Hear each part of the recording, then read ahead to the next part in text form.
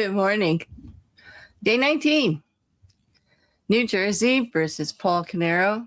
And we didn't finish closing statements yesterday.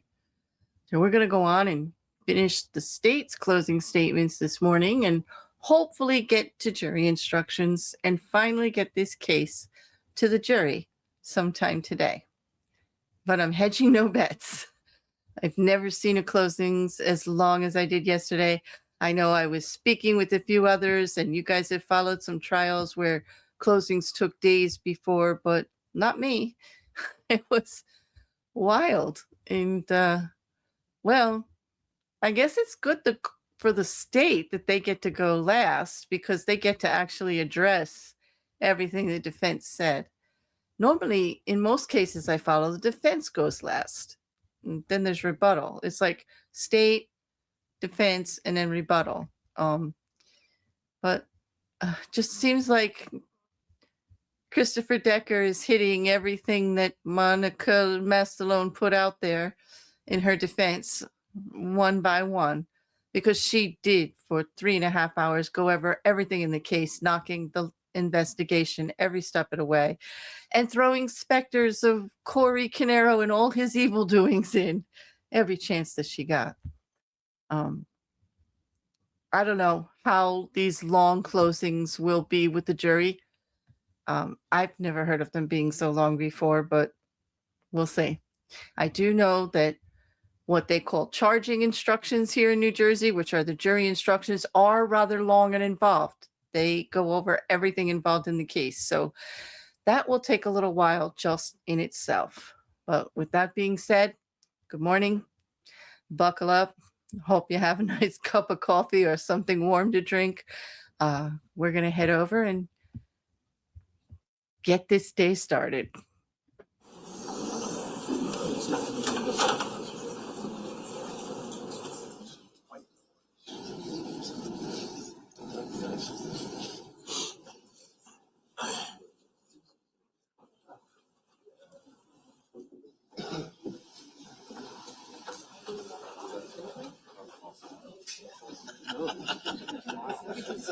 We all heard it, right?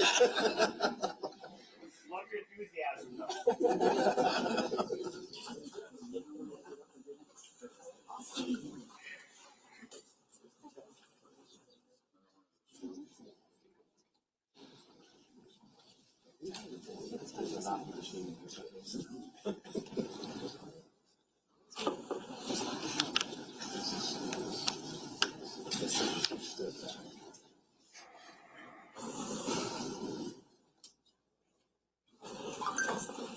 Was that the sound of jovial jury members or just jovial inside the room? And it does not look as crowded as yesterday. All rise. The court is now in session. The Honorable Judge Marc Lemieux presiding. Good morning. Please be seated. Good morning. All right. Back on the record, the state of New Jersey versus Paul Caneiro. It's indictment 19-02-0283. Can I have the appearances of counsel for the record? Good morning, Your Honor. Assistant Prosecutor Nicole Wallace on behalf of the state. Good morning, Judge Chris Decker, Assistant Prosecutor for the state. Your Honor, Monika Mastellone on behalf of Mr. Paul Caneiro. Yes, good morning. All right, good morning, everyone. Good morning, Mr. Caneiro. We were in the middle of the state summation, so we'll continue on with that now.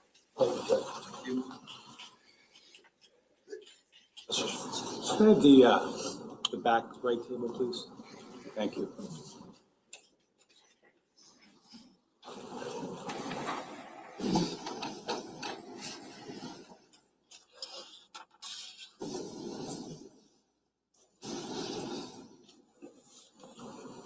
Morning. Morning. We left off yesterday. I think we were at the video camera 5 from 19 Oxford. So I'm going to play that with respect to Mr. Caneiro's vehicle returning back from Colt's Neck. Now, we've already seen 308 Green Grove, right? Down the driveway. White, Porsche Macan, black stripe, right? Passes 30 Tilton. We saw the flickering of the lights at 30 Tilton in the direction of 27 Tilton. So now from 19 Oxford, from the rear, from a camera, as you can see here, we probably never expected to see what we saw. I mean, because when you look at the vantage point here, we're talking about a very small area, right? Where you capture just a portion of that 27 Tilton driveway. Because you remember from the daylight video, there's those trees there. But by the grace of God, we actually see that light right there. As you'll recall, remember when we saw the pictures of the garage, the two garage bays of 27 Tilton? There's three lights, like three sconces. One on the left, one in the middle between the doors, one on the right. Okay. So what we're looking at here, right here, kind of like when we saw that flash of fire previously, that's the light. Okay, so we're going to play that.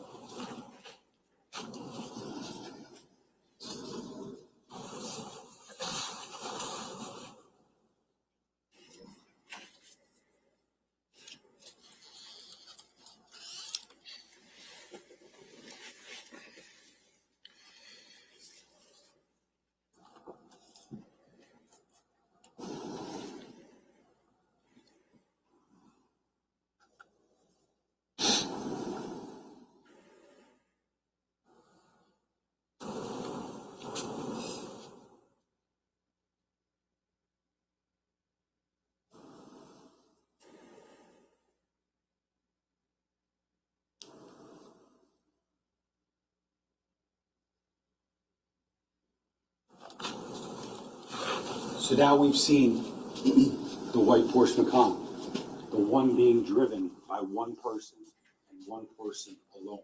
The person coming back with the jeans, with the gloves, with the scarf, with the gun, with the barrel in it, not yet out of it.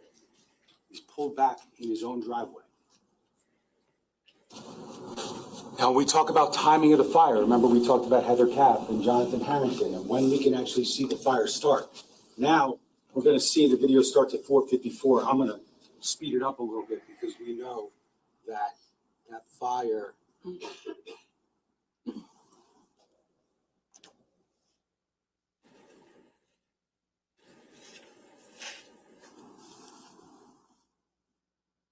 going to start. It's now 4:56:32. And remember, these are just lights on the back of the house. Go over by the garage, right? What we're going to see, remember, we have 4 top windows when we look at the daytime. We got a window over here, we got a window here, window here, a window here. And then that 4th window is right about here. The gas line and the basement window would be just barely outside of that frame.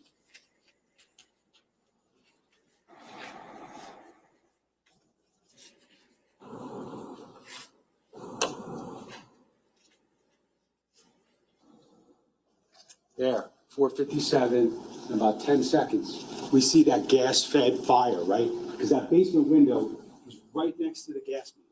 There's accelerant and the gas line, right? We got the gas from the gas can, we got the accelerant, and then we have the gas line right next to it. So we know exactly when that fire takes off, right? Because it's going to flash here, right? And then we'll see from the next video, I believe it's the next video, when we look back at the driveway, you can see the flash, and you see the flash, but then it comes down, right? So that's the initial, the emanation, the beginning of that fire at 27 Tilton. So now we're going to see the same thing, 4:57, from the driveway view. We're going to see that flash, and then we're going to see it come down.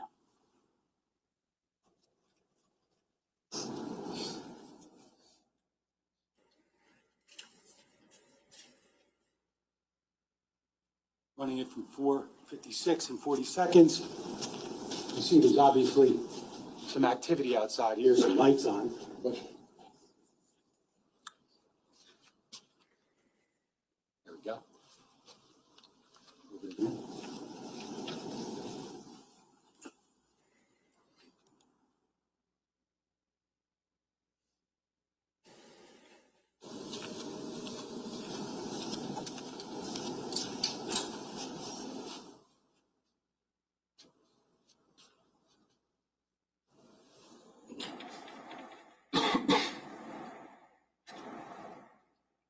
Oh, this is going to be about 2 minutes before Mr. Caneiro pulls the Porsche Cayenne out of the garage.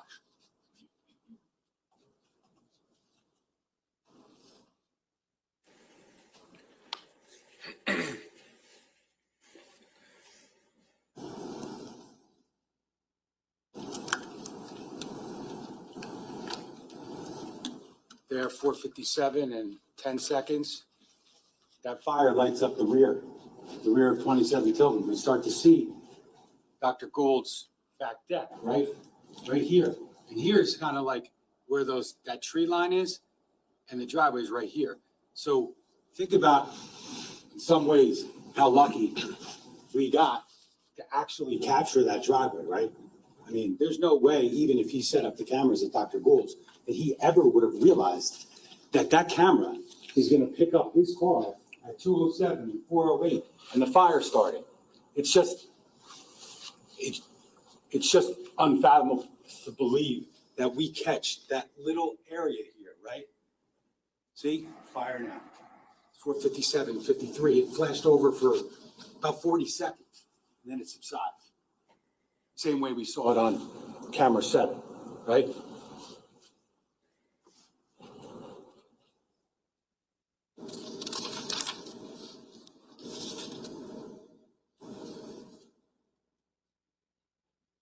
So now it's 4:59:50. We're looking at camera 5 again with that small area over here, right? The driveway. We're going to see the Cayenne being pulled out of the garage by Mr. Caneiro. Here we go. He's backing it out, because there's 2 cars there, right, by the one bay, and then he's got the opening by the garage, by the bay closest to Tilden Drive. So now he backs up, right, and then he pulls out forward the same way he pulled out at 2:07. So again, we're just looking at that car backing up, right? It's going to back up and essentially do a K-turn, right? It's the way you got to get out of that driveway, the way he's got to get that car out of that driveway. It's 5 o'clock and 5 seconds. The car's now heading out to Tilden. The car's going to park on Tilden Drive. And think about where that car parked on Tilden Drive, right? It actually, he pulls out. We don't see it on the video. He pulls out, and then he ultimately pulls it on the street right in the area of Cap and Harrington's house, right?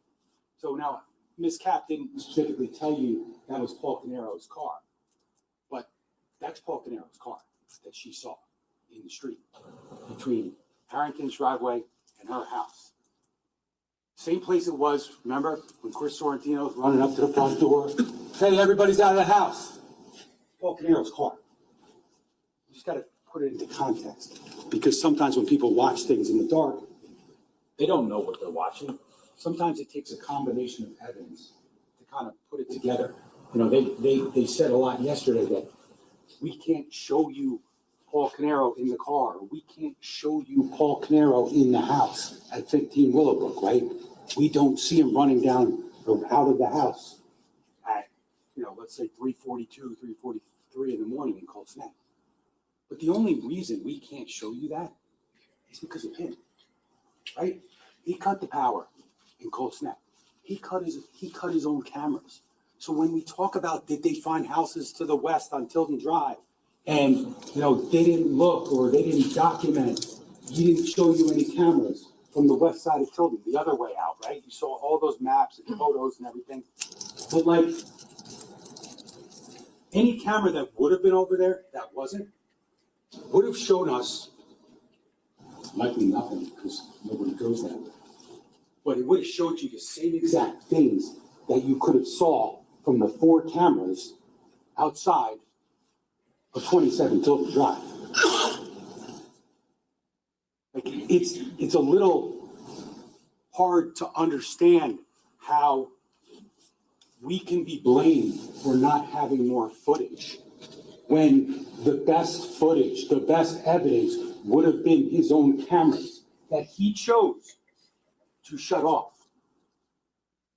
And the only reason, ladies and gentlemen, you shut those cameras off is because you don't want anyone to see what you're about to do, what you did, and what you did after you did.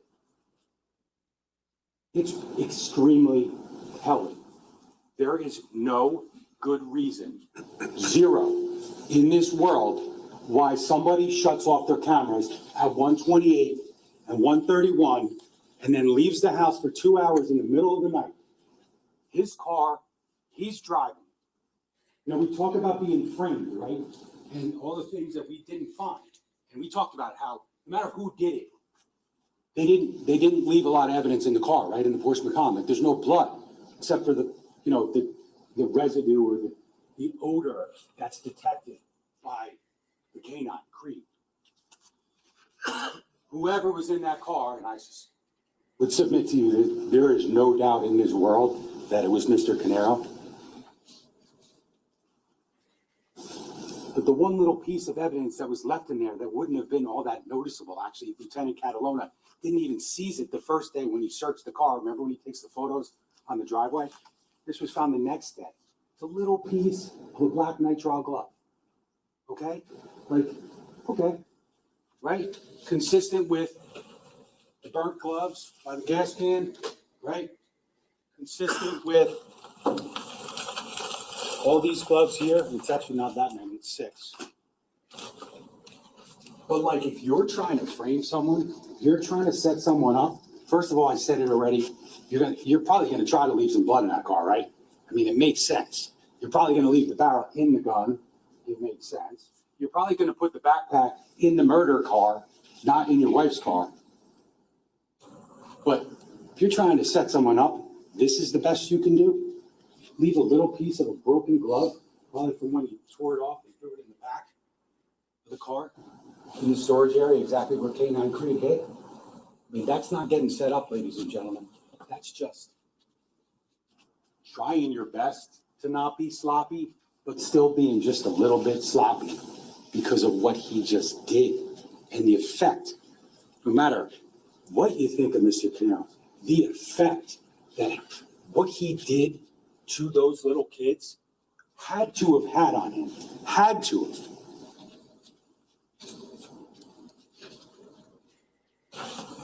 Now, again, just point of reference. Maybe it's a little thing, maybe it's not. But the car pulling out at 207 here out of the driveway pulls out exactly the same way that he pulled. He pulled the Cayenne out at 5 o'clock. Maybe it's a little thing, maybe it's not. It's just another little thing that adds up with the gloves and the DNA and the ballistics and the cameras being on. And the camera is actually being on, showing you turning them off, right? I mean, that's important. Now, we talk about some of the defense witnesses, particularly now we referenced the camera, so let's talk about Dr. Gould here, okay? Dr. Gould, obviously friends with Mr. Caneiro. He told you that Mr. Caneiro, which you knew already, he's tech savvy, that's what he does for a living. He talked about, helping out with electricity and helping the guy who did the wiring with the lights and helping Keith out and all the work that Paul did at Keith's house. All the things that Keith relied upon. And part of the reason why he's collecting that salary from Square One and EcoStar. He told you about Paul being a gunsmith, and I'm not going to belabor that. I'm not going to reiterate the fact that I told you that he owned these guns lawfully. We're not asking you to hold that against them. But there's a reason you heard about the guns, because Dr. Gould told you he can take them apart. He's a gunsmith, he cleans them, he does all this stuff. Like, that's exactly consistent with bop, bop, bop, bop, bop. Bop. Even Dr. Gould eventually got curious, right? He eventually got curious. I asked him, did you watch him before you gave the videos, before you gave them to the police? And he had. But at some point, he actually had to bring him back because not all the footage was on, so he actually had to bring it back. I think it was Detective Melody. But I asked him, did you eventually watch it? And he was like, yeah. And he even saw Paul leaving, 2 a.m., Paul returning at 4 a.m. And I asked him, because we were looking at a photo, right? I showed him the photo of Sophia and Jesse and Jennifer and Keith. And I asked him about Keith's hair. And I asked him about Paul, who's got hair. Keith was bald. And then I asked him about Corey. Because why not, right? Brought up Corey, right? We want to talk about Corey. What's Corey look like? We'll talk about why that's important later.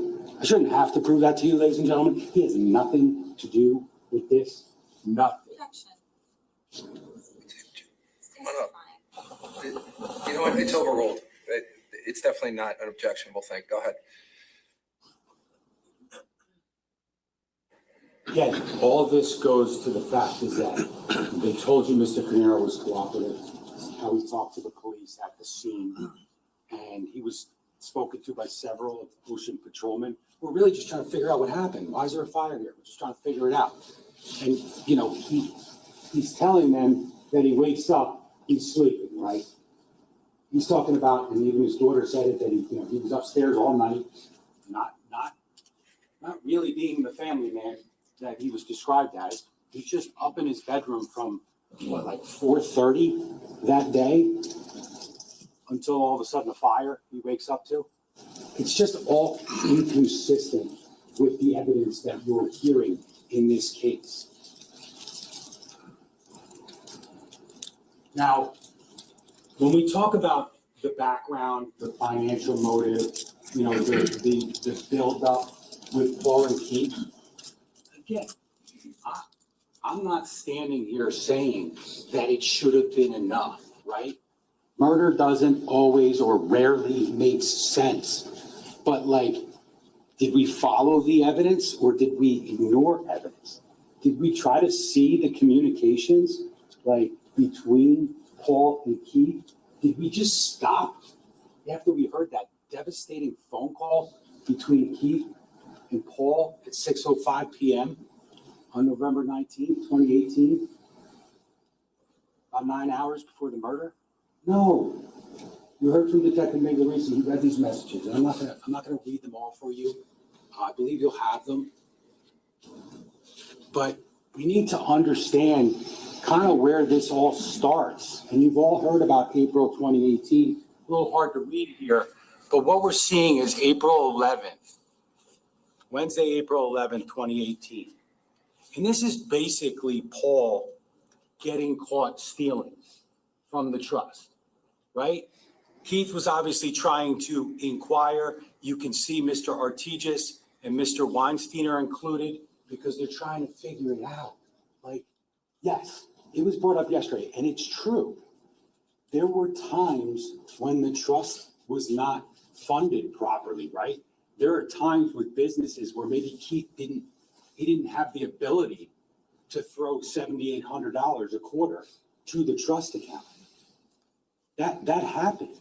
But what they didn't say to you is that, and I said it yesterday, he's got one job as the trustee.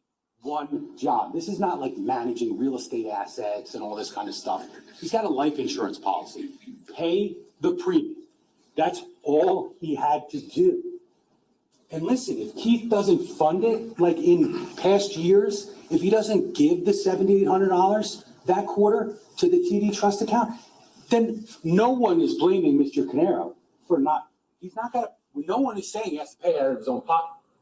That's not the point. It's just when the money comes to the TD trust account, that bank account, just click transfer. Like, think he can handle that. He knows his password. You heard it yesterday. The only time he ever forgot his password of the 19 times when he transferred the money, not to Canada Life, but to himself, he never forgot his password, right? Never. It's like shutting off your cameras. It's like, Keith, I don't remember my password. Why do you think Keith's so frustrated? Keith's like, I'll even log in, just give me the password. But he can't give him the password. Take it for what it's worth. Take it for what it's worth. But Keith wanted to know where the hell the money was. And he couldn't get an answer. And he said, I don't know exactly what Mr. Paul Caneiro was saying on the other end, but we know by context that Keith is saying, you got 2 hours, let me know. You know, he's trying to be a little bit sympathetic, bless you. He's trying to be a little bit like flexible, right? Despite the months and months of thefts and where the hell is the money? He's giving him 2 hours. And he says, 8 o'clock, Paul. But he never heard anything. about any other communication, right? There's no other communication in this world ever for the rest of time, except for Keith texting Paul at 3:14 through 3:18, because despite his anger and his frustration, justifiable frustration and anger, he still needs Paul. But here, what's interesting about this is like, it's an admission that I took the money, right? It's an admission. Remember, he says I selected the wrong payee. He says it went to my daughter's student loans or whatever. Like, Paul's admitting that he stole from his brother, right? Sorry for all the confusion. I've had my head up my ass. But he's still not accepting responsibility, right? He's still saying that I accidentally took your money. I sent it to the wrong page. Now, we know that's not true, right? Because you saw the bank records. Detective Bassender came in here at length and testified about all this stuff. He didn't select the wrong page. He paid himself. And there's a lot of talk about him paying it back and all that stuff, but like, the reality is he didn't pay it back. It just went to the business, and then Keith transferred it back to the trust account, and then he took it. Because you will hear, if you want to call it paying back, if you want to say he reimbursed, whatever, were there times when he stole in the past and reimbursed? Sure. Does it make it right? I mean, he didn't tell Keith he was stealing before he paid it back. He didn't ask the beneficiaries, Jen, Jesse, and Sophia, obviously not Jesse and Sophia, but he didn't tell Jen, hey, I'm taking a loan, because that's what he would have needed to do, according to Mr. Cardenas, in order to take a loan. These are not loans. It's just straight up theft. And again, I said it yesterday, but when the judge ultimately charges you on the law and he reads to you about theft and misappropriation, and on the verdict sheet, you're going to have some choices on theft. The allegation is $78,000, but playing with the money and looking at certain things and where certain things went in a family business, we're going to ask you to find between $500,000 and $75,000, not above $75,000. That's absolutely no issue whatsoever. But it's not the point. It's not about the money. It's about the trust. Like, think about 1999. Keith Caneiro decides, I want to create an irrevocable trust. And in order to do that, you need a trustee, right? And it's kind of ironic that it's so obvious what a trustee is, right? It's someone that you trust with your money and with the obligation of doing these things. But again, just transfer the money. Just click transfer. Send an e-bill or whatever the hell you have to do at TD Bank. But he knows how to do it because he's done it in the past. He knows how to transfer money because he transfers it to the TD Bank trust account to himself. It's not that complicated. But that trust ultimately, over time, it eroded. It started to go in a lot of different directions. And ultimately, you saw that trust was gone as of 6 o'clock on November 19th. But we need to look a little further. Look at the messages. And here is essentially, this is just like it's the same time, April 11, 2018. It's just a little more of a complete message, and it's maybe a little more of a direct message to Paul, or from Paul to Keith. And he says, what they're talking about is, yes, I went to bed early. I was shot. I figured out why there are payments missing. I selected the wrong payee from my list and made them to Pacific Lending, the servicer for student loans, instead of Pacific Life. Now, you saw the bank records and the summaries and the charts. That's not true. What he did was he made them to himself. He's just telling Keith that I made a mistake instead of saying I stole from you. I mean, he says, I changed the name of the account to the trust, so this will not happen again while this account is still open. Well, he had Canada Life in his bill pay for TD Bank a long time before April 11, 2018. We go on. I'm selling off some of my investments today, and once the transfer is completed, I will make a single payment plus interest to the trust policy. I'm sorry about that, and we'll make it right. Let me know when you create a new trust account with Bonnie, that's Jennifer's sister, so we can set up the direct deposit from payroll. I can pay the balance of the existing trust account and then close it. I didn't sleep most of the night trying to sort this out. There's nothing to sort out. He stole from his brother. That's what you need to sort out. Is it bothering him? I don't know. I don't know. It didn't bother him enough that, let's just assume they're correct, that he paid the money back in April, at the end of April. Let's just assume that's not like just a circular payment and not a reimbursement. Or let's assume it's a reimbursement. The reality, though, is as you're going to see in the next couple slides, and you've heard the testimony. Obviously, you've all been paying attention. That has been very clear. Is that after this mishap, after I had my head up my ass, I'm going to make it right, et cetera, et cetera, et cetera. What he does is makes exactly 0 payments to Canada Life for the rest of 2019. What he does is just continue to take, culminating with the last theft, the last transfer from the trust account to himself on November 19th, 2018. Remorse? No. Just like preservation, like, let me just get Keith off my back for a little while, right? He's stupid. That's really what he's saying. Keith's not going to figure it out because he can't access the trust account, because that's the way it's supposed to be. It's really, Keith, I'm sorry. Keith was upset about all this, but sorry, Keith. Unfortunately, you don't have control anymore. He's got control, but it doesn't mean he can steal. It doesn't mean he can commingle. It doesn't mean he can take loans without the beneficiary's consent. Okay? He's talking about them changing the beneficiary. You heard some of that stuff. There was some talk about making Bonnie the trustee. I'm sure Keith wishes that actually happened, but it might not have been as easy as Mr. Cardenas said to you. Well, it's not that easy. So it never happened. I mean, I wish it did, because maybe we wouldn't be here. Okay? Didn't happen, but he knew that Keith was kind of done. But he continues.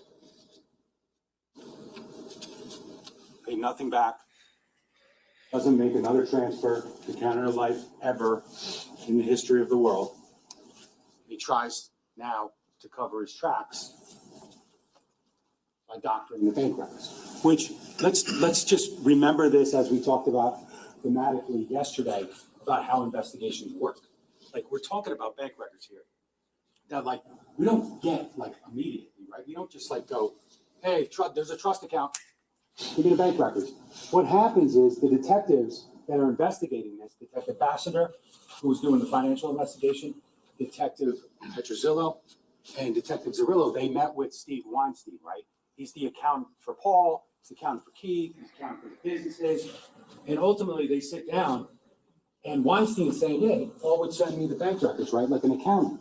Because remember, part of the trust is like, there's like gift tax implications, and Weinstein said, I got to get the records so I can, because Keith was able to, I don't understand it all.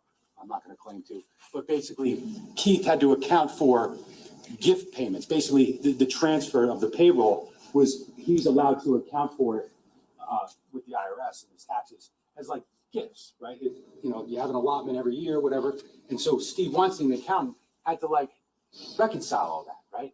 And he's telling the detectives, yeah, Paul, Paul's making these payments to Canada Life. Here's the records, this and that. Ambassador's just gotten the records from TD Bank, and she's like, what the hell's going on here?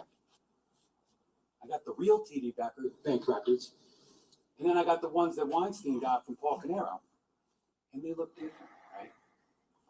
Like, doctoring bank records is no different than shutting off your camera at 1:28 in the morning. It's just not. It's the same thing. It's just like hindering an investigation, okay? It's just trying to be smarter than everyone else. I would submit to you that you heard a lot of testimony about the special bond between Keith and Paul, and, Keith was Paul's person and all this stuff.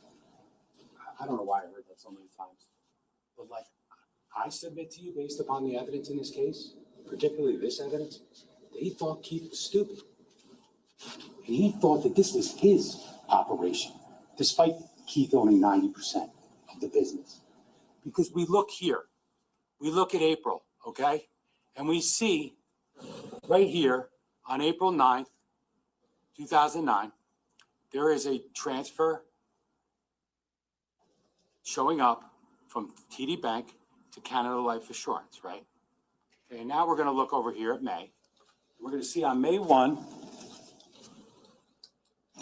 these are the records that Mr. Weinstein got, right? And it says 501, May 1st, TD Bank bill pay, $5,000, Canada Life Assurance Company. I don't know how well you can see that. But the first record that he ever gave to Steve Weinstein has the word assurance spelled wrong. ASSUARANCE.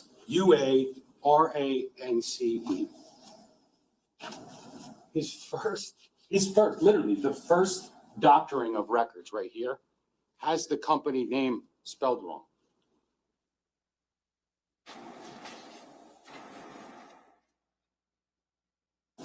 Okay, let's keep going. So now we're looking to compare May, what we just talked about with the misspelling over here, to the real bank records from TD Bank. And what we're seeing is not that it went to Canada Life misspelled assurance company, 5,000. 5,000 went to TD Bank checking account ending in 3837. I'm sure you remember that that's Paul Caneiro's checking account at TD Bank. We go to June 1st of 2018, fake records, real records. Here we see 618, Mr. Weinstein's looking at this, and he says, this time actually, Mr. Caneiro spelled assurance right, okay? But it shows that he transfers $7,500 to Canada Life, right? Weinstein takes a look at Detective Bassner's records over here, and he sees $7,500, same date, right? 6/18, June 18th, and it says not Canada Life, but Paul Caneiro's bank account. And when we look here, we talk about funding, and I said it a few moments ago, but I don't know if you could do the math, but you look at all these transfers in, J. Martin payroll, EcoStar payroll. That's Keith's payroll going to the trust account. So, I mean, you could do the math. You're going to have this. And I don't know exactly if it adds up. But all we're saying is that any money that Keith put in that account for Canada Life was supposed to go to Canada Life. If it wasn't 7,800 and it was only 7,200, then put 7,200 in. Don't take it. Oh, well, he only gave me 7,200. He's $600 short, so I'll just take it myself. That doesn't work. Now we go to July. Again, we see on the fake records, well, this part's real. J. Martin, EcoStar, all these transfers in. Periodically, the payroll, 500, 600, 500, 600, etc. And Mr. Caneiro allegedly pays 4,500 to Canada Life. But when we look at the real records, lo and behold, that $4,500 goes from the trust account to Paul Caneiro's account. August, we see on the left side, doctored records, right? And you see these check marks. It's actually Weinstein. He was like going through it, and like as an accountant, he's been working with this business for years, and he knows their books and everything. But like, he's trusting Paul. Like he gave him the records. It shows it's going to Canada Life, right? Shows it's going to Canada Life. Shows it's going to Canada Life. But it's really going to Paul Caneiro. Paul Caneiro. Paul Caneiro. And Steve Weinstein's not getting the records from TD Bank. He has no interest in that account. He's relying on Paul Caneiro, the brother, the trustee, to provide the records. It's not until Keith, Jennifer, Jesse, and Sophia are dead that Steve Weinstein has any way to know that this is just a perpetration of fraud by Paul Caneiro on his brother. Had Keith had these records and Steve had these records, and Ron Artigas had these records, there wouldn't have been all that scrambling on November 18th, 2018. No, Keith, you heard it at 4 o'clock. Like, he's actually trying to give Paul the benefit of the doubt. Like, what's going on? I've been on the phone all day trying to figure it out with Canada Life. And the problem is that, like, Keith and Ron and Steve, like, they're not the trustee. Like, you might be the accountant, but it doesn't necessarily mean that they're going to give you the records. You heard at one point, I think, Artigas had to call and actually say he was Paul Caneiro because he was just trying to figure it out. But this is what's going on. This is what's going on. Again, you know, just in August, we see all this money that's supposed to be going to Canada Life, and it's not. And is it a big deal? Is it a ton of money? No, it's not. But it's about trust. Did he trust him? Was he sick of him? No, they're both sick of each other. Keith's sick of getting stolen from, and Paul's sick of having to deal with, in his mind, this BS from Keith.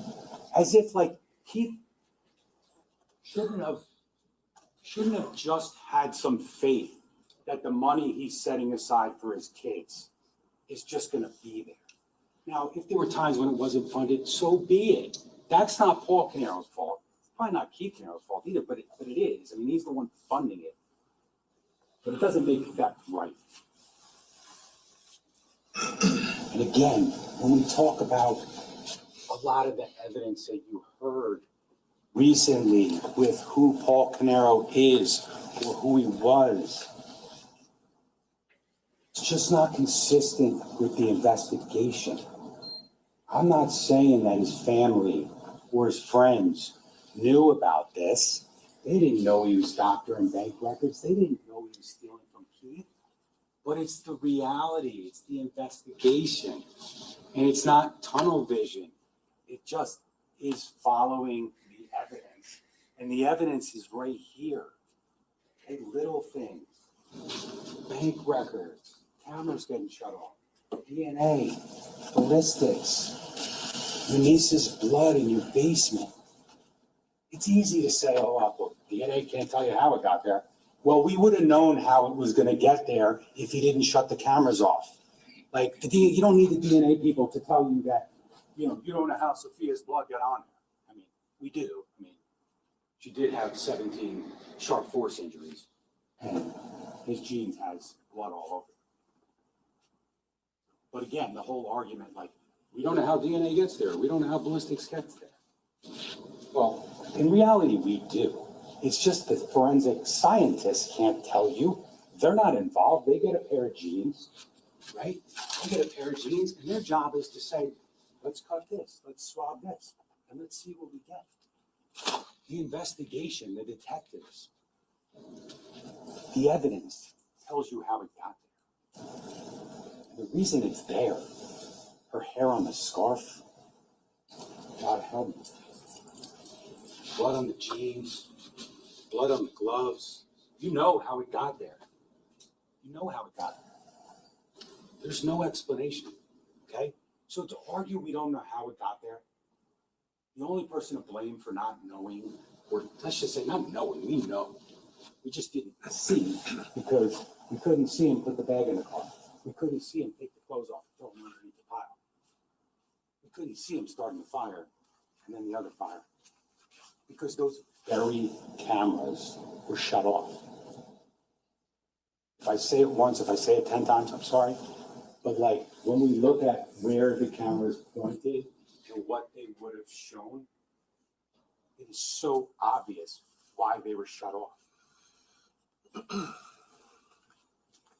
So September, we're going to see that the tensions start to build in September. September, we got the doctored records, 1,000 going to Canada Life, 300 to Canada Life, 1,000 to Canada Life, 1,300 to Canada Life.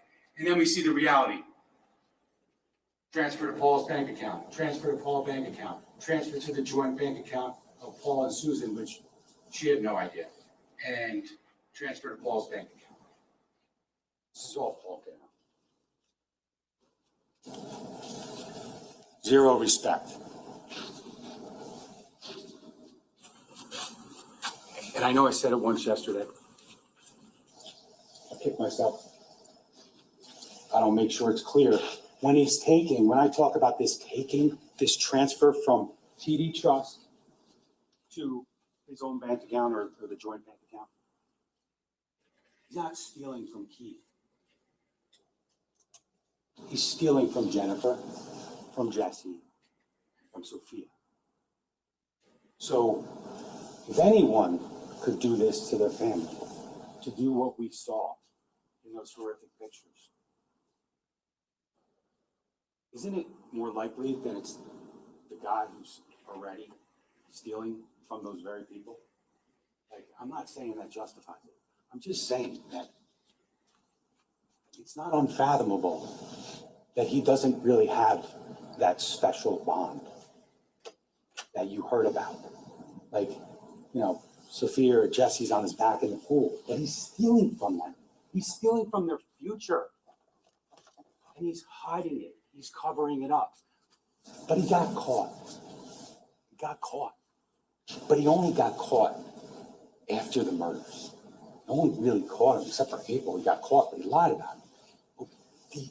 The investigation into the fire of 2017, into the murders at 15 Willowbrook, really just unveiled the fact that he was stealing from his brother and he was trying to cover it up. We talk about the escalation. These are Google Cloud messages from Keith to Paul and Paul to Keith, etc. Keith saying, this is total bullshit. You have time to email me when you need money for your insurance. Remember, he asked if he could put the $5,000 and change for the car insurance on the business, right? Because that wasn't normally covered by the business. And this is the conversation about that. Keith is saying, this is total bullshit. You have time to email me when you need money for your insurance, but you don't have time to follow up with me when I'm fucking dealing with an issue that affects our only large client, that being Doris Duke. Don't put your insurance on my card. I'll find my own fucking employee and put my own fucker advertisement out.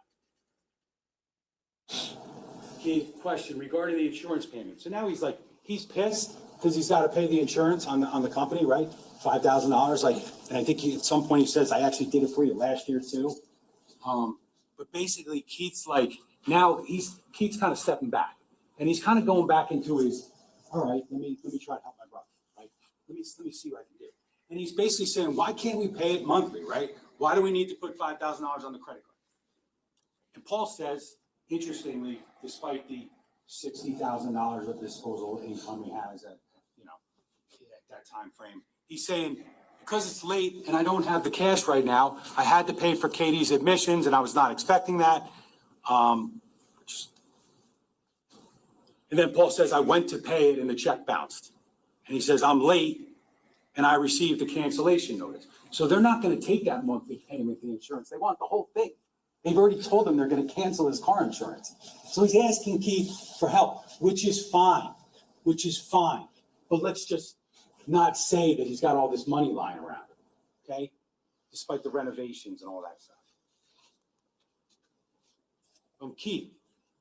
Keith's trying to help him out, but he's saying, I'm done paying you anything for a salary. You are on your own. And Keith says, I just put $150K into this business. Your kids are done with college. I need to start saving for my kids' education. Unfortunately, no, he didn't. Unfortunately, he didn't have to save for his kids' education because they're never here. They're no longer here.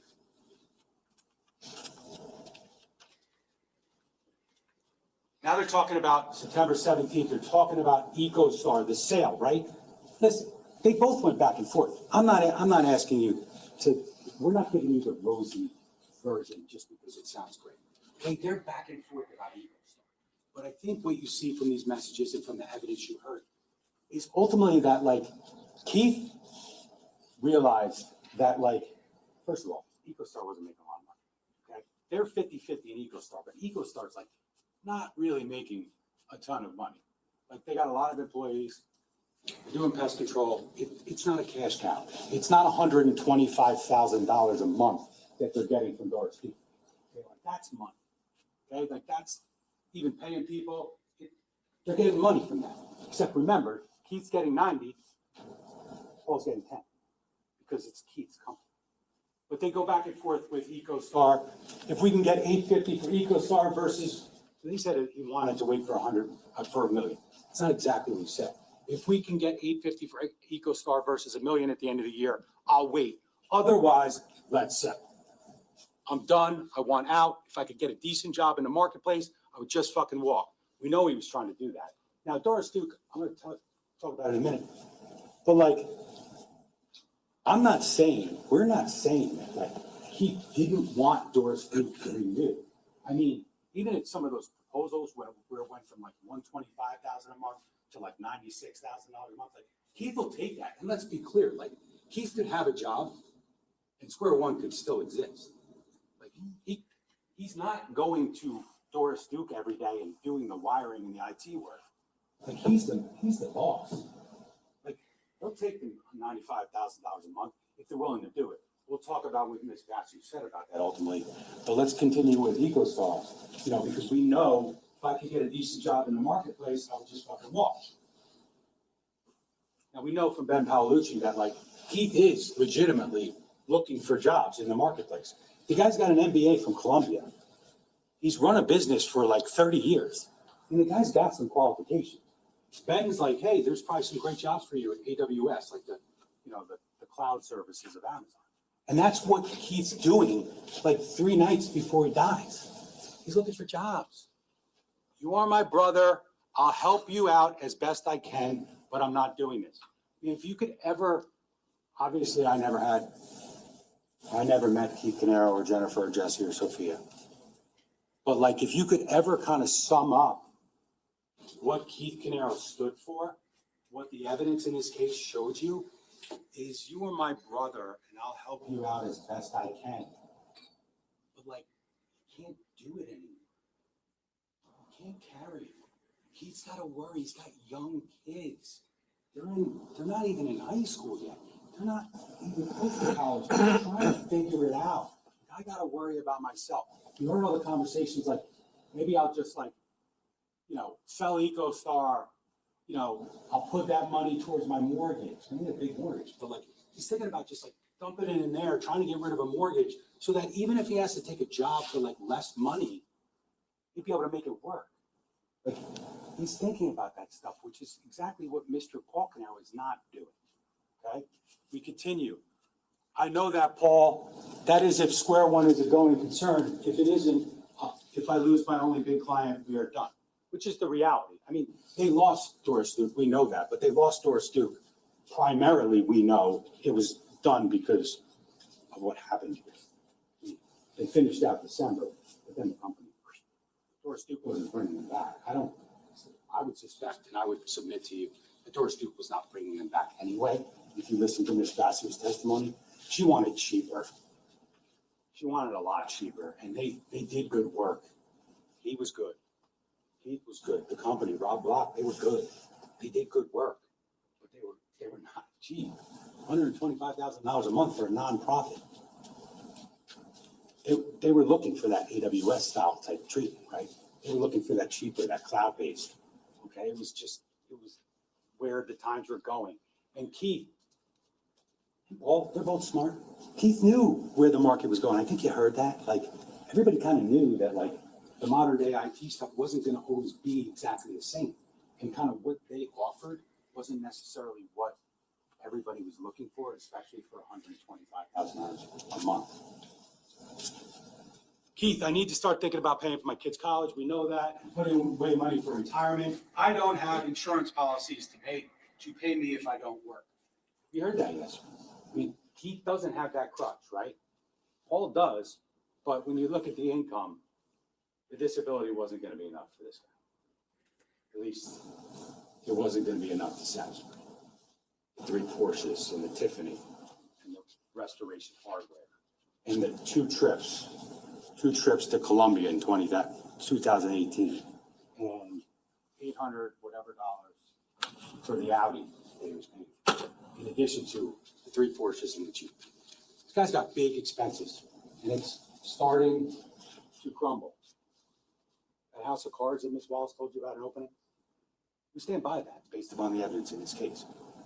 We're not going to over-dramatize it, but like it's reality. You have that, so figure out a way to restructure things to live within that. He's trying to like be like Paul, cut down the expenses, like deal with it, plan for the future, but he doesn't want to do that. I'll do what I need to do to ensure my kids will be able to afford college without giving them loans, which is exactly what you did. Hey, can you check with Block to see where he is with that information? So this is November 5th. So this is like the buildup to Keith having to go meet with Doris Duke and Guli Basu, right? So basically, Keith's trying to get together the information because they're asking questions and stuff. So he can go and present to Doris Duke and say, like, here's what I got. Here are the options. You saw those 3 emails with the proposals. The 6-year option with or 4 years or 2 years, like, if I know anything based on what Ms. Basu said and the evidence in this case, if they were going to get that contract back from Doris Duke, maybe it was for a year. Maybe. That woman who testified in here was not signing a 6-year contract with Square One. I think that if you recall that testimony, that's abundantly clear. You're asking Rob Block, who you heard from. I also want to see if we can do something to get cash from EcoStar. So he's bringing it up again, right? Like, he wants to get rid of EcoStar. I mean, he's not going to sell it for $200,000, but if he gets a decent number, he wants out. It's just aggravation. In case Duke doesn't renew, okay, Paul says rest, we can talk tomorrow. Keith, I'm thinking that if shit really goes sideways, I cash out my 401k and insurance and get rid of my mortgage. I just said that. It's exactly what he's looking to do. Even if I lose money doing that. So he's not really concerned. He just wants to be able to get a job. Like he just wants a quote unquote, like, this is not to disparage the family business, but he just wants to go to work every day and actually maybe report to someone who's responsible and just kind of like do his job and go home. Get a paycheck and go home. Not have to worry about payroll and where it's going and whether it's getting to where it's supposed to be going. Like he wants a little more simplicity in life, it seems like. Paul says, relax. That's what he always seems to say. Yes, he's calm. Is he level-headed? I submit he's not. But he's calm, right? Because he's trying to keep Keith at bay because he doesn't want Keith digging. Okay? He doesn't want him digging because when Keith digs, bad things happen for Paul Caneiro, and ultimately, bad things happen for Keith and his family. Let me see if we can get a call going with the people interested in EcoStar tomorrow. Even if it's 900, I would do it. Paul, fucking relax. He doesn't want to get rid of the business because, let's just say 800, right? He gets 400,000, right? He owes money to the IRS. He owes money to credit cards and blah, blah, blah, blah, blah. Like, that money is like, he's better off with an EcoStar credit card than he is with 400,000. That's just going to go like this. It's going to be gone in weeks. Okay, so understand that. Understand the expenses. It's not just like, sounds great, right? Hey, we sell the business, I get 4, you get 4. Okay, but, you know, there's money that needs to go elsewhere immediately. So it's not going to get the job done. He needs that piggy bank. Go to sleep. We don't need to do this. We don't need to do this tomorrow. We don't know. Paul says we don't know what the future is. Well, that never a truer statement was made. And Paul Caneiro says we don't know what the future is. I know what the future is, Keith says. They're going to cut to 2 people. I'm going to have to kill the new guy that we just hired. When he says kill, he's talking about fire the guy they just hired. Again, 90-10. Doris Duke, I'll keep it brief. You saw that Keith, I think it was November 13th, he meets with Guli Basu and Peter Simmons, who's like the CEO or LO or whatever it is. And he basically says, all right, after the meeting, like Guli says they discuss finance and we want it cheaper, we want it less. They don't want less people. They don't want Square One to go from 3 to 2 techs that are in the office every day. They just want it cheaper. The only way Keith can really make it cheaper in his mind is to go to having 2 people go there every day as opposed to 3, because obviously it now brings his costs down, so that they can go to like 96 from 125, right? The salary savings. But like when you heard Ms. Basu testify, they got those 3 proposals, and she said, we didn't make a decision yet, but I would submit to you based upon her testimony, that salary savings was not going to get the job done. And maybe it's easier because now we're getting pretty close to 2019. Maybe it's easy to just run out that contract. Because remember, the contract wasn't actually expiring. They had an option to cancel, that is, Duke had an option to cancel the contract at the end of 2018.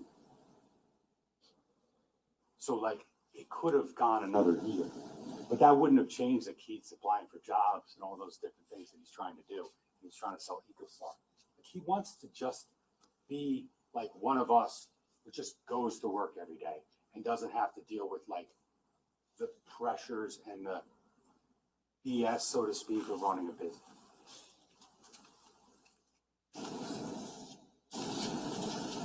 Now, again, I'm not going to belabor it. You heard the testimony. You've seen the charts. You're going to have them. You know, they made it sound like, okay, these are his expenses. This is what he makes. And he's going to get more in a little while from disability.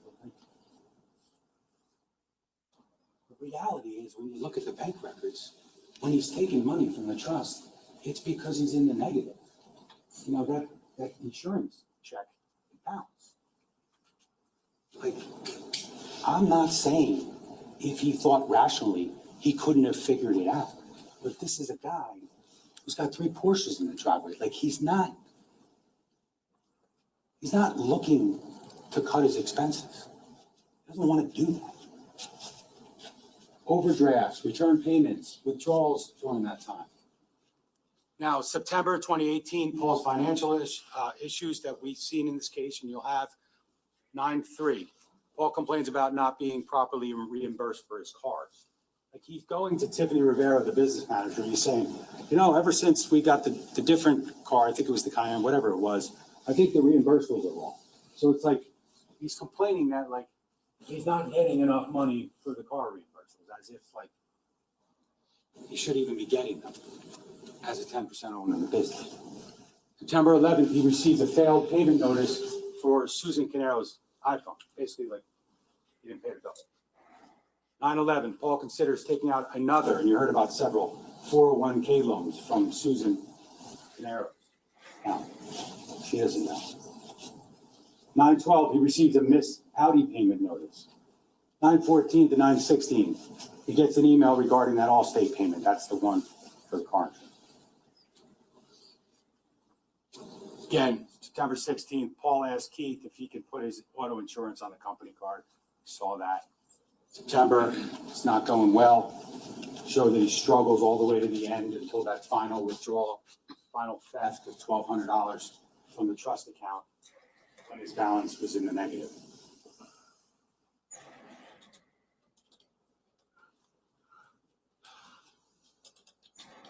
Are we ignoring things, or are we following the evidence? Let's look at, first, we'll just, the trust. I think we've talked about the trust enough. Obviously, the trust, he's a contingent beneficiary. Corey is as well. Paul knew, Corey didn't.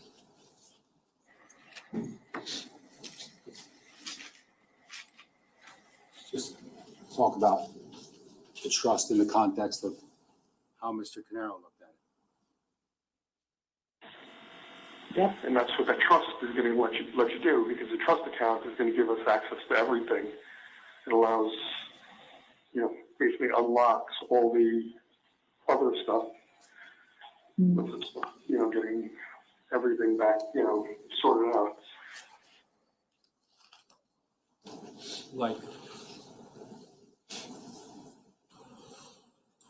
it's in January of 2019, he's talking to his wife. He's basically explaining the trust and how it unlocks other stuff and investments or God knows what. But like, Keith, Jennifer, Jesse, and Sophia are dead, and he's talking about the trust account. It's like, family man, loves his brother, special bond. Keith's dead. This is the conversation. Yeah, and that's what that trust is going to. 2018, January 2nd takes 1,000. January 10th takes 500. 22nd takes 2,500. February takes 2,200. May takes 5,000. Prior to taking this, he's in the negative. May 15th, he takes a 401k distribution of $43,000. June 18th, he takes $7,500 from the TD Trust account to his own account, and $43 went fast because his balance on June 18th, prior to taking this money, is back down to $4,000. July, he takes $4,500. August 3rd, takes $4,000. Prior to him taking the $4,000 from the TD Trust account, he's in the negative. And then he couldn't make his mortgage payment. August 17th, takes $2,500. His balance is once again low prior to taking the money. August 28th, he takes $1,000. Prior to taking this, his balance is in the negative. He needs this trust account, ladies and gentlemen. It's not always massive amounts of money, but it's every time he can't pay something else, he goes, click, and he just takes it from Keith. Not alone, it's just that repeated theft. September 4th, he takes $1,000. Prior to this, his balance was low. September 4th, he takes $300. Prior to taking this, the balance was $9. September 7th, makes it $5,200 and change payment to Allstate, but he's way in the negative. Allstate payment is returned for insufficient funds. Obviously, there wasn't enough money there to make that payment. That's why he had to ask Keith. 9/10, he makes $765 payment for the Audi, but he's in the negative. 9/11, Audi payment is returned, insufficient funds. Next couple of days, there's 5 overdraft fees. September 12th, transfers $2,500 from the EcoStar operating account to get out of the negative. September 13th, transfer $500 from EcoStar. Sorry, that was I just said that. 9/14 pays $1,265 IRS bill and is in the negative again. September 17th, takes $1,300. Prior to that, he's in the negative, and then he's back in the negative on the same day. September 18th, transfers $1,000 from EcoStar. It's not necessarily his money. September 25th to 26th, receives 2 disability payments. October, balances in the negative again on October 3rd. The next day, he takes $1,500. The next day, he's back in the negative. October 9th, he takes $2,000. October 9th, balance is back in the negative. There's an overdraft fee for insufficient funds on Discovery student loan. October 10th, he makes a mobile deposit of $4,000. October 15th, he takes $1,200. On the 17th, he's back in the negative. The 18th, he transfers $700 from the EcoStar operating account. So why would he not want to sell EcoStar? Is it not clear by looking at this? Because if EcoStar's gone, yeah, he has that $400,000 or whatever that dissipates really quickly, but he can't just transfer every time he needs money. 10/24, he receives a disability payment. 10/29, he takes $2,000. November 8th, he takes $1,000. November 15th, he takes $1,300. Prior to that, the balance was low. The next day, he's in the negative. And he stays there until the final transfer from the trust on November 19th, 2018. Same day Keith's trying to figure it out, he is stealing $1,200 from the TD Trust. We talked about the numbers, ladies and gentlemen. One of the, like we said with the theft, one of the options that you'll have when I submit you find Mr. Caneiro guilty of theft, there's over 75, and then there's like 500 or 75,000. Conservatively, there's no doubt we'll ask you to find in that range. Continue to follow the evidence. Now we get to, now we know Mr. Caneiro stole $1,200 from his brother. Keith doesn't know this on November 19th, 2018. But now we go to these phone calls, the final build-up, so to speak, of what is going to happen in about just under 12 hours. Keith Caneiro, this is the beginning of his final 12 hours on this earth.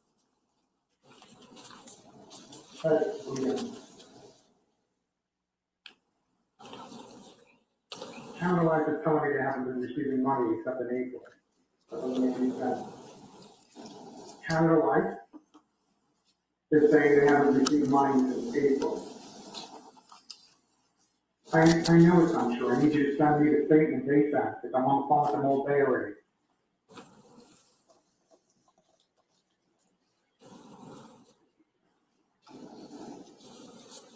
I need to access the money.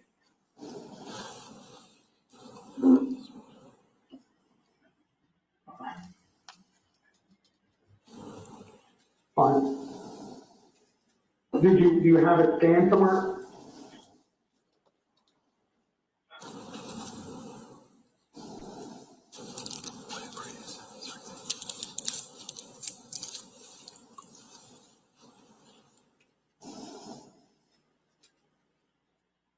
Do you have it scanned in Evernote? Can I log into it and grab it? Do you have the online access? I'll just go online and see it. You don't have the online access?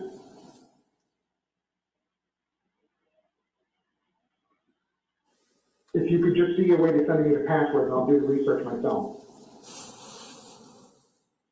Thanks.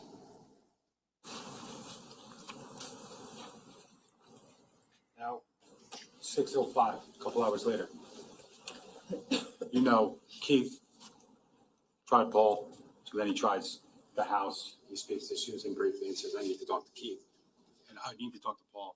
Now, Paul Caneiro calls back his brother. Hey, Steve, how are you? Sorry to call on the house line. I'm looking for Paul. I know he's sleeping, but I need to talk to him.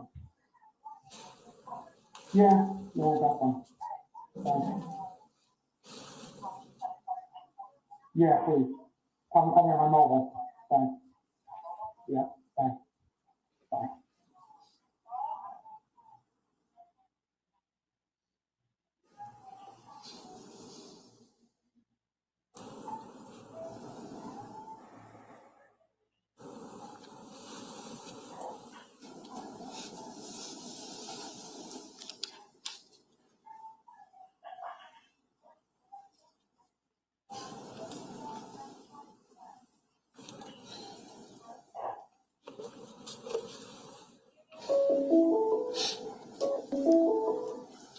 Hey. I just spent the last hour and a half on the phone with the insurance company. They're saying they haven't received any money and that they took a loan against my account and they're taking another one in October, which is just in October. I need to know, show me where you're sending the checks in online. You're writing them out online. I need to know where they're going. I need you to wake up, Paul, and do it. Short of you being dead, I need to see your stuff. You need to log into your account then. You log into the TV account. Give me the log into the TV account. Your TV account, you don't know yours? You don't know your TV login. Go find it and give it to me. I need to see it now, Paul. I need to see it. I need to see it now. I need it. I understand, Paul. I understand that. I just spent half the day. Paul, I'm telling you, I need it. I need it. I need it. Give me the fucking login, Paul. Give me the login, Paul.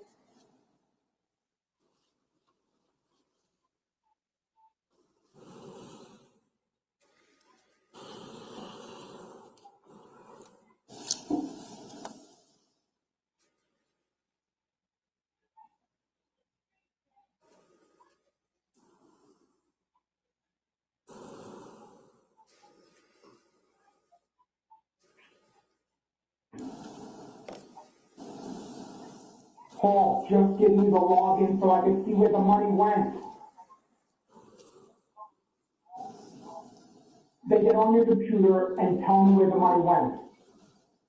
Paul, somebody else could read it to you there. I need to know where that money went.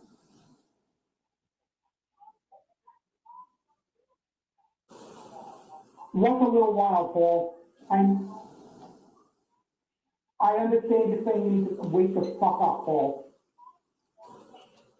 Paul, I'm telling you, I just spent half the day looking for this. I need to know where it went. Paul.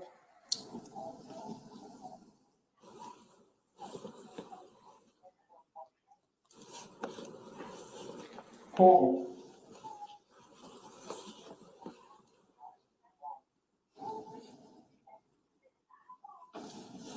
Are you sure it went to the right place this time?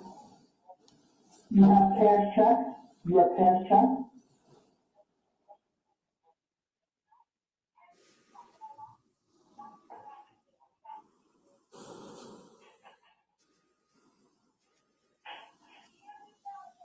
Paul.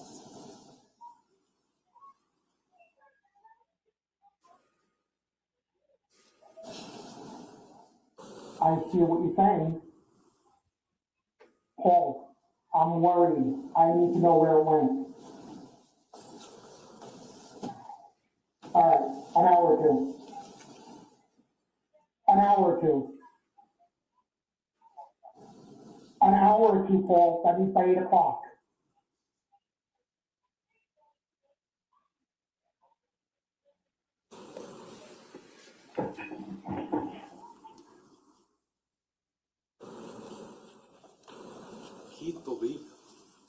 He believed the excuse from April about paying the wrong pay accidentally. He still trusts his brother. I need to know it went to the right place this time, right? After that conversation, I said it before. Does Keith's phone, does the defendant's phone, any video or anything show that Keith got a call back? You got an email? You got an answer? Mr. Caneiro looked at it. There's nothing. 1 or 2 hours. 8 o'clock, Paul. Nothing. He's up in his room. Paul Caneiro's up in his room. Playing with the laser. 6 hours. Nothing. He does nothing to rectify it. No text, no call. He can't, he doesn't pay it back, right? He can't do that. He doesn't have the money to do that. Just admit it. Admit it, and we're not here. Admit it to your brother. Do something about it. And we're not here. You're not here. Keith, Jennifer, Jesse, and Sophia are. Terrible reason to kill a whole family. But only one person has any reason to kill that family, and it's him.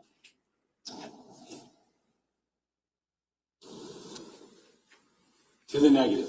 When we talk about Miss Wallace, and I won't belabor, and Miss Wallace said it best in openings when she talks about those 3 income streams that Mr. Caneiro has. He's got the payroll, right? He's getting paid. His family, he and his family are getting paid by Square One and EcoStar. He's got the disability, and then he's got the piggy bank taken from Keith. Those are the steady income streams in 17 and 18. Okay? If they get rid of EcoStar, he doesn't have that. If Ms. Basu and Peter Simmons from Doris Duke say, you got a year or you don't have anything, we're moving on. He's got nothing but the disability. And it's not enough for the way he lives. It's just not enough. And he's not willing to make it work. Also, though, when we talk about motive, right, we know there's that $1.5 million from the trust account, right? And you really haven't heard us standing here, as Wallace explained it in opening. We're not saying that, like, he killed Jesse, Sophia, Jennifer, and Keith for $1.5 million. That's part of it. I'd submit to you, ladies and gentlemen, that had to be the only reason that he went back inside that house or went inside that house. Because that's gotta be the motivation to go in and get rid of Jennifer, Jesse, and Sophia. He killed his brother. I mean, again, I said it yesterday, not justifying, but saying he purposely, knowingly killed his brother. And it doesn't make it right. None of this makes anything right. But like, that's why you heard all for 5 weeks, you heard about why it's so believable how he could kill his brother. It's so believable. Just understand the context and the build up and the jealousy and I'm not doing this for you, Keith, anymore. I'm not coming over and fixing this, fixing that. You can understand that. But the only reason, after you execute your brother, that you make that conscious decision to walk inside that house, that dark house, betray that trust, is because the money's inside, right? The only way he gets anything, he just doesn't get anything other than, he doesn't even get anything from businesses. Presumably it would have gone to Jennifer and the family, right? They're 50%, they're 90%. Only motivation to go in there is money. Now, does it make sense? I don't know. I struggle. Why? Why would he kill Jennifer, Jesse, and Sophia? Why? The only thing you could think is that it's $1.5 million reason why. He's already killed his brother. He's going the rest of the way because he knows it's how he benefits. But assume for 1 second that maybe Jennifer came out and caught him, and that's why he had to do what he had to do, right? Jennifer walked out because she heard the gunshots, runs back inside, game on, right? Kids come down because they hear the commotion. I don't know what the answer is, to be quite frank with you. I don't know. I can't get inside Mr. Caneiro's house. All I know is that he did it. He did it. Because the evidence tells you he did it. I wish I could come up with a reason. I have no reason. I could never come up with a reason to tell you why he did what he did to the kids. I don't know what to tell you. But he did it. He did it. Because the evidence tells you he did it. This shutting cameras off and DNA transfer, and God only knows why my niece's and nephew's DNA is on my jeans in my basement. Why would I leave police there? Maybe he tried to destroy it and he just didn't do a good job. But he did it. But he also, to kind of close that loop, what Miss Wallace told you was it was less about what he stood to gain and more about what he stood to lose. Like the desperation and the frustration and the, Keith, I'm not doing this anymore. I'm sick of you owning 90%. Because he's not just losing the 3 steady streams, the theft, the disability, and the payroll. He's losing health insurance. He's losing these credit cards, $143,000 in 17, $120,000 in 28. Man, that's not $50,000 of disposable income. That's reality. So he stood to lose. They told you the motive isn't good and all that kind of stuff, but it's good for Corey, but it's not good for Paul. But like for Paul, it's not just about that he stood to gain 50%. It's also about all that stuff that he would have lost had Keith's plans kind of come full circle and had Keith realized that his brother is stealing from him.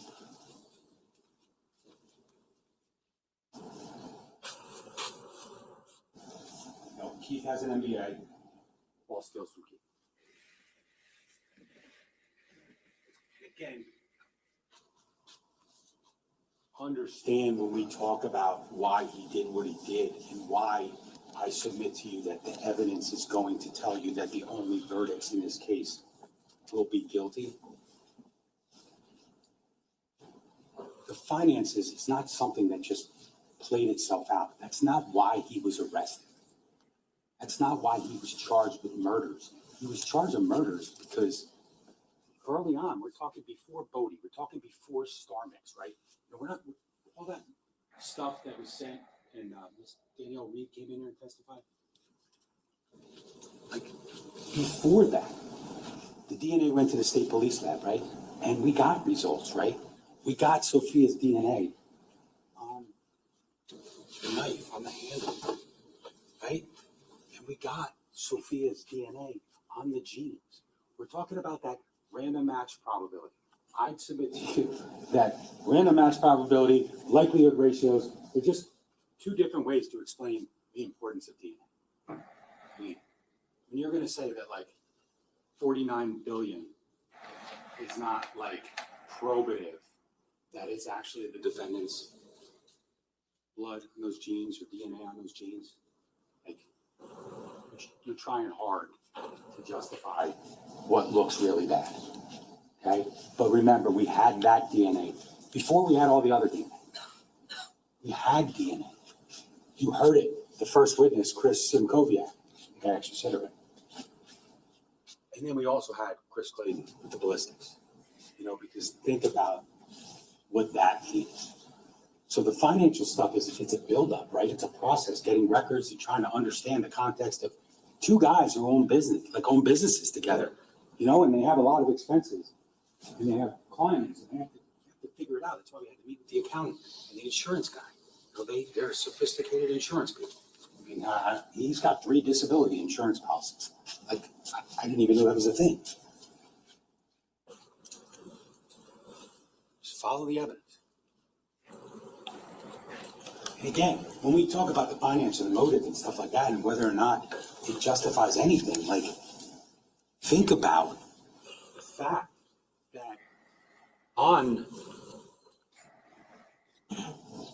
within hours of the investigation, Lieutenant Mastellone searches the Porsche Cayenne, Susan Carroll's car, at the Ocean Township Police Department. The car he never thought he was going to have to drive to the police department. Never thought it was going to be searched. It's the barrel. I don't care how much he loves the backpack. I don't care how much it's an extension of his wallet. But you want to have some stuff in your backpack? Sure, okay. It's actually a tactical backpack. I work with a lot of detectives who carry basically the same bag. And they have stuff in there, okay? But that? Silencers over there? I'm not going to belabor it. He didn't use it. We told you that. We told you he didn't use something. It's interesting to know why he's got a silencer in his backpack. It's because, really, in reality, he doesn't want it to be with all the guns that are lawfully registered, right? And the rifles and stuff, the gun cleaning supplies, and the hanging targets, practice shooting. Because the silencer looks bad. There's no reason to have a silencer. He didn't use it. He didn't need it. Kapoor heard it from 2 miles away, right? The gunshots. Remember, he's fleeing that scene, thinking to himself, man, we're in Colts Neck, it's wide open. Somebody's going to hear that. You got to assume someone's calling 911 when there's 6 gunshots in the middle of the night. I mean, you have to. That's why he saw me. That's why he got the hell out of there quickly. And that's why he went back. But before we talk about motive, ladies and gentlemen, why is he taking this out of the 6th hour? If you're getting set up, you're not taking this out. Now, Chris Clayton, he figured it out. It wasn't hard for him to figure it out. He test fired this barrel. He test fired the barrel that was in the 6th hour as they found it in the locked metal cabinet in his basement. He figured it out. The barrel from the gun that was in the cabinet, just in case they found it, that barrel doesn't match. This isn't they're both 6 hours, et cetera, all the ammunition's going to match. No, it's not like that. That's not what Clayton told you. 1 6 hour could have been manufactured seconds after the one before it. And the ballistics will never match. Bullets, gun, they only link. Bullet matches to 1 barrel. 1 barrel because it's fired out of here. Let's just keep that in context. This, ladies and gentlemen, this killed Keith Caneiro. This likely shot Jesse Caneiro. You heard the testimony. Dr. Thomas said she couldn't conclusively say it, but it appeared to display patterns consistent with the gunshot wound through the chin, like a graze wound. We found the bullet in the kitchen a few feet away from where Jesse was. So, context, investigation, step. Build up. Not zeroing in. If this didn't match or the gun didn't match the projectiles, I don't know. Do we maybe look somewhere else? If the DNA didn't come back to him and it didn't come back to his niece in the basement, do we look somewhere else? Yes. But should we be stupid or should we follow the evidence?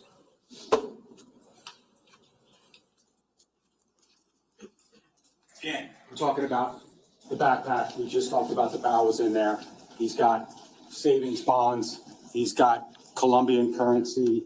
He's got a driver's license. He's got his passport. You saw the pictures. It's here. his passport.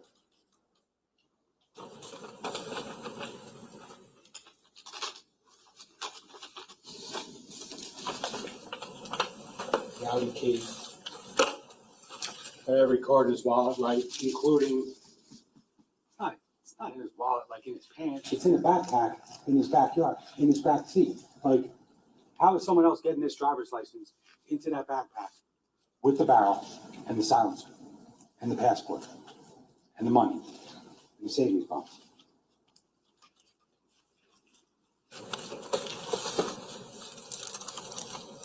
You're gonna set him up. You picked the wrong car. It doesn't make any sense. You're putting that stuff in the Macan, no doubt, if you're trying to set someone up. Not in this car. This is where they found the barrel. It's in a pinch bag, you see. It's the barrel. Paper towels. And interestingly, too, when you look at those paper towels, when you look at the photos from where the DNA is found with the jeans and the scarf and the shirt, all that kind of stuff, you see paper towels. Like he wraps this in paper towels. The same way there was paper towels in that pile. Silencer. This is where we found the gun. Right here. Ammunition right here. Fiocchi's down there.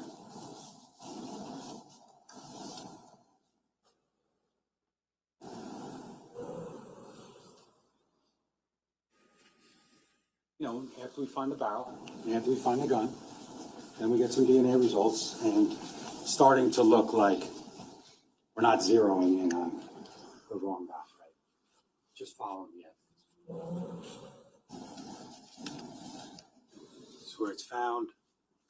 This is the jeans, and there's one pair of jeans. There's one pair of jeans. Obviously, look at the tearing on the jeans. I mean, there's a portion of these jeans that are missing. We talked about it yesterday. This is what's in the bag, because that bag was sent to the state police too. I mean, they saw that. They didn't say these are different jeans. Let's test them. They saw that they were one pair of jeans. It's the blood. Blood in the gloves right here. Talk about transfer. You want to talk about transfer? Like, could some of that blood got onto the glove? Blood from the jeans got onto the glove? Of course, it's right there. But could there have already been blood on the gloves? Like, why are they in this pile? Because he's using these gloves to try not to leave DNA, to try not to leave fingerprints. Okay, like, this is like, you know, there's a lot of questions. Did detective vote? Did he check that door? You know, did he swab it? There's blood everywhere. There's not blood everywhere. You're going to have all the photos. It's a fire scene. There's a bunch of blood in the kitchen, which Detective Cordoma explained about. You know, he's an expert in blood spatter analysis. But there's not a lot of blood in the kitchen, and you know, we get criticized because they only swab 4 areas. But like, you can't swab every single place where there's blood. State police, I think you heard, they're not going to test it all for sure. That's for sure. They took an area here, an area here, an area there, and an area here. And you know what you found? Sophia. You found Jesse's by the handprint, right? Very visible handprint on the south side of the kitchen island. And then you go around to where Jesse's found. And then I said it yesterday, but you find that blood on the kick plate on the bottom, the stainless steel cabinets. And man, we really just figured it would be Jesse's, right? And maybe it took them so long because they were just trying to piece this together. Like, what can we do to kind of explain one day to a jury what happened in that kitchen? And lo and behold, that testing, that area is Jesse. We know they found him dead. He's lying on the ground. He's up against the cabinet. He's got the blood there. But who would have thought that Sophia's blood's there? Like, she's trying to help her brother. She's bleeding. There's no other explanation other than like, Jesse. And then for some reason, she's bleeding in the kitchen. And she decides, I'm sure she didn't want to decide, to run away. And she goes upstairs. And that's where she's left. That's where she's incapacitated to the extent that she can't get the hell out of that house. I'd submit to you that that's that stab wound through the face into the brain. And that's why she had all the smoke. She had all the soot. She was 49% carboxyhemoglobin. Dr. Zane told you, and I'm not going to belabor this, you know she suffered. Horrible. 10% you might get nauseous, right? 40% you could die.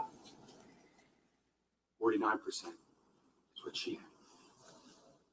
Her cause of death was not just, like it wasn't, be clear, what Dr. Zane told you is the cause of death. It wasn't a contributing cause. It was the cause of death was sharp force injuries and smoke inhalation. You know, the special bond with Jesse didn't have to stab him in his face like that.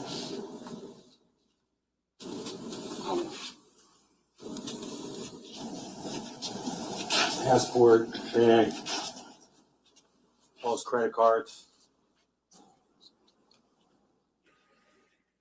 A knife he had, the bag.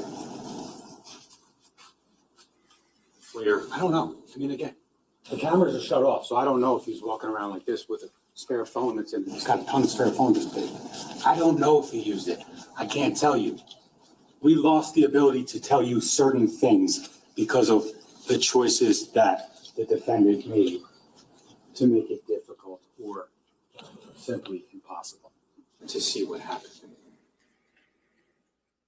The Audi key, some other keys, some college applications. This Streppo told you about that.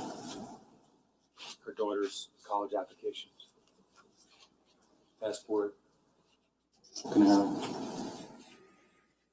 It kind of leads you to the question that I'm sure I suspect you're all asking is like,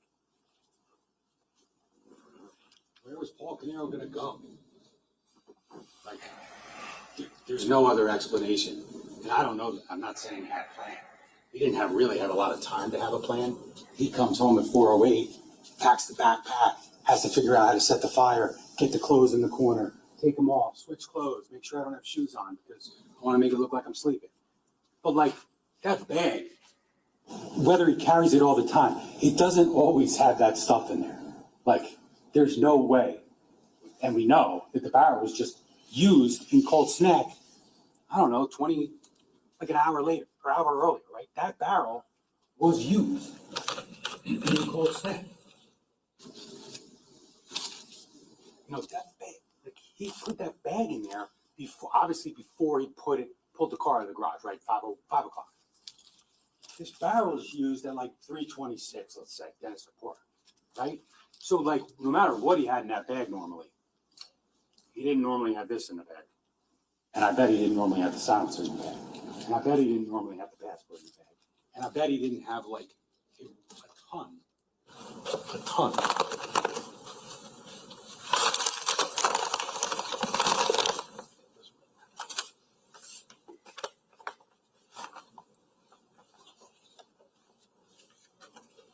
of savings bonds. Caitlin and Marissa Caneiro. Like, he's got a safe in the garage. That big black safe you saw spinning. Like, what the hell are these doing in the backpack? Listen, not the biggest piece of evidence, but like, think about it. What's he thinking? He's thinking that like, listen, if the cops show up and like it doesn't look suspicious, you know, like we had nothing to do with the fire, they're not going to question us about it. It just looks like, you know, they're going to start an investigation. Maybe they'll whatever, look for whatever. But like, he's got a minute. And think about what he just did. Like, he's got no choice, man. He's using that passport and he's getting the hell out of here. But he never had the opportunity. He never left the Ocean County Police Department. Because we found certain things quickly enough to make it clear that he had something to do with this fire. Now, he wasn't charged with murder right away.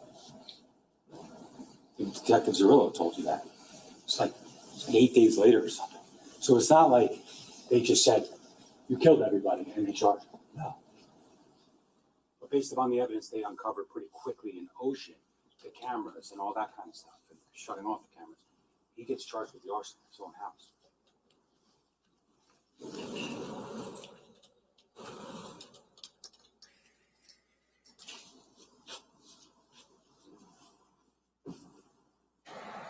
Digress a lot, so some of these slides I've probably said ad nauseum to you already. But this is about evidence, and it's not about one little piece of evidence. It's about the combination of a ton of evidence that is all pointing squarely to Paul Caneiro. Talked about that. But I kind of want to close this because, you know, it was brought up in opening statements that there was another brother. It sounded to me, my recollection is that basically they were saying that Corey Caneiro did this, right? Now, I just wanted to put in context, like, that you have not heard anything about anyone entering that house other than him or other than his family in Colston, in Ocean. Like, you have not seen other people on camera. You have not seen other evidence. So let's just think about if he's framed. Okay, because again, if what they argued in openings and yesterday in summations is in any way true, he has to be the unluckiest man in the world because we would have seen this had he not shut off his own cameras. So it's like kind of shut up his own house. So between 131 and 208, because remember though, Paul Caneiro told the police he was asleep, right? He told them that he hadn't been in the basement since 4 p.m. the day before. We know that's true. But between 131, that's when he shuts off the cameras in the basement, on camera, and 208, when the car leaves. Corey or whoever has to sneak inside 27 till. Now, Caitlin Caneiro told you when she testified, Ms. Wallace asked her. You know, she was the last one to go upstairs that night. I think she said it was about 11:30. Ms. Wallace asked her, were the doors locked? Like the rear doors that you heard a lot about. You heard that they were open, right? Lieutenant Mastellone told you about that. How he also told you about how he checked all the doors for visible fingerprints and things like that. He didn't find any. But those doors, when she went to bed, are unlocked. How is someone getting in this locked house? How is Corey Caneiro getting in it? You didn't hear, like, you heard a lot, like, oh, Corey came over one time or several times with the kids and used the pool when we weren't home. Like, who is that? That's like, hey, Corey's been alone in the home before. He could have done something. But did he? No. Did you hear any of that evidence? No. Is it evidence? No. Okay? They're trying to kind of give that, like, oh, Corey was there alone once. Like, maybe he did it. Okay, so between 131 when we know he's awake, okay, last time, like, you see him awake because it's the last time a camera's on. Between that time and 208, Paul's got to go to bed, fall asleep, and someone's got to figure out how the hell to get into that house. Several of the doors have chimes, right? You know, you heard about the soundproofing. I've never heard that before, but you heard it. I guess there were some soundproof rooms. That's convenient now, but it is what it is. Corey or whoever's now also got to get in the house, got to go down to the basement. He's got to figure out where to, I guess, find a key or combination to the lock for the safe with the guns. Because he's got to get the gun, right? Got to get the gun, got to get the Fiocchi ammunition. He's got to find the key to the Macan, right? I mean, I think it's safe to assume when you have a loaner car, I think he only had it for a couple of days.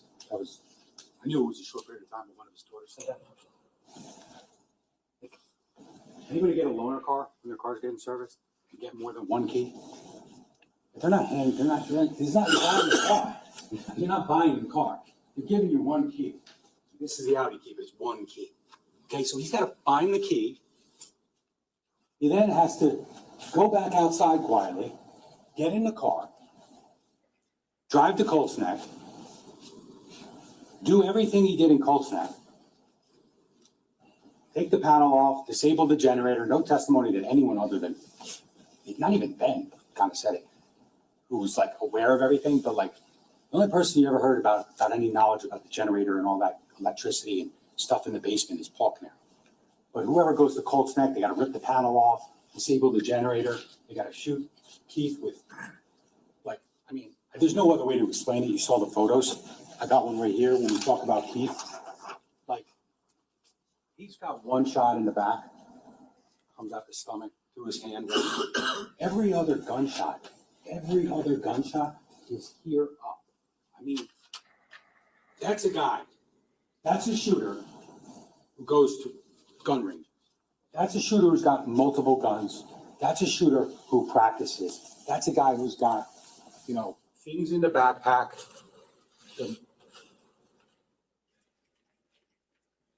One of the characters is this one. The Mantis training system in the backpack in the Cayenne with the barrel and the silencer. Those are accurate shots. They're like crazy accurate shots. And that's like a guy who's got targets hanging in his basement next to the rest of his guns in his gun locker. That is like marksmanship. You don't need a laser. A laser target's only for practice, not the real thing. He's got to cut the OMT line in the basement. He's got to go back to Tilden. He's got to park the Macan. He's got to, again, get back in the house quietly when Marissa, Caitlin, Susan, and I guess Paul are all asleep in the house. That person then has to go back down to the basement, take the clothes off, stick them in the area where we would have seen them stick it, had the camera not been shut off. They had to go over by the gun safe. I guess now they must have the key or the combination at this point because they got it out the first time. But now they got to get the gun back in there. They got to take the barrel out. They got to know how to take the barrel out. Sergeant Clayton told you it's not complicated.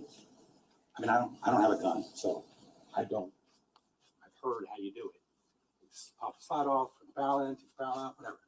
But they got to do that, and they got to have a reason to do that, which is very inconsistent with what we're talking about, setting someone up. And again, they'd be doing all this by that locker in that gun area with the cleaners and all that stuff. They'd be doing it in a place where they should have been on camera, but they weren't because of him. He was either guilty of murder or he's the unluckiest man in the world. Person then has to get back out of the house, set the fire at 4:30. And then interestingly, I said it yesterday, but I don't know how the guys, the mystery guys that are at the house at 4:30, if that time's accurate, are still there at 5:02, 5:01 and change when that second blaze starts in the garage area by the driveway. 32 minutes these guys are going to sit around? That's about as dumb as knocking on the door after you set fire to a house. It doesn't make any sense. It's just a way to try to figure out a way to say that despite the evidence all pointing to me and all being extremely devastating, hey, I got set up. All these steps, set fire to the house, put Paul's backpack not into the Macan, but into the Cayenne in the garage. And again, third place, we should have seen that backpack go into the Cayenne because it's in the garage and you saw it when he shut off the cameras. Unluckiest man in the world. And then Corey's got to go back before Caitlin calls and his wife gives him the phone and they speak before he comes over and takes him out for bagels. All these things would have had to happen. And he's only been asleep for what? I mean, he's in the basement at 1:31. Like, how quickly could Paul Caneiro have gone upstairs and gone to bed? Like what? I mean, minimum, he's got to go upstairs. He's got to lie down. No matter how tired he is, it takes a couple minutes. Like, within 20 minutes of that, all of a sudden, someone's sneaking into the basement and taking the gun and then leaving and coming back and somehow getting in without serving anyone, without the dogs barking. The doors are locked, etc. And again, I didn't show this yesterday. I skipped past it by accident, but like in the context of where Mr. Caneiro is at 1:31, and he's not sleeping. Within a few minutes of this, someone else has got to sneak down here, right, and get that gun right out of here. A locked. You saw that big lock. There's pictures. You'll have it. Take a look. I forget the way Catalan described it, but it's like some like twisting part of it. It's like, it's a strong lock. Yeah, you use bolt cutters to cut it off. But we would have seen it. If someone else did it, we would have seen it. But we didn't, because it was him. And that's why I should have counted. We talked about that. Why would you swap the barrel? Why would you plant the blood on the evidence in the defendant's basement and then try to destroy it if you wanted to set someone up? It just doesn't make any sense.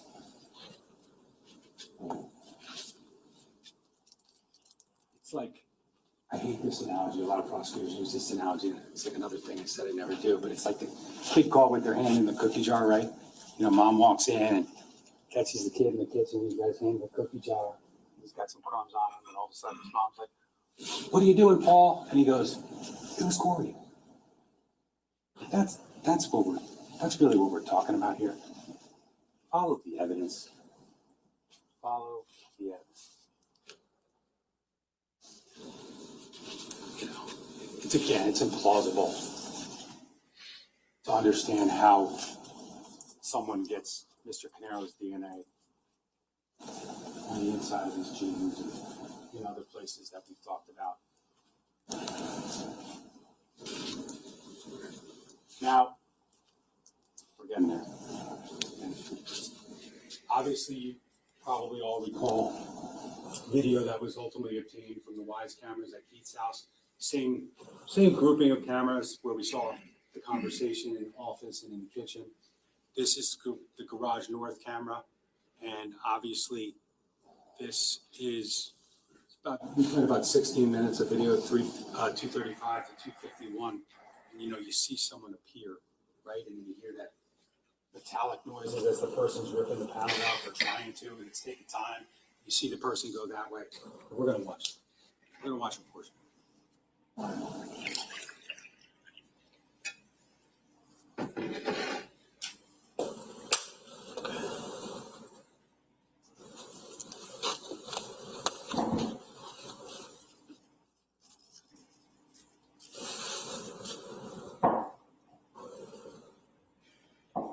See the glove there? Black glove.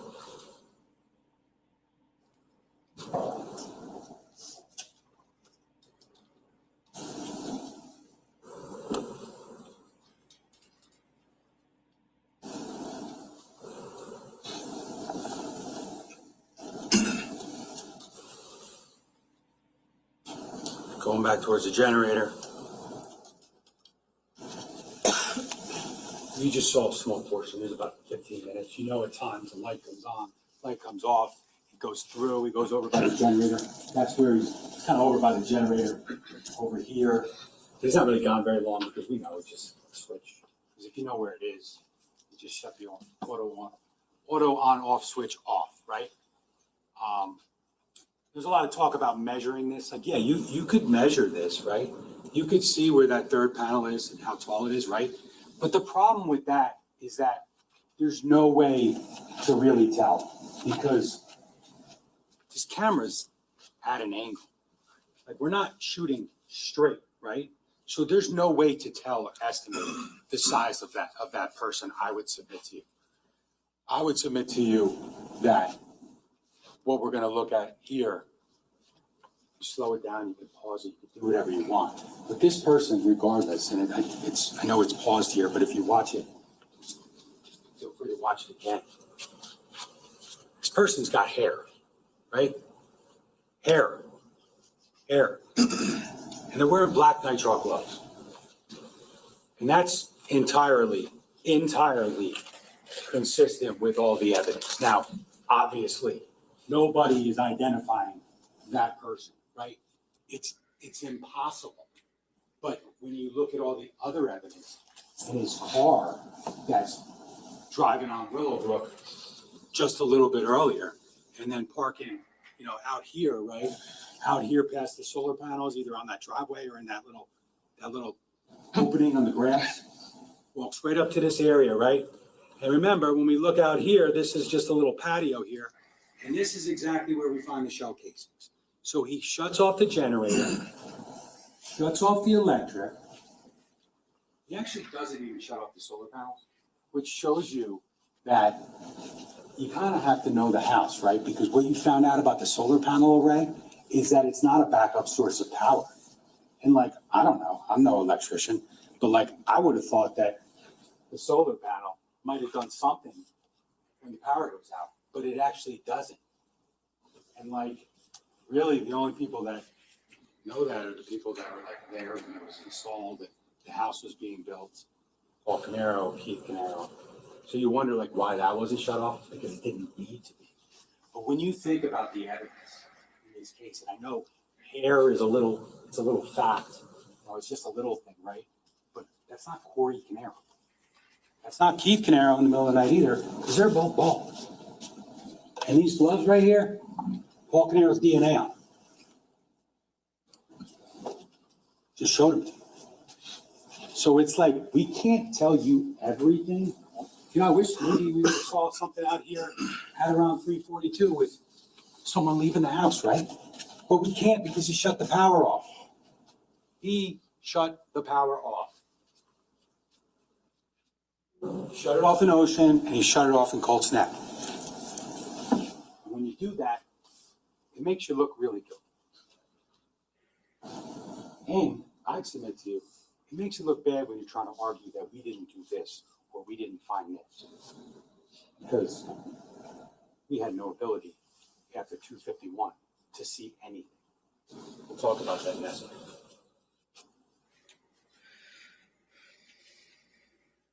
Shutting off the camera, video from your rear neighbor, other surveillance cameras on Tilden, barrel in the bag with the silencer, DNA in your basement, right by the point of origin. I'm surprised I haven't said this yet, but like sloppy, right? You know, like smart tech guy who just killed his niece and nephew, and he's really just trying to figure out what the hell to do. Get rid of the evidence. Should have torched it directly, right? Nothing you can do about the gun because you can't hide the gun because it's registered, right? We talked about that yesterday. But like, you should have just torched it directly, like torched it, put it outside. One would have thought, though, setting that fire outside that window with the window open and pointing right into where this stuff's found, it should have been destroyed. Again, like,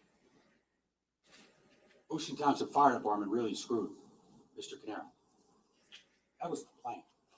It just didn't work.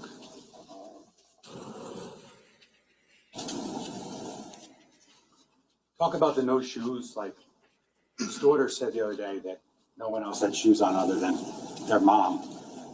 I didn't see that in the DVR, but I mean in the body-worn cameras.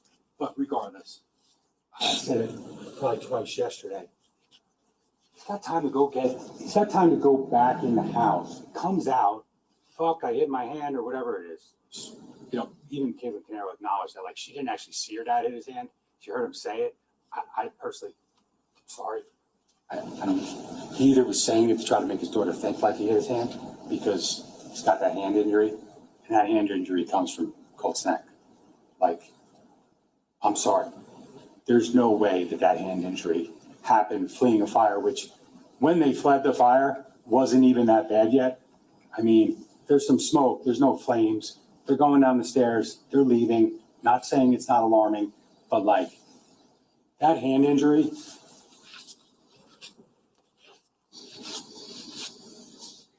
there's no other way to look at it other than it's got to be from Sophia Caneiro. 17 sharp force injuries. And then Dr. Zhang told you about the blunt force injuries. He's got gloves on, right? But the hell out of that hand somehow. But here, like we talk about, this is the mudroom, 27 Tilden. Won't belabor this, but this is the mudroom. And this is what you pass as you go into the garage to get the Cayenne to pull it out. I mean, here you just have like a pile of stuff, a pile of shoes. The next picture, there's other shoes. Like, I would suggest to you, in combination with all the evidence, is that like not wearing shoes that morning was just like a really trying way too hard to make it look like you were sleeping and you weren't in cold snack killing everybody. That's what that looks like to me. No coincidence. Again, when we talk about what cameras would have shown, this is the kitchen. This is the Wise camera on the counter at 15 Willowbrook, right next to Sophia's picture. Staring right out over here, exactly where Jesse is found lying on the floor. Jesse, lying on the floor. These are the kitchen cabinets, the jury box. It's lying right here. What's here?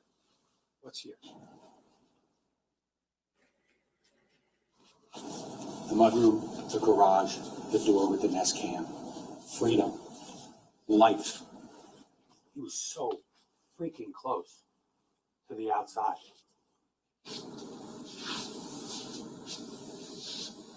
But power was cut.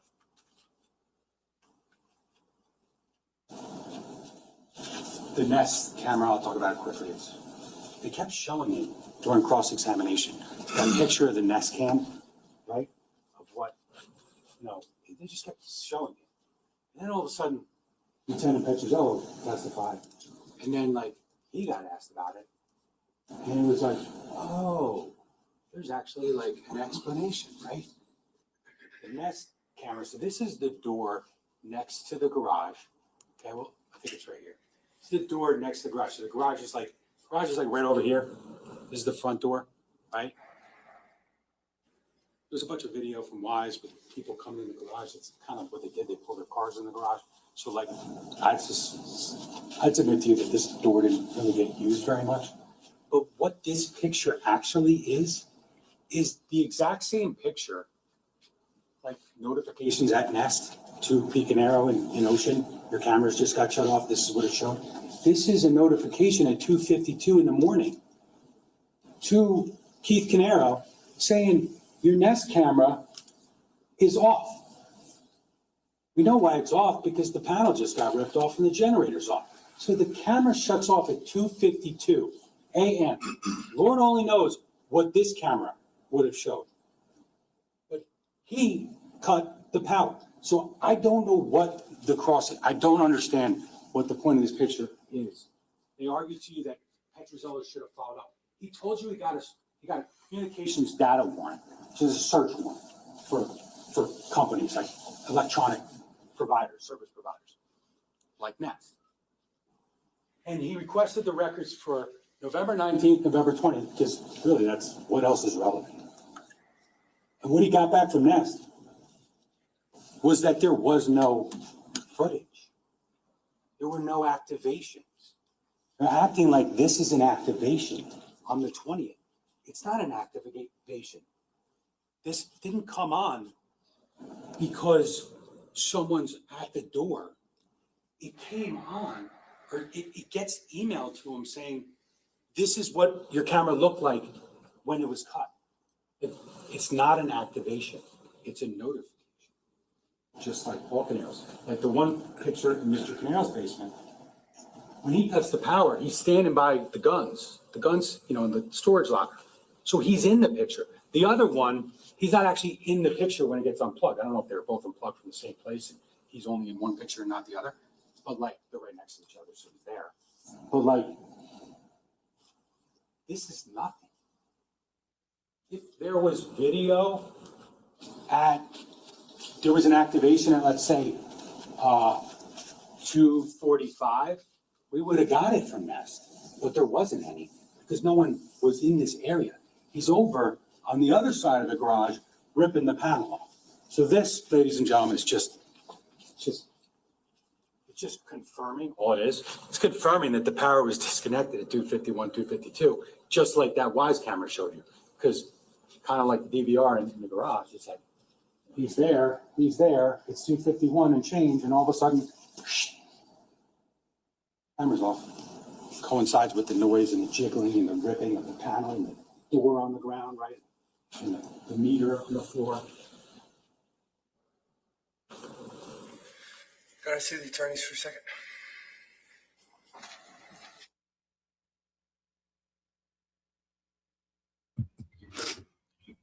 I think he might be calling up for a break.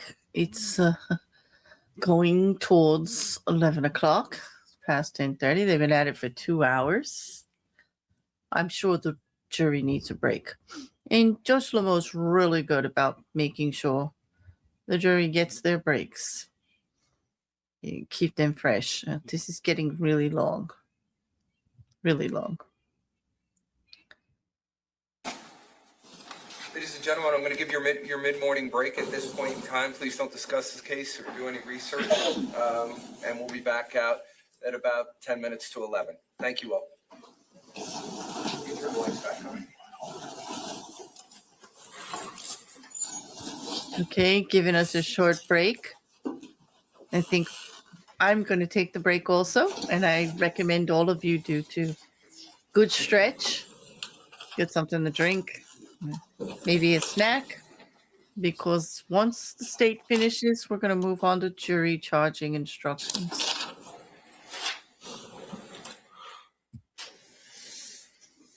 Okay, see everybody in 15 minutes.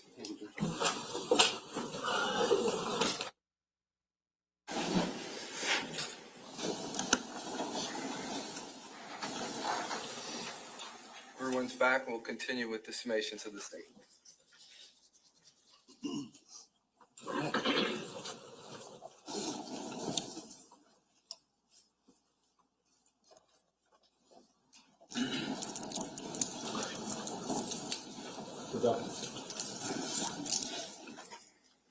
I want to try to push towards the end of this and talk a little bit about the DNA, right? The DNA and what it actually means and what it doesn't mean. Now, I've said it many times, but his DNA, his genes, his house, Sophia and Jesse's DNA on it. Dr. Wright told you, relatives share DNA, we got it. Does that change, though, the cross-examination of Dr. Wright and how he indicated that many of these samples conclusively and reliably showed that the victim's DNA were on his clothes that he tried to destroy? That allele sharing argument, the question marks in the one column with Corey, it's just desperation and another attempt at betraying another member of his family.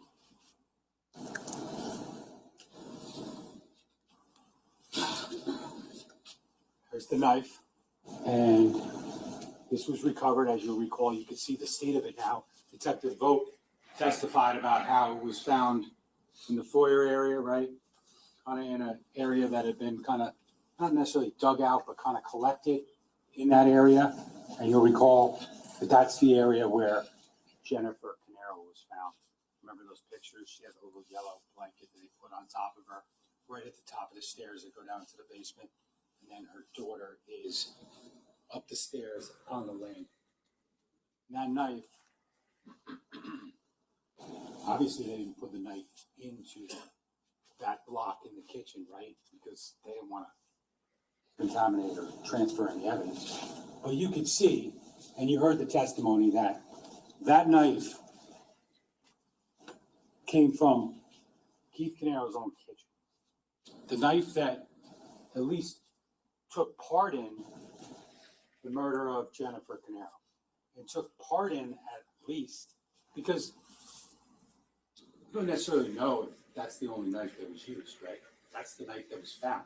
You don't know potentially if he left with another knife.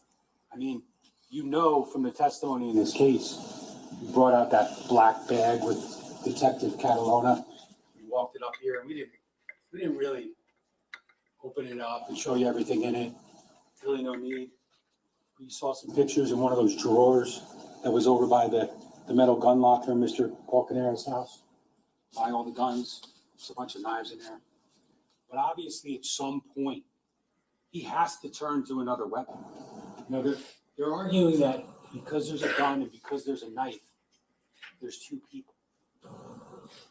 But What evidence of there is that? You saw the garage camera, right? That's 15, 16 minutes of footage that shows one person. It's like he has a ton of bullets and all that kind of stuff, and he would have brought enough bullets. Like, what if, for instance, he was just going to shoot everybody once? Or, like, he obviously could have shot Keith Caneiro once. I mean, one bullet at the end of the day would have killed Keith Caneiro. That one last shot on the jacket with the gunshot residue, and you heard from Judith Link from the state police, that cruciform tear, which is consistent with the gun firing against the fabric and causing that tearing, that was enough.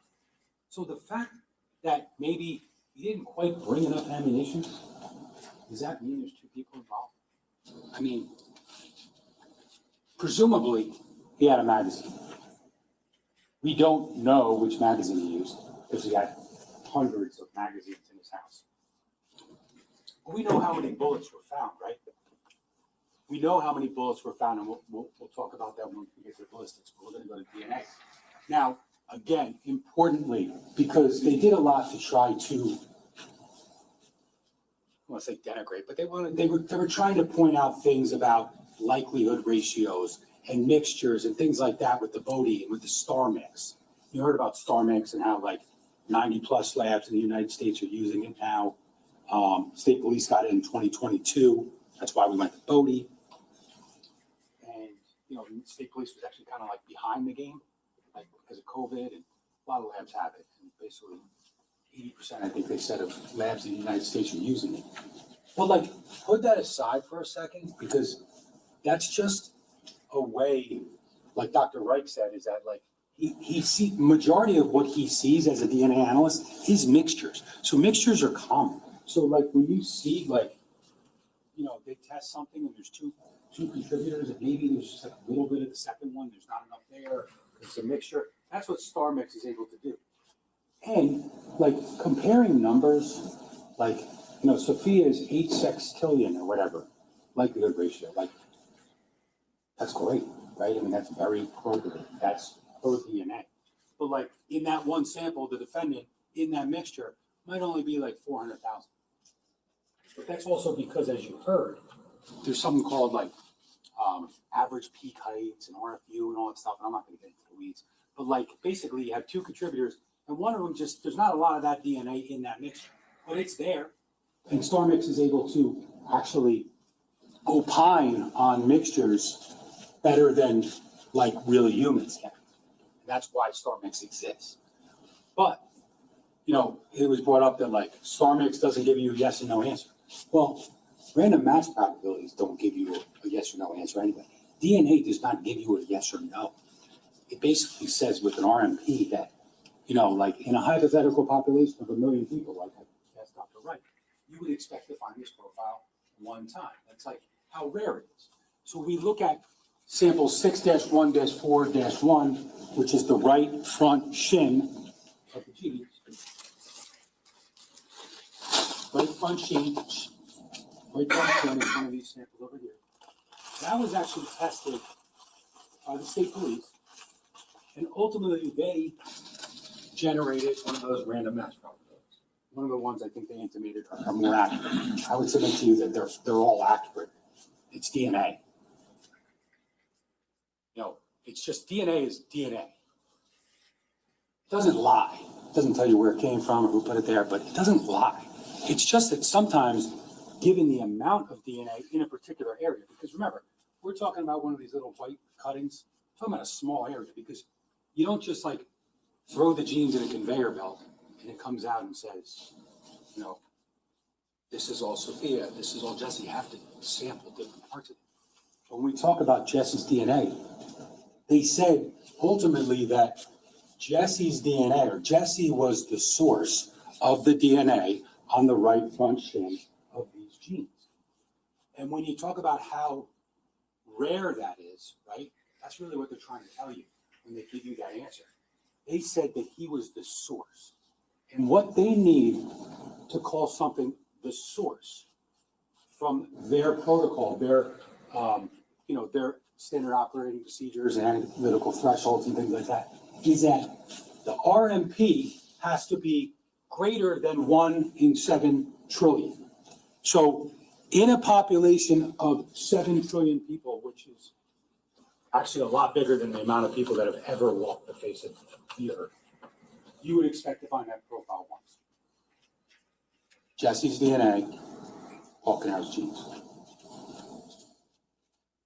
Now, we talked about a scraping from the inside collar of a shirt, one of the shirts that's in that pile. DNA profile is approximately 100 million times more likely to occur if H1 is true, which is basically that Paul Caneiro is contributor 1 to that sample. So,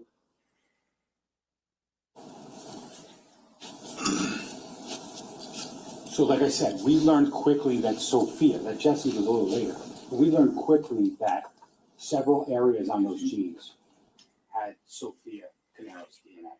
So that's quickly. So like that's, again, like before we start digging into finances and all that kind of stuff, we see his car leave, come back, and then they find, well, the dog hits, the cadaver dog, hits on the scent of human remains, and lo and behold, the state police tells us, that's Sophia Caneiro's. Follow the evidence. Same way they told us early on that her DNA was on the handle, which tells you that that's the knife that was thrust into multiple areas of her body. So when we talked about some of the star mix evidence, some of the DNA that was tested by Bodie, we talk about sample. I think Dr. Reich in his PowerPoint, he had three samples he talked about. The first was E01A1, which is, I've said it many times, but it's the inside of the genes above the knee, right? It's kind of like wearing DNA. Like, you know, that's where you get things when you move, you walk, in the shed. Now, when he talked about it, he was like pointing out different things, and I'm not sure why he chose that sample, because it's very probative, A, and B, it's extremely conclusive.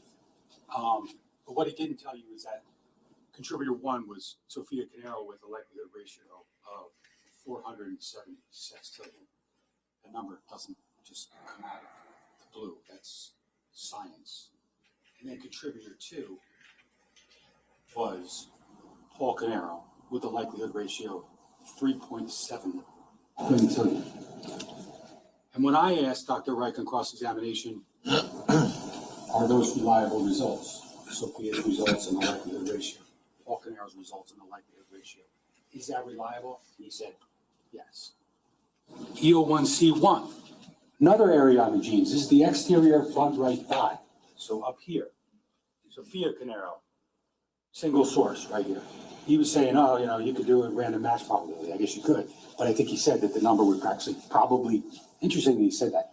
He said if you did a random match probability on that number, 2.1 septillion, I think basically what he said is that it should be about the same, i.e. they're both pretty accurate.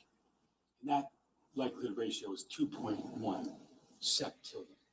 Again, all numbers, when we put them in context, are bigger than the amount of people that are on the earth today, 8 billion we heard, and the number forever is about 100 billion. Again, Dr. Reich, this is reliable. I asked him specifically, is that a reliable result? Yes. E02B1, interior of glove 1. I know we saw the 6 gloves. Contributor 1, Sophia Caneiro. LR of 1 septillion. Dr. Reich, that's okay. That's reliable, right? Nothing wrong with that. E03A1, glove 2, exterior. Contributor 1, 59%. Likelihood ratio of 100 quadrillion.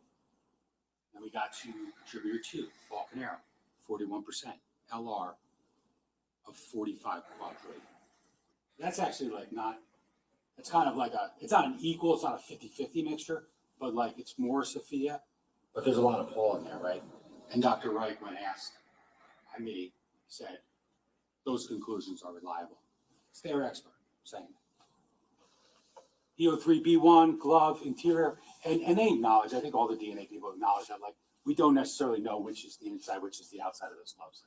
It's just kind of impossible to tell. It's the way they came to it. However they got the glove, they treated the exterior as the exterior, interiors, interior. But quite frankly, there's results on those gloves from interiors and exteriors that are very probative. So I would submit to you that, like, he gloved up. He gloved up. You saw it on the video. He gloved up because he didn't want to leave anything. Now the car's so clean. Sophia, 97% of that mixture, 986 tillion. Dr. Reich says there's nothing wrong with that result. Glove 4 exterior, Sophia Caneiro, 94%. LR of 726 sextillion. Nothing wrong with that result. Glove 5, Sophia Caneiro, you get the point. 870 sextillion. I mean, a bunch of this stuff went out together. Probably didn't need to test all these areas of all these gloves. But I mean, consistently, you're finding that Sophia Caneiro's blood is on these jeans. EO6B1 at the glove. And here we see contributor 1 this time, 58%, is Paul Caneiro with an LR of 49 billion. Sophia Caneiro, 42%, 19 quadrillion. No issue with either result from Dr. Reich, who was asked by, who was testifying on behalf. E10A, this is a swab from the lower kitchen cabinet. This is one of the ones we talked about. This is the one where it's Jesse's blood at the bottom, and Sophia is down there clearly bleeding in the kitchen, but not where she was found dead. Not dead. But the two of them contribute to the blood on that lower cabinet. It's telling in that these are extremely probative DNA results. They're very reliable based upon the testimony that you heard from even their expert. But it's very probative, like, what the hell was happening in the dark?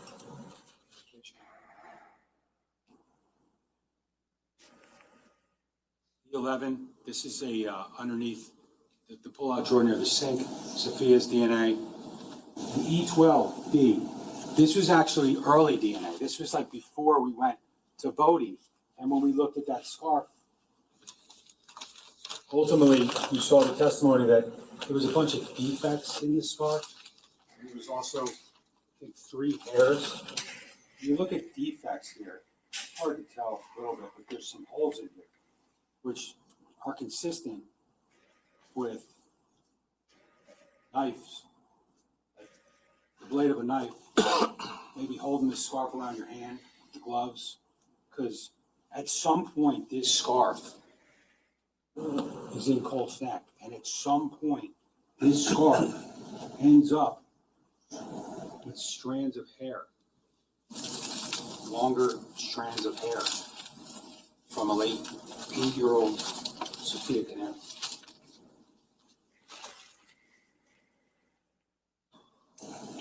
And when they tested this, the random match probability, meaning in a population of 14 octillion people, you would expect to find that DNA profile one time.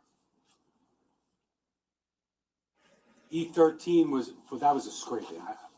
Let me be clear, just so the record's clear. That was a scraping of the scarf. Once they took the hairs off, they scraped it to try to get a cross section of, see if they get any DNA off it.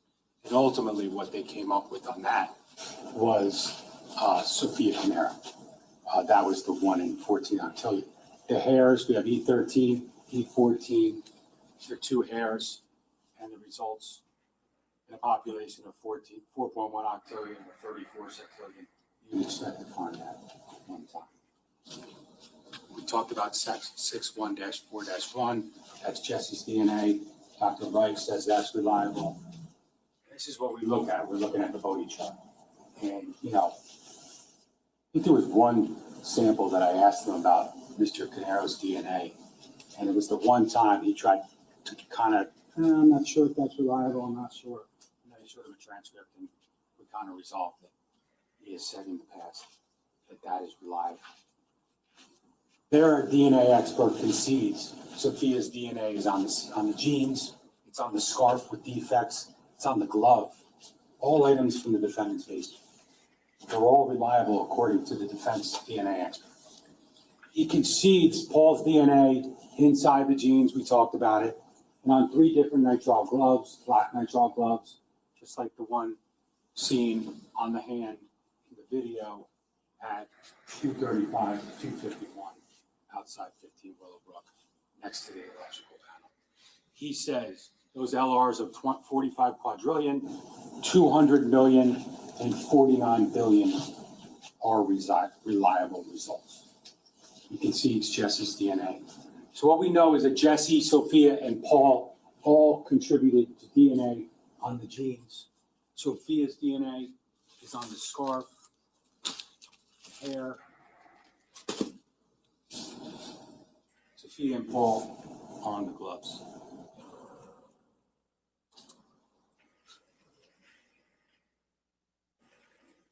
This was played for you during the course of trial. It's Paul Caneiro having a conversation with the office manager, and it kind of relates to partially. Tell her, please, I never need her any more than I need her now.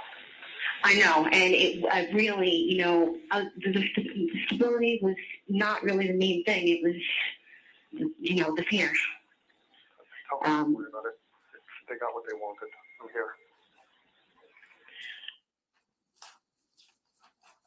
So, in December of 2018, after he's charged, he's trying to get a former employee to come back and run the business. That's what he's worried about on December 5th, 2018, despite the fact that he's facing murder charges. His brother's dead, sister-in-law, Jesse and Sophia. But what Tiffany's saying on that phone call is that Larissa, the other employee, doesn't want to come back because she's scared. And what Mr. Caneiro says is, there's nothing to be scared of. I'm here.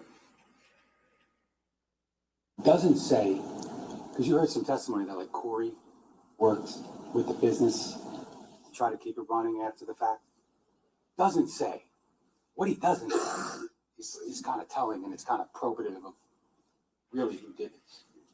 It's a little thing again, but he doesn't say like, be careful, Corey's showing up at the business. Like, that's what you got to worry about. He's saying, don't worry, there's nothing to be afraid of. Because they're worried that like someone's out there. Keith's dead. Paul had a fire. They don't know the whole story yet.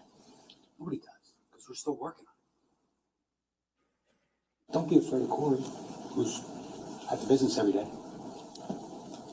They got what they wanted. I'm here.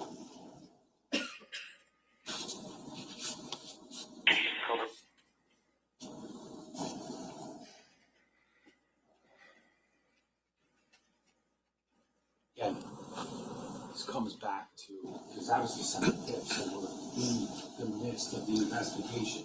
Because like I said, this stuff doesn't appear, okay? This is effort. This is investigation. This is seizing items and sending them places to get tested to try to see. You don't know what you're going to find when you send ballistics to the ballistics lab. You don't know what the answer is going to be. You don't know what the DNA people are going to tell you. So you're in the midst of that. But then when you start to get those results, does it tell you anything other than Paul Caneiro did this?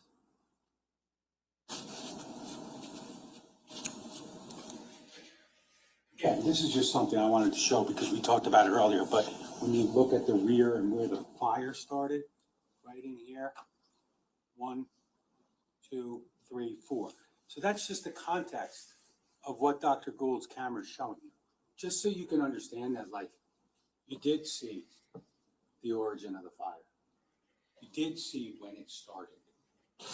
And you might have missed the very beginning of this, the lighting. Obviously, it wasn't. Wish it was that light. Maybe you would have saw someone walk across.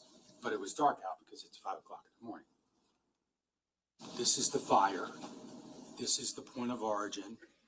The DNA is right inside there.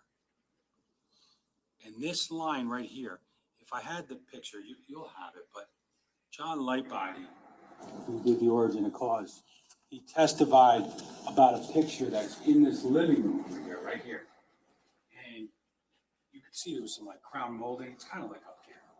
It's like some crown molding here.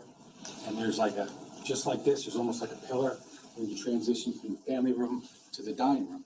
And Lightbody said, yeah, right here you can see. this is where the fire was going, right?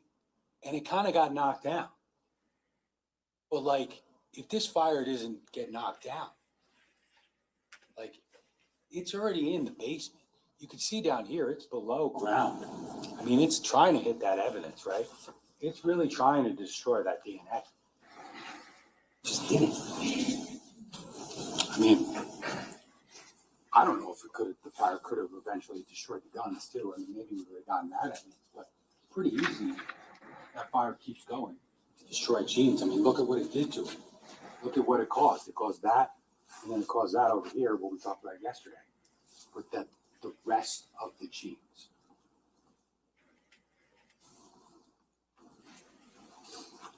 We talked about this yesterday, but it's just like things that are brought up, and then all of a sudden, like, we give you some context, like Lieutenant Petrozello testifying about how, like, yeah, we did check that camera. Like, you know, it was always like, you guys didn't check this, you guys didn't check that. Then all of a sudden, it's like he testified, he's like, no, it's not like a Willowbrook address or like a, whatever, drawing a blank on Dr. Volstein's street, like just to the left, but the house back behind Willowbrook, like up in the back, it's actually, the address is actually Route 34, because that's how close Route 34 is. And ultimately, talk about cameras, but the car that you see in Colts Neck before, on its way, leaving, like, we know what direction that's going, right? We know that, I would suggest that based upon this, and even the timeline they're trying to offer to you, that that's the Macan.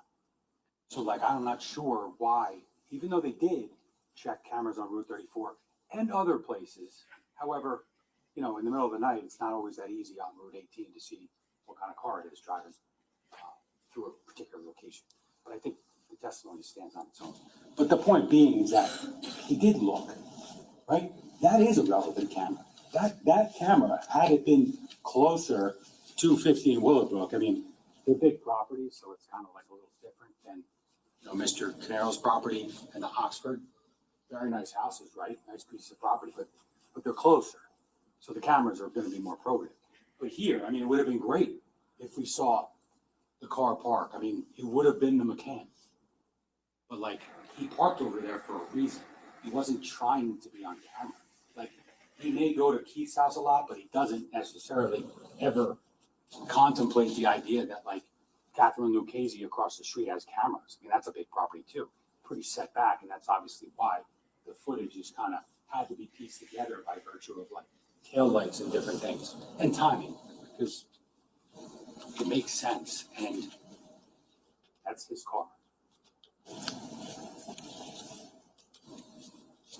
We talked about the phone. I mean, just the reality, and I don't know, I said it yesterday, but I'll say it very briefly again, but the phone, I don't understand exactly how the phone does anything to tell you that all the evidence that points to Mr. Caneiro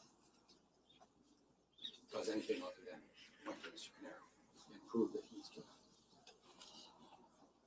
But again, just the context of what Jennifer would have been doing. I mentioned before, like, we don't know if maybe she even went outside and got chased in. We don't really know because the cameras were cut, the power was cut. But whatever happened, ultimately, she was killed inside. She was shot. She was stabbed. Just like her son, her daughter were stabbed.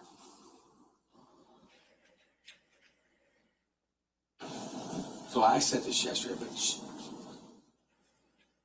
obviously there's some reason for concern. She's going to leave her bedroom. She's going to do it quickly. Whether Keith's gone trying to figure out the power.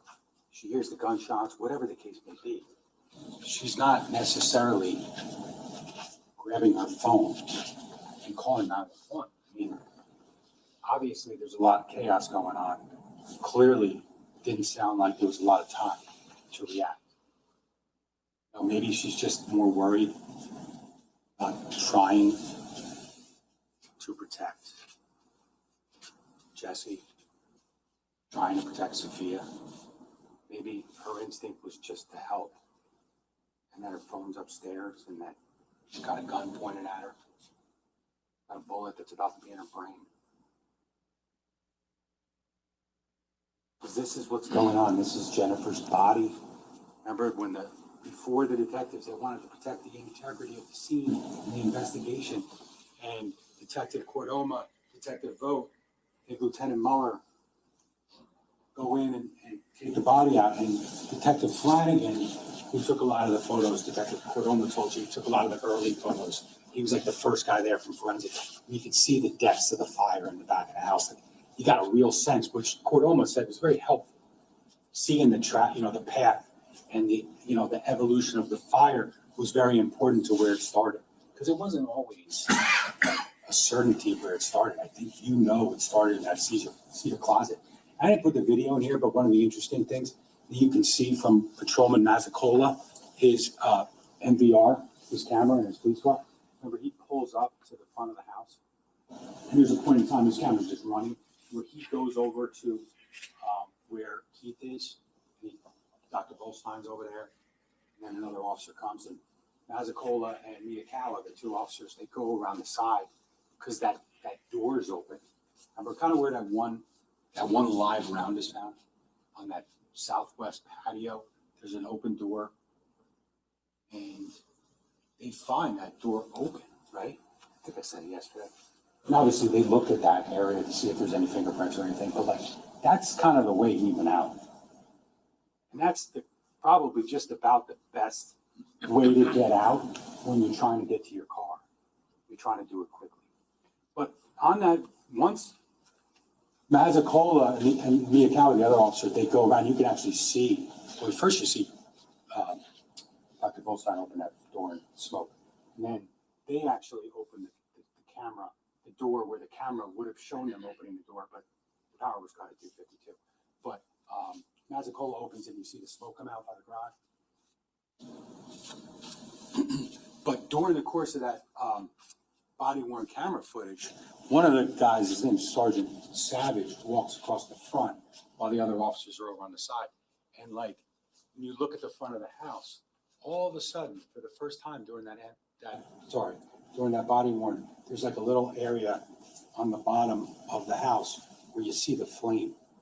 And it's like to the left of the door. It's real low. It's the first time you see any flames. All you saw was smoke in the front of the house. Flames were in the back.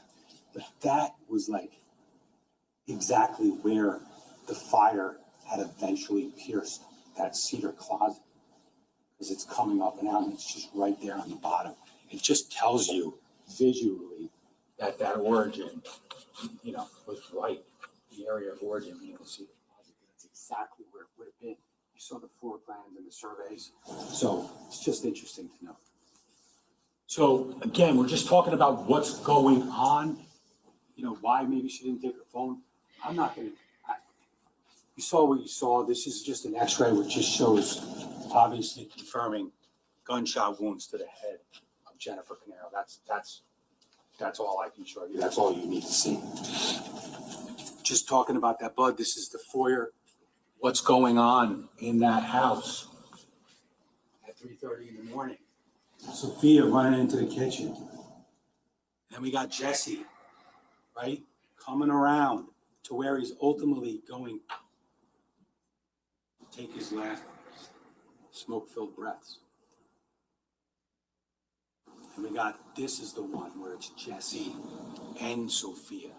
Like, who would have thought? Just think about it. Sophia's in the kitchen and she's already bleeding. So she's already been attacked. But she's there and there's only really one way to look at it. You can judge for yourself for sure. She's got to be checking on her brother. But then she runs out of the kitchen, up the stairs, onto the landing.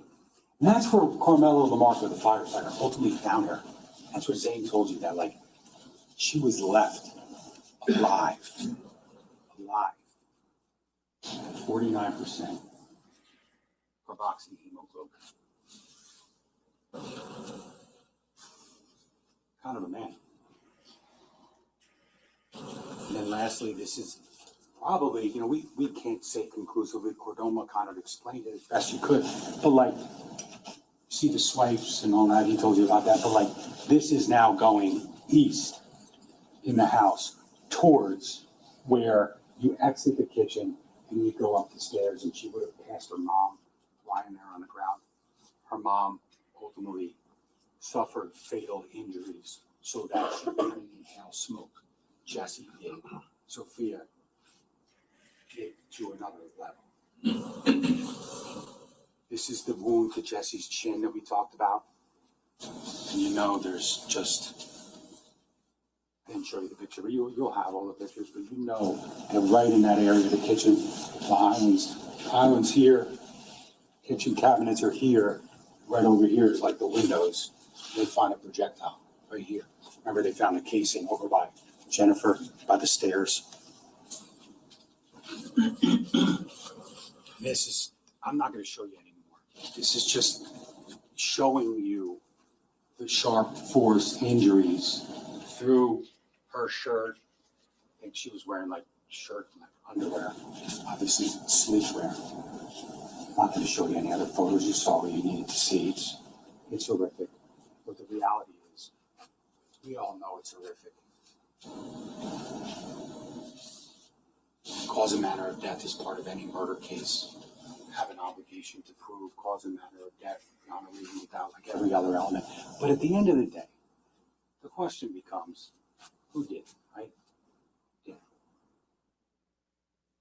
And at the end of the day, beyond a reasonable doubt, but beyond any doubt, the person responsible for inflicting those minutes, moments of terror in the dark upon children that trusted him, God only knows what they were saying to him,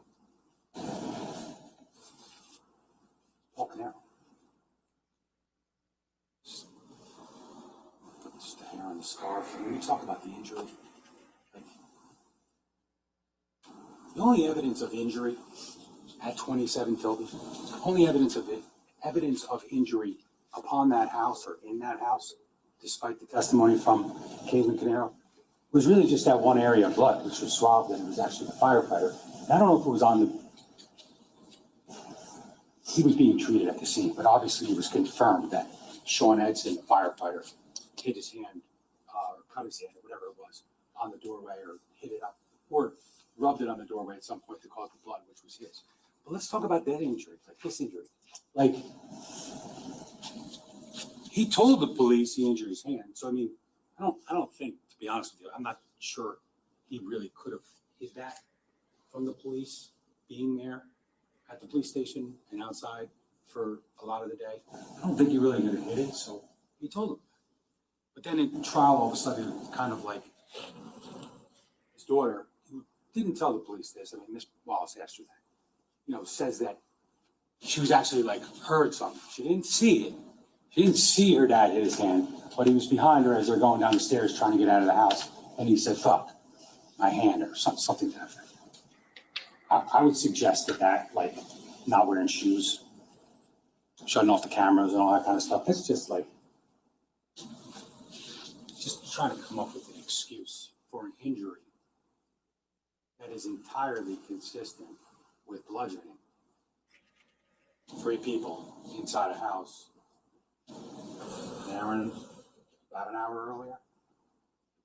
I would suggest to you that when you look at all of the evidence, all the stuff we talked about, that injury happened in Colts Neck. Sophia's injury, I mean, you heard, there's 17. I'm not going to run through them. There's really no reason. You saw a couple of photos, that's really what you could see. But we're talking about all over the body. But I think when we talk about this, we have to put into context that DNA again with Jesse and Sophia. And the fact that, like, Jesse never left the kitchen. He's bleeding there. He never left there. He died there. Sophia's bleeding. She leaves there. And Dr. Zane told you about all those injuries that were consistent with defensive wounds. It was in a report, and he testified to it. He said injuries, like he listed like 6 or 7 of the 17 sharp force injuries that he believed, and you saw the leg and hands and shit, forearm and all that kind of stuff. But like, that little girl fought. I mean, nothing else I can say. That little girl fought. Again, I'm not going to show you photos because I'm not going to do that to you, you know? But like, this is just like Dr. Zhang, like notes of just, what else can you say other than how much writing is on that chart, that diagram? I mean, you don't need to see blood. You don't need to see cuts. It's just, look at the writing. It doesn't even matter what it says. It's just a lot of writing. I won't say it again.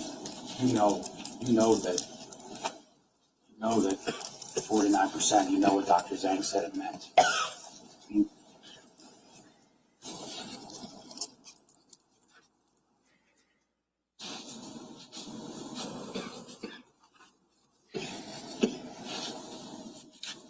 Michael Abraham, the guy from the ATF, the electrical engineer, he told you about the Verizon OT line. He told you about the generator. He told you about it. He was brought in because he's an expert. He's an electrician who worked for the ATF. And ultimately, he assisted with determining, what the power meant in conjunction with the fire. And ultimately, what he determined was that there was no power. The home was de-energized at the time of the fire because he cut all the power and he cut all the cameras. This is the Verizon ONT line, which was cut. I'm sure you remember that. This is a line that was purposely and knowingly cut so that no help would come. No smoke alarm would be triggered. No alerts to the outside world.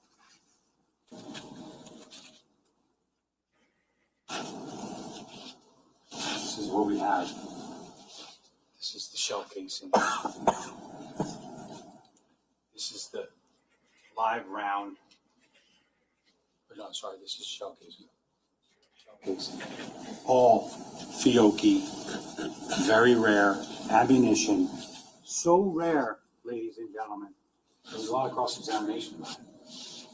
So rare that Sergeant Clayton said they have thousands of different types of ammunition at the state police. But they needed the prosecutor's office to bring them this, because I hope you understood it. But just because it's the same ammunition here in Colts Neck and here in defendant's basement doesn't mean that that ammunition is going to mark the same in any gun. It's not going to be a match with any gun because it's the same ammunition. The point is, they want to use, Sergeant Clayton told you, they want to use like ammunition because it marks that. You want to use, he said, I think it said it's longer, right? But it's good to see the markings so that you can make very reliable and conclusive comparisons between items. But again, ammunition that's rare enough that the state police didn't even have it. This is what they do every day. But Paul Caneiro has it. It's exactly what's found. Close.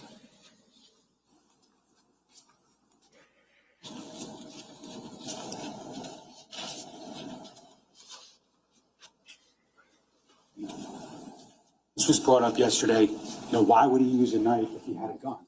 Now, I think I explained this morning, but I don't know that I can ever answer it. One of the things the judge will tell you is that, we can't get into the head of someone.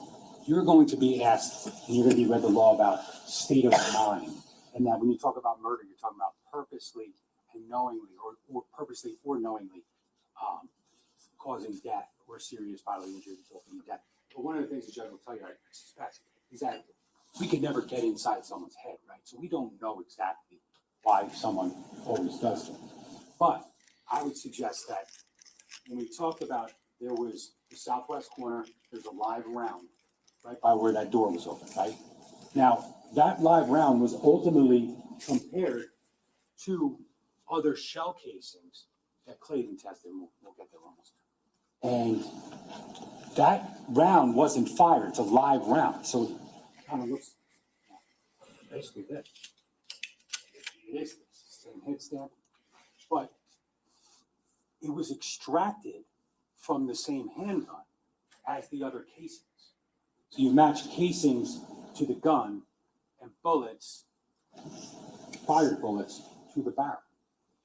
But the extraction marks, the ejection marks were the same as all the other cartridges. So this round that was found right by where that door was found open in the back corner of the house, Mr. Caneiro probably went in and probably left.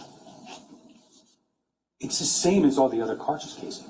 And the reason why it's there, I asked Sergeant Clayton, is that really either there's a malfunction or he forgot that he racked the gun already and there's a bullet in the chamber. And so when he racks it again, it pops out. So it ejects, but it doesn't fire. It doesn't pull the trigger. So it's there. It's from the same gun. It's just another piece of ballistic evidence when you look at the numbers, because there's 6 shots outside. There's 2 shots that we know of in the house because we have a casing in one area, and we have a bullet in the other in the kitchen. There's 1 round on the southwest, I think I said southeast, the southwest patio. And then we also later found, interestingly, we found out the state police actually told us these jeans, when they were sent for testing, and that pile was sent for testing. Ultimately, New Jersey State Police item 6-4 actually got like 6. I think it's the same number as the jeans, so they kind of like found that. Same head stamp, Yoki ammunition in the pile. I think where they found it was the pocket of the jeans, but your recollection will control. But it's another piece of ballistic evidence. Linking the guns to Paul Caneiro, the DNA to Paul Caneiro, ballistics and the DNA to Paul Caneiro.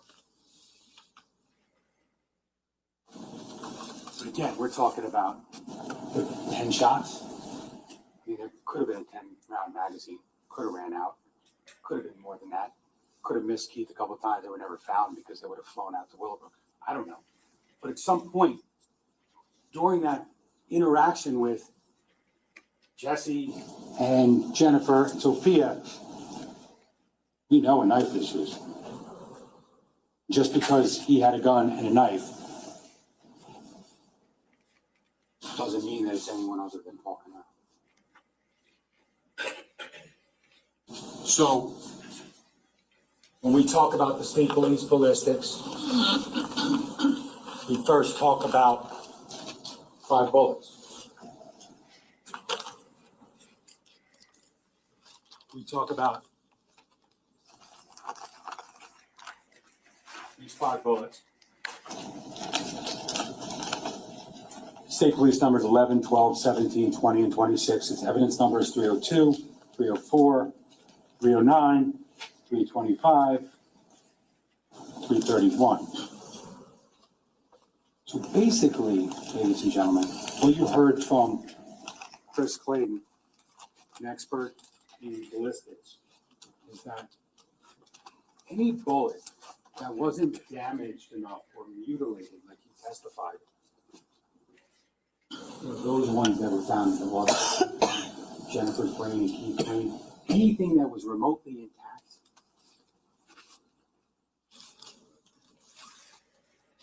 matched the spat that was found in Keith's backpack, Paul's backpack. This is, just so we realize, this is actually the live round from the southwest corner. And this is the one that, although it wasn't fired, it matches all the projectiles, all the shell casings. So these bullets fired from this barrel found in Mr. Caneiro's back. Now we have 7 shell casings from Willowbrook. Exhibit test 305, 306, 307, 308, 311, 312, 326. All these casings. Well, first, let's just say that he was able to determine first that these bullets We're all firing from the same gun. You saw the pictures, right? It's basically pattern comparing, and we showed you the photos that show that the patterns match.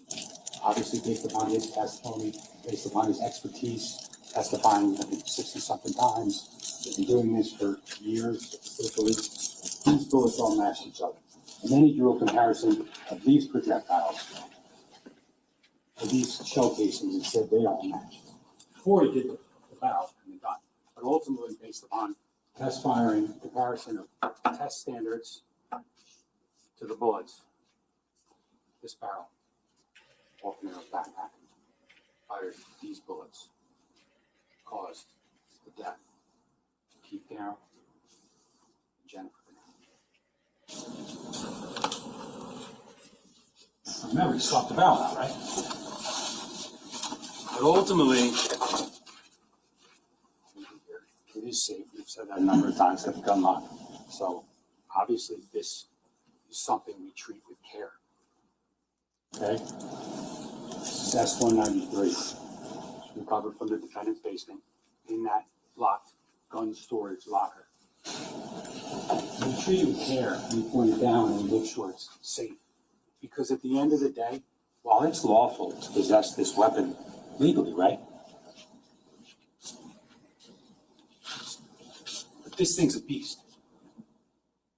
No, these have lawful uses, certainly.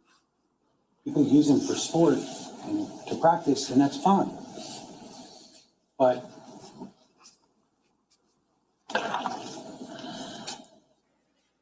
when you talk about matching shell casings from a crime scene where 4 people are murdered to this, you got to treat this with care because this thing takes lives. And this,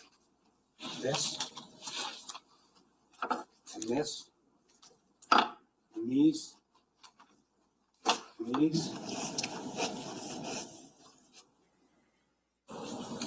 they're why we're here.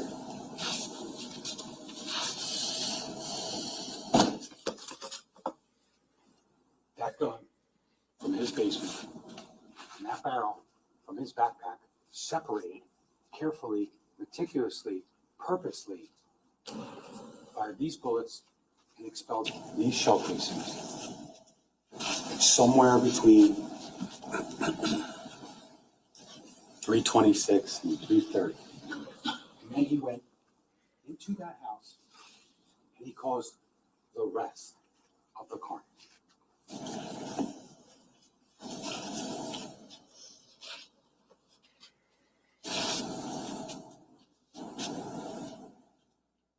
This is, ladies and gentlemen, that is, and this is, and this is, and this is, and this is, and those jeans are, and it's shutting off the cameras, and all the footage we have of him leaving in the middle of the night, coming back in the middle of the night, 2 hours later.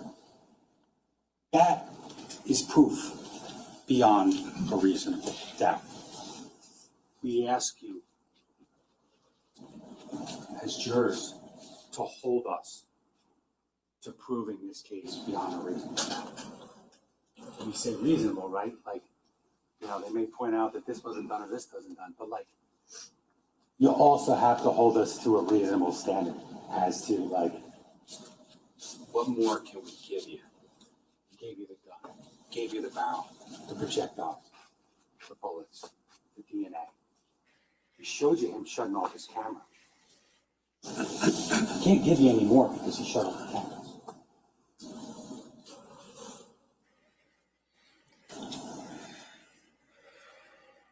We followed the evidence in this case. Murder doesn't make sense, but murder happened. Murder happened November 20th, 2018 in the darkness. And it happened 4 times. There's no way I could justify anything remotely resembling a good reason. But it happened. Talked about time on it, promise. It's just about that. just want to close the loop with respect to the timeline. Okay, you talked about it, and I think the defense, Mr. Mastellone, I think it was with Lieutenant Petruzzello, we created a timeline and all that stuff, and I guess the idea was that, like, the timeline doesn't make sense. Right? There's not enough time to do this and not enough time to do that. Well, you'll have those timelines and evidence. They've been marked. I think Ms. Wallace then asked some follow-up questions, and we added some things. 3:50 is a phone call, first phone call. 6:05, Keith calls Paul the second time. 1:27 a.m., Paul plugs in his iPhone. Probably just after practicing with the laser light in that other 6 hour. 1:28, goes into the garage, shuts off his camera. We see the Cayenne, see what we would have seen. 1:31, he goes downstairs. Sorry. We see him here, right? And we see the gun locker. He's shutting off the cameras downstairs, making sure that you wouldn't be able to see him, leaving the DNA and putting the gun back, swapping the barrel, et cetera, et cetera. And we get to the Porsche, clearly the Porsche Macan 207, leaving Tilton. 2:27, Porsche Macan, Willowbrook. 2:35, 2:51, the video we saw with the gloves and the hair. 2:52, the first alert from the Verizon saying, basically the Verizon box is not cut yet, but saying that power's cut to the area. Same way that camera, the Nest camera outside said 2:52, right? Keith sends these text messages, 3:14 through 3:18, there's 4. But the last one says, really, it's not really a communication. It's a text message, but essentially, if you want to look at that as communication, that right here is the last thing that Keith Caneiro would ever say. And it's basically telling his brother he's going outside to check on the generator. Little did he know that when he got outside to check the generator, these and this were going to end his life. We know the Verizon line cuts at 3:42 per what they said. So there was also some testimony. I'm not going to belabor it. Just 6 minutes is there's no question it's enough time. But it could have actually been a little bit before 3:42. I think Mike Abraham said that Verizon pings the box every once in a while. I think he said every 30 seconds. So, I mean, it could have been 30 seconds earlier.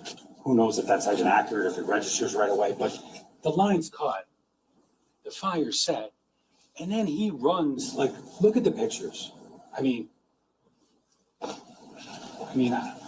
I skip the nearest bathroom and I go to the next bathroom. That's probably the distance of me running to get to that car, to get onto Willowbrook at 3:48 and 17 seconds. And then ultimately 4:08, Porsche Macan returns to Tilton. Paul's iPhone is unplugged, 4:54. The main fire starts at 4:57. Porsche Cayenne pulls out 27.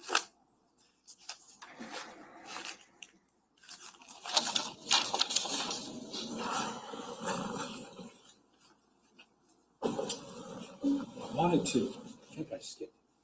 If I could for 1 second.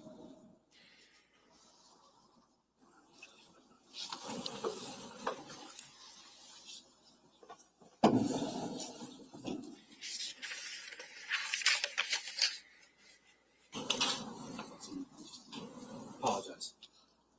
Almost done.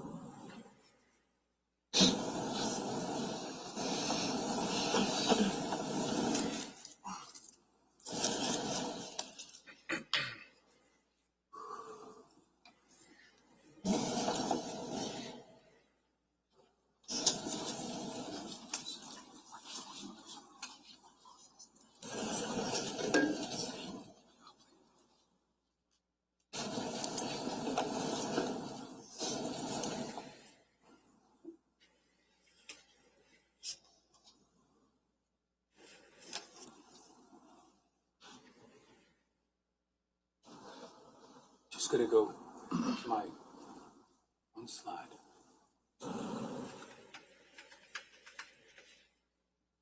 I'll take you back for 1 second. Just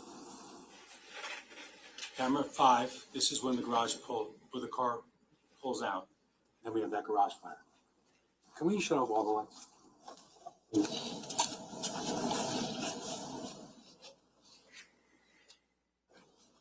So, you know the car pulls out. Mr. Caneiro pulls the Cayenne out. About 5 o'clock. Just fast forward, because we know we got about a minute and a half until that fire starts. We're going to let it run now. About 5:51. And just, when I talked earlier, this is that light by the garage. One of like the sconces or wall-mounted lights to the garage. Just in the next little while, just want you to pay a little attention to some movement, some shadows in this area before the flash.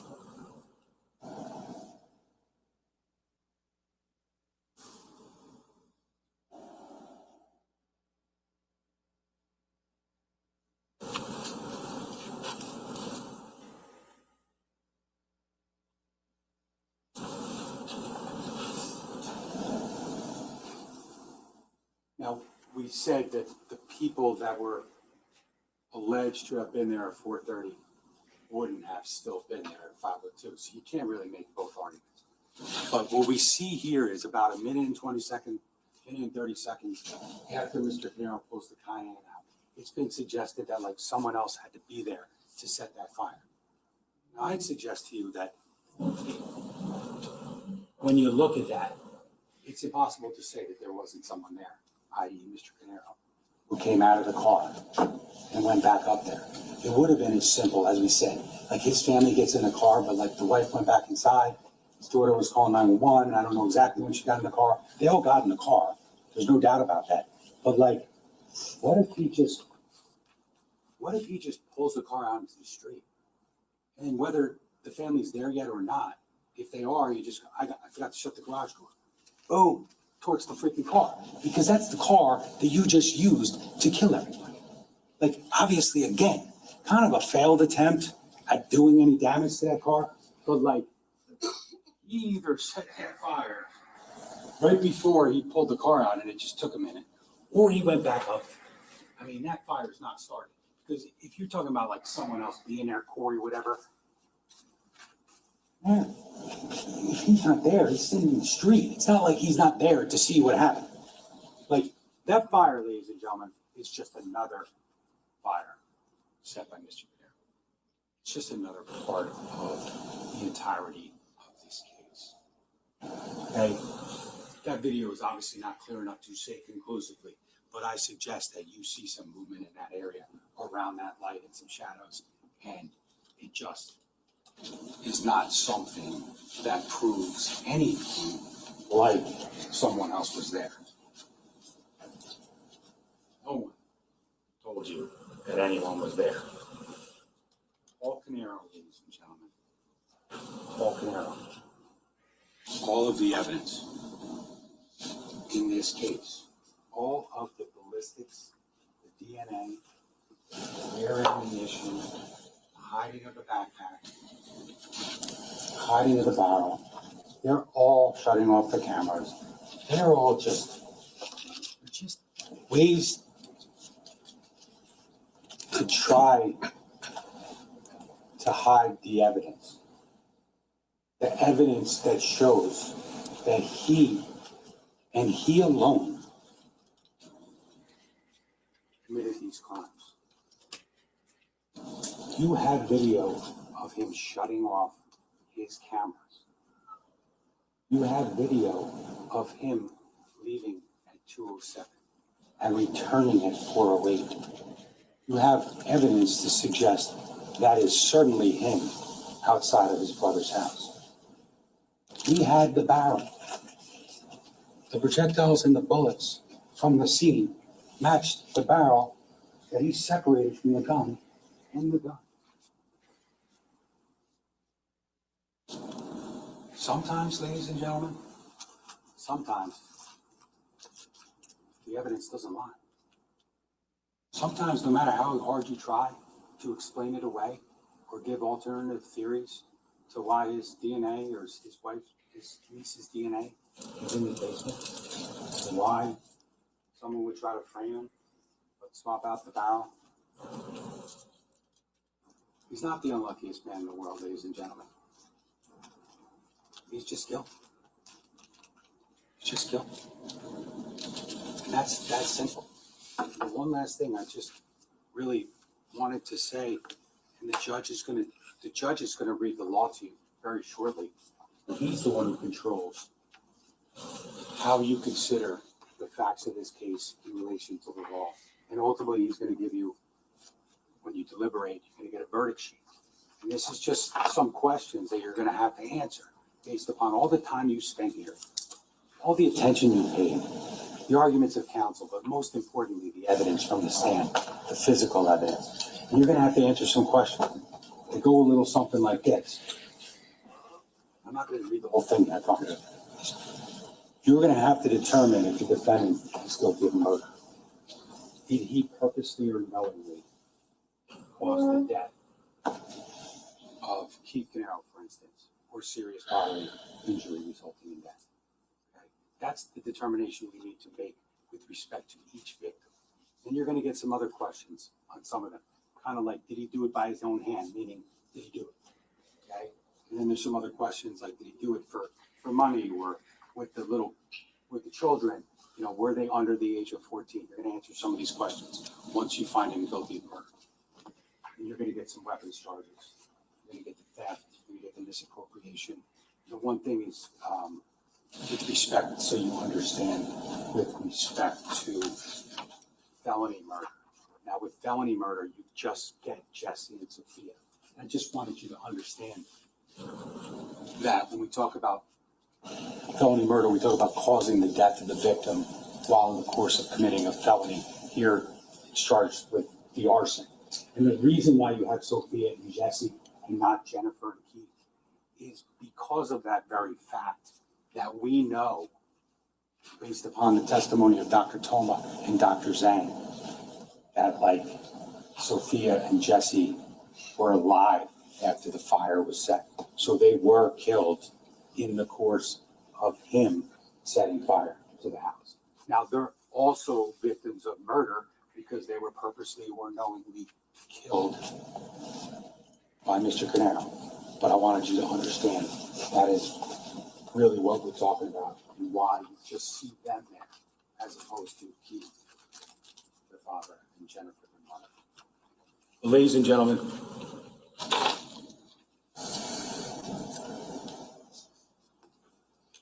I know that this is an emotional process. Just on behalf of Ms. Wallace, just want you to know that we appreciate the time that you've all devoted to this. I'm sure the defense does too. I'm not trying to grandstand here, but we do appreciate the time, the attention, how you showed up. Sorry if there were delays at times. Could have been our fault. Who knows? But when we talk about justice and we talk about things like reasonable doubt and presumption of innocence and things like that, just remember that we get held to a very high standard, and that's the way it should be. Okay, we're the state. We have to prove. We have to convince you that this man committed murders, felony murder, weapons charges. We have to do it beyond a reasonable doubt. And that reasonable word is just kind of important because we have proven it to you beyond a reasonable doubt.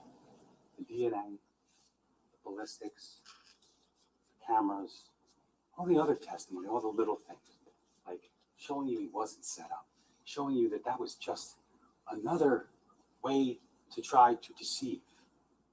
I would argue to you that the evidence will not deceive you. It will take you to a place where you will go back into that room and you will decide amongst yourselves that this man, contrary to a lot of things you may have heard about him, this man on November 20th, 2018, Cold Snap, New Jersey, killed his brother, sister-in-law, 11-year-old nephew, and his 8-year-old niece. Ladies and gentlemen, for one final time, we appreciate your time. The only just verdict in this case, the only one that follows the evidence, is that Mr. Caneiro is guilty of all these crimes. Thank you.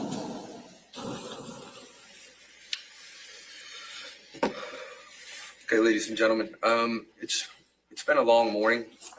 The next part of the process is going to be the charge. That takes a little bit of time to do because I have to explain it all to you. So what I think I'm going to do, because it's noon, I'm going to give you a longer lunch just to give you a little bit of time to kind of stretch out, clear your head. We'll come back right at 1:30 and we'll move right into the charge. And at that point in time, I'll give you a little bit more information, but we're not going to do anything until then. You guys are going to remember what I'm about to say. We all know, right?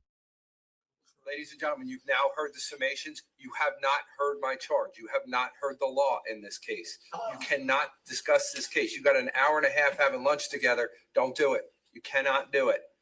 You just have to have your lunch, relax, do whatever you need to do. Come back up. I will give you the law. You get to finally learn about this system of who's the alternates and how fun that is to figure that out. And then you'll start your deliberations in that room only. All right. So everybody have a good lunch. Mr. Decler, if you can move that. And I'll see everybody right at 1:30. Okay, so we are heading to lunch, a long lunch, a well-deserved long lunch. And we're going to be going to charging instructions. The jury will get the case today. The jury will finally get the case to deliberate later today.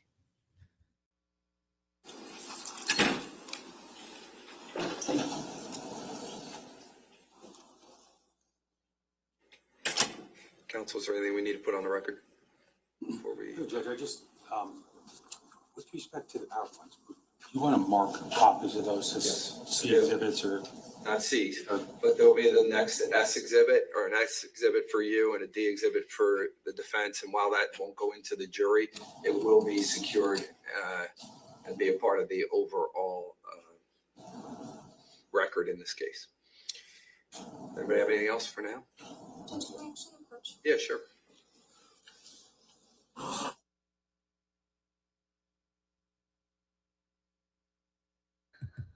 The paint's asking to approach for sidebar before heading out to lunch. But for us, I think we're all going to head out to lunch and we will be back 1:30, an hour and a half for lunch. Okay, we are coming back from lunch. I believe we'll be moving on to jury instructions next. And then the case goes to the jury. Okay, ladies and gentlemen, we've come to that point where we've heard all of the summations. You're now going to hear the law from me. The first thing I'm going to do is I'm going to tell you that I'm going to violate every rule of public speaking right now because I'm going to read. So I apologize to you for that. The second thing I'm going to apologize for is that I'm going to change my glasses because these glasses are better for me to see and look at you at the same time. I'm not trying to look different, but you can tell me if I look smarter. Here, let's see. Nope. No. Still the same, huh? Just the same. All right. Shots fired. All right. Ladies and gentlemen of the jury, the evidence in this case has been presented and the attorneys have completed their summations. We now arrive at the time when you, as jurors, are to perform your final function in this case. At the outset, let me express my thanks and appreciations to you for your attention to this case. I would like to commend the counsel for their professional manner in which they have presented their respective cases and for their courtesy to the court and jury during the course of the trial. Before you retire to deliberate and reach your verdict, it is my obligation to instruct you as to the principles of law applicable to this case. You shall consider my instructions in their entirety and not pick out any particular instruction and overemphasize it. Generally speaking, these instructions consist of 4 parts. The first part deals with the general principles of law that apply in a criminal case. The second part describes the evidence that you may consider in your deliberations. The third part is about the portions of the Criminal Code of New Jersey that must apply to the facts you find in this case to determine whether the state has proven beyond a reasonable doubt that the defendant violated a specific criminal statute. Finally, the fourth part of the instructions tells you how to go about conducting your deliberations. You must accept and apply this law for this case as I give it to you in this charge. Any ideas you have of what the law is or what the law should be, or any statements made by the attorneys as to what the law may be, must be disregarded by you if it's not consistent with my charge here today.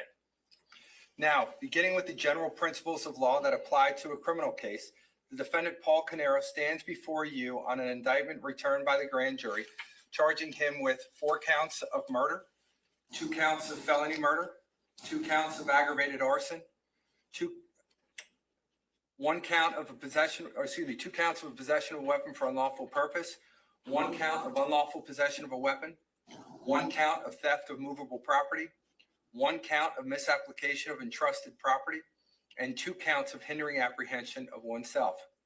The indictment is not evidence of the defendant's guilt on these charges. An indictment is a step in the procedure to bring this matter before the court and the jury for the jury's ultimate determination as to whether the defendant is guilty or not guilty of these charges. The defendant has pled not guilty to these charges. The defendant on trial is presumed to be innocent, and unless and until each and every essential element of the offense charge is proven beyond a reasonable doubt, the defendant must be found not guilty of that charge. The state has the burden of proving the defendant guilty beyond a reasonable doubt, and that burden never shifts to the defendant. The defendant in a criminal case has no obligation or duty to prove his innocence or offer any proof relating to his innocence. I should stop right there for a minute. As you've heard, a defendant does not have to talk to the police at all. If he does decide to talk to the police, he can. But if he doesn't, you cannot hold it against him in any regard. Understand? Yes. All right. The prosecution must prove its case by more than a mere preponderance of the evidence, yet not necessarily to an absolute certainty. The state has the burden of proving the defendant's guilt beyond a reasonable doubt. You've heard the attorneys talk about what reasonable doubt means. I'm going to tell you what it means right now. Some of you have served as jurors in civil cases where you were told that it is necessary to prove only that a fact is more likely true than not true. In criminal cases, the state's proof must be more powerful than that. It must be beyond a reasonable doubt. A reasonable doubt is an honest and reasonable uncertainty in your minds about the guilt of the defendant after you have given full and impartial consideration to all of the evidence. A reasonable doubt may arise from the evidence itself or from a lack of evidence. It is a doubt that a reasonable person hearing the same evidence would have. Proof beyond a reasonable doubt, for example, leaves you firmly convinced of the defendant's guilt. In this world, we know very few things with absolute certainty. It is not the state's job to prove this case beyond any and all possible doubt. If you are firmly convinced of the defendant's guilt on a particular charge, you would find him guilty of that charge. If you are not firmly convinced of the defendant's guilt as it relates to a particular charge, you would find him not guilty. The function of the judge is separate and distinct from the function of the jury. It is my responsibility to determine all questions of law arising during trial and to instruct the jury as to the law which applies in this case. You must accept the law as given to you by me and apply it to the facts as you find them to be. During the course of the trial, I was required to make certain rulings on the admissibility of the evidence, either in or outside of your presence. These rulings involved questions of law. The comments of the attorneys on these matters were not evidence. In ruling, I have decided questions of law, and whatever the ruling may have been in a particular instance, you should understand that it is not an expression or an opinion by me on the merits of the case. Neither should my other rulings on any other aspect of the trial be should be taken as favoring one side or the other. Each matter was decided on its own merits. During the course of this trial, there were numerous occasions during which the court conferred with attorneys at sidebar. These conversations are a normal and necessary part of trials and are designed to address various legal, procedural, and evidential issues that arise during the trial. You must not speculate about the subject matter of any sidebar conference, nor should you draw any inference or conclusion from the fact that sidebar occurred. Neither should my rulings that result from these conferences be taken as favoring one side or another.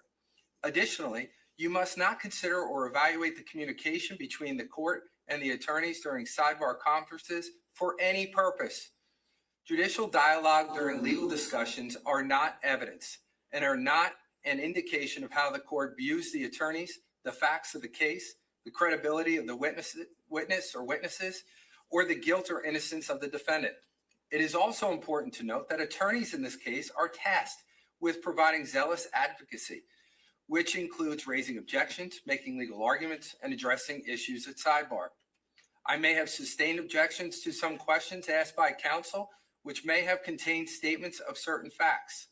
The mere fact that an attorney asks a question and inserts facts or comments or opinions in that question in no way proves the existence of that fact or facts. You will only consider such facts which, in your judgment, has been proven by the testimony of the witnesses or from the exhibits admitted into evidence by the court. The fact that I may have asked questions of a witness in a case must not influence you in any way in your deliberations.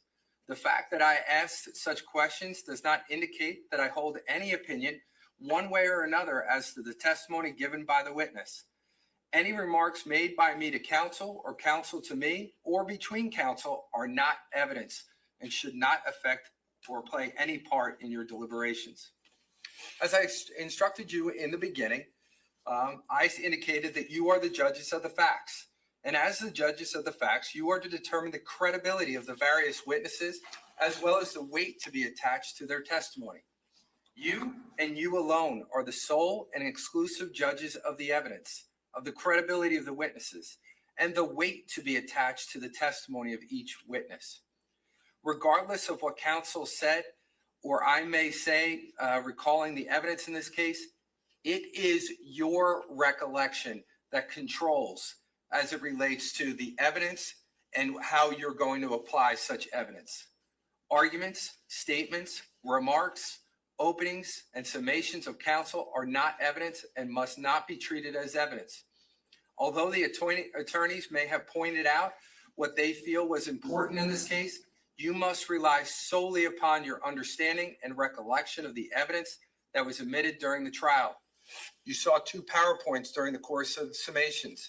I just want to remind you, there was testimony that was relayed in those PowerPoint slides. It is for you to decide if that information that was supplied to you on those PowerPoint slides reconciles with your recollection of what the testimony was. If for some reason that when you are reading it on the screen for either side and you decide that's not the way I remember it, it's the way you remember it that matters. It's not the way that you saw it on a particular screen. Whether it's spoken on a screen, or noted on a screen or spoken in words, always it's your recollection that controls when we deal with the evidence. It is your sworn duty to arrive at a just conclusion after considering all the evidence which was presented during the course of the trial. Now I will move on to part 2 of the instructions and discuss the evidence that you may consider in judging the facts of the case. When I use the term evidence, I mean the testimony you have heard and seen from this witness box, right there. any stipulations and the exhibits that may have been admitted into evidence. Any exhibit that has not been admitted into evidence cannot be given to you in the jury room, even though it may have been marked for identification. Only the items that were marked into evidence can be given to you. If you remember, we had this discussion a day or two ago. You can always remember the testimony about an exhibit, but if you don't have it, I promise you, we gave you everything you're supposed to have. If you don't have it, you can only rely on the testimony about that exhibit. You are instructed that certain photographs have been admitted into evidence as exhibits for both the state and the defense. The duplication of any photograph does not increase or decrease its evidential value. You must not give it greater or lesser weight to any exhibit because it appears more than once. All evidence is to be considered and evaluated by you under the same standards. Any testimony that I may have had the occasion to strike is not evidence. It shall not enter into your final deliberations. Remember the number 2 pencil with the eraser on it. It must be disregarded by you. This means that even though you may remember the testimony, you are not to use it in your discussions or deliberations. Further, if I gave you a limiting instruction on how to use certain evidence, that evidence must be considered by you for that purpose only. You cannot use it for any other purpose. As jurors, it is your duty to weigh the evidence calmly, without passion, prejudice, or sympathy. Any influence caused by these emotions has the potential to deprive both the state of New Jersey and the defendant of what you promised them: a fair and impartial trial by fair and impartial jurors. Also, speculation, conjecture, and any other forms of guessing plays no role in the performance of your duties. As jurors, your oath requires that you not be affected or influenced by any personal likes or dislikes, opinions, prejudices, sympathy, or biases, including implicit or unconscious bias. During your deliberations, if you think unconscious bias is affecting your evaluation, think about the evidence again with the video and this instruction in mind. Remember in the beginning when we started 110 years ago, where we watched that video about bias? We watched it downstairs.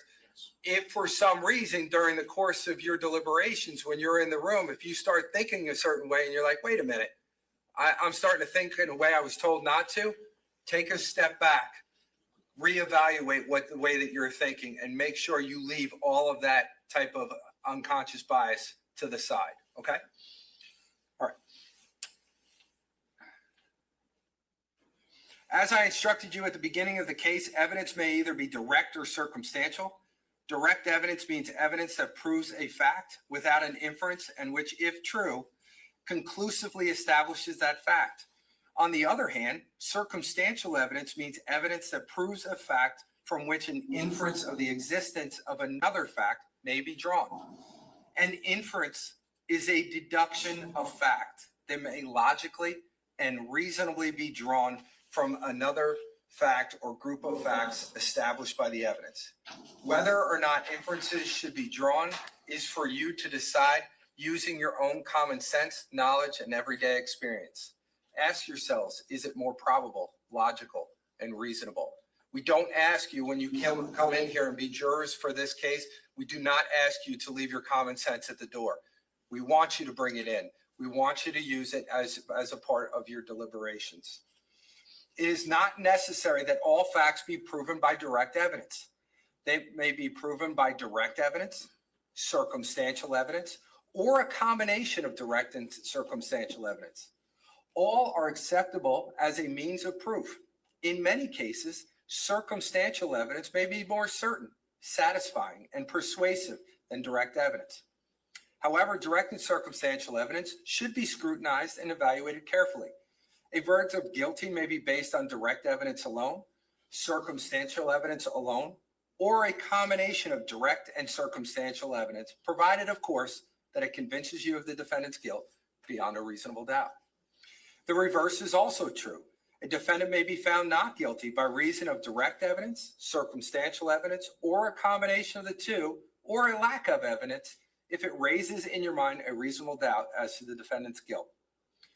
The parties have agreed to certain facts. The jury should treat these facts as undisputed, meaning that the parties agree that these facts are true. As with all evidence, undisputed facts can be accepted or rejected by the jury in reaching a verdict. The stipulated facts are as follows. During the testimony of Lieutenant Petrozzillo, you heard on January 27, 2019, a recorded phone call during which Paul Caneiro and his wife, Susan Caneiro, discussed whether Susan can use her existing power of attorney to access the TD Bank trust account. It should be clarified that the parties stipulate that prior to this call, on December 3rd, 2018, Paul Caneiro resigned as trustee of the Keith Caneiro of Irrevocable Trust and did so via Susan's power of attorney.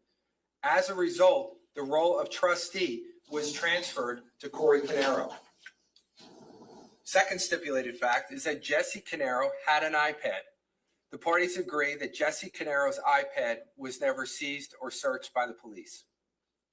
Now, as the judges of the facts, you are to determine the credibility of the witnesses, and in determining whether a witness is worthy of belief and therefore credible, you may take into consideration the following: the appearance and demeanor of the witness, the manner in which he or she may have testified, the witness's interest in the outcome of the trial, if any, his or her means of obtaining knowledge of the facts, the witness's power of discernment, meaning his or her judgment and understanding, his or her ability to reason, observe, recollect, and relate, the possible bias, if any, in favor of the state for whom the witness testified, the extent to which, if at all, each witness is either corroborated or contradicted, supported or discredited by other evidence, whether the witness testified with an intent to deceive you, the reasonableness or unreasonableness of the testimony of the witness has given, whether the witness made an inconsistent or contradictory statement, and any and all other matters in which the evidence will serve to support or discredit his or her testimony. Through this analysis, as judges of the facts, you weigh the testimony of each witness and then determine the weight to be given to it. Through the process, you may accept all of it, a portion of it, or none of it. Now, the burden of proving the identity of the person who committed the crimes is upon the state. For you to find the defendant guilty, the state must prove beyond a reasonable doubt that the defendant is the person who committed the crime or crimes. The defendant, Paul Caneiro, as a part of his general denial of guilt, contends that the state has not presented sufficient reliable evidence to establish beyond a reasonable doubt that he is the person who committed the alleged offenses. The defendant has neither the burden nor the duty to show that a crime, if committed, was committed by someone else, or to prove the identity of that other person. You must determine, therefore, not only whether the state has proven each and every element of the offenses charged beyond a reasonable doubt, but also whether the state has proven beyond a reasonable doubt that this defendant is the person who committed it.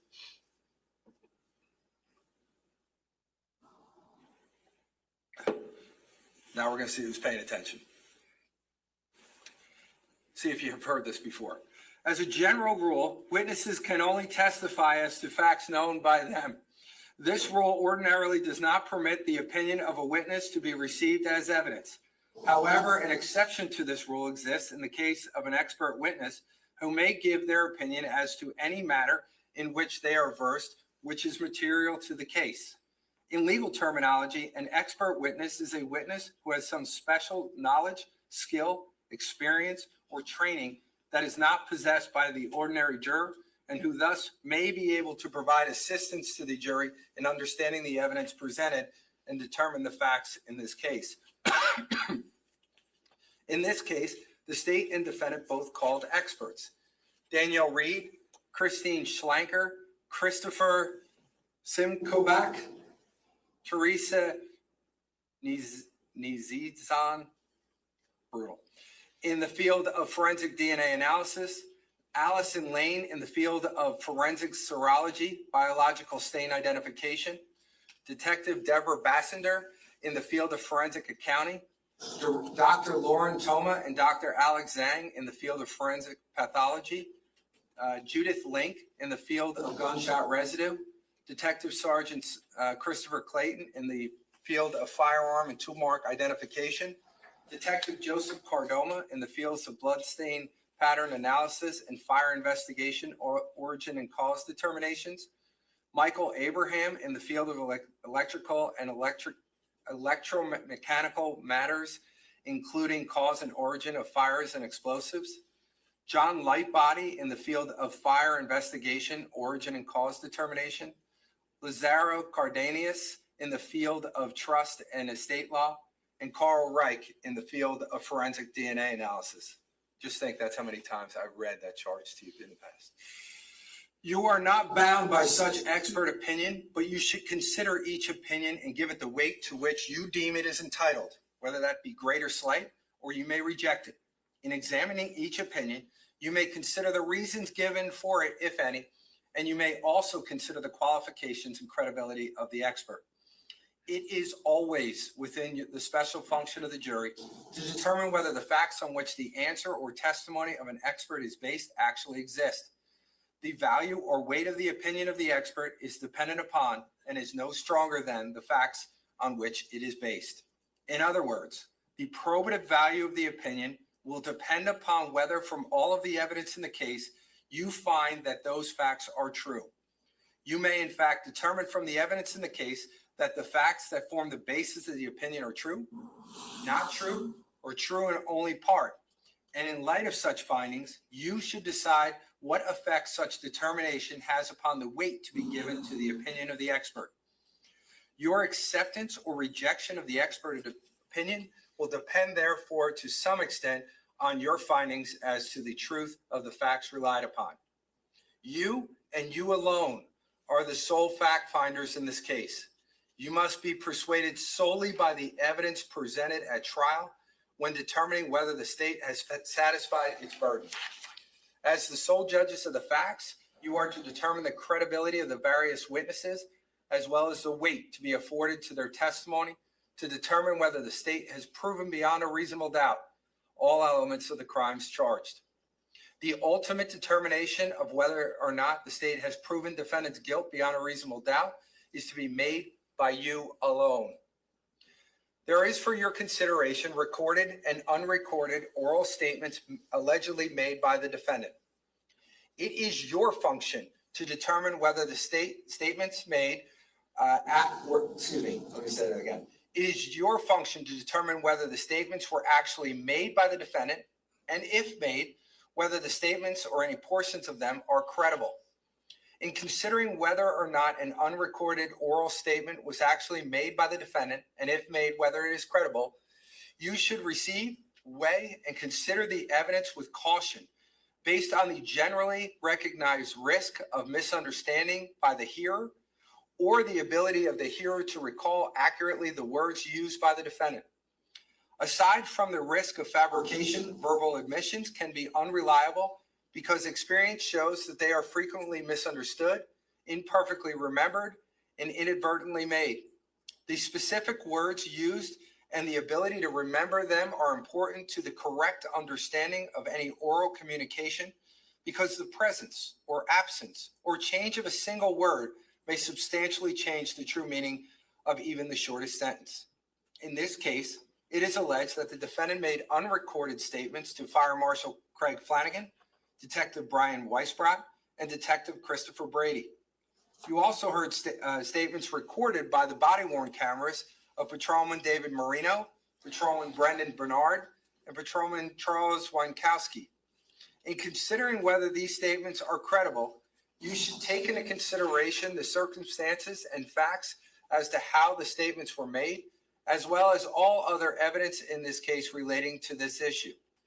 If, after consideration of all these factors, you determine the statements were not actually made, or the statements are not credible, then you must disregard them completely. If you find the statements were made and that part or all of the statements are credible, you must give what weight you think appropriate to the portion of the statements you find to be truthful and credible. You are also presented with a video during the trial. It's always within the special function of the jury to determine the facts. This includes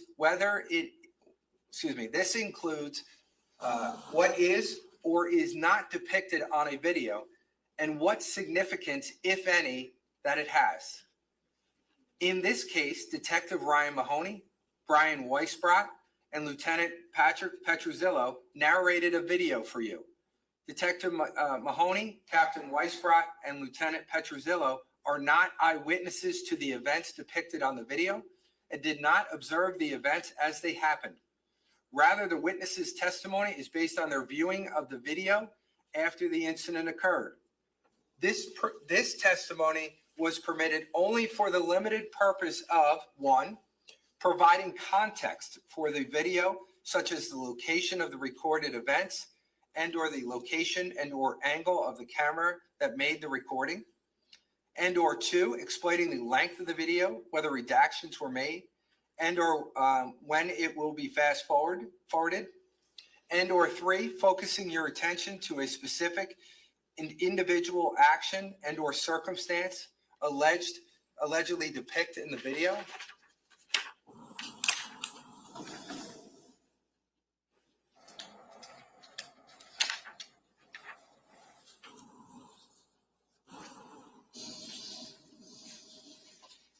Just look to make sure it's number 4.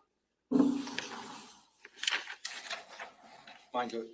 Okay. It says number 5 on my sheet, but it's actually number 4. Sorry, I'll fix that.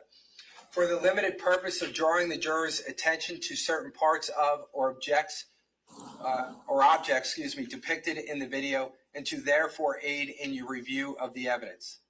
You may not consider Detective Mahoney, Captain Weisbrot, and Lieutenant Petruzillo's narration or other comments on the video for any other purpose.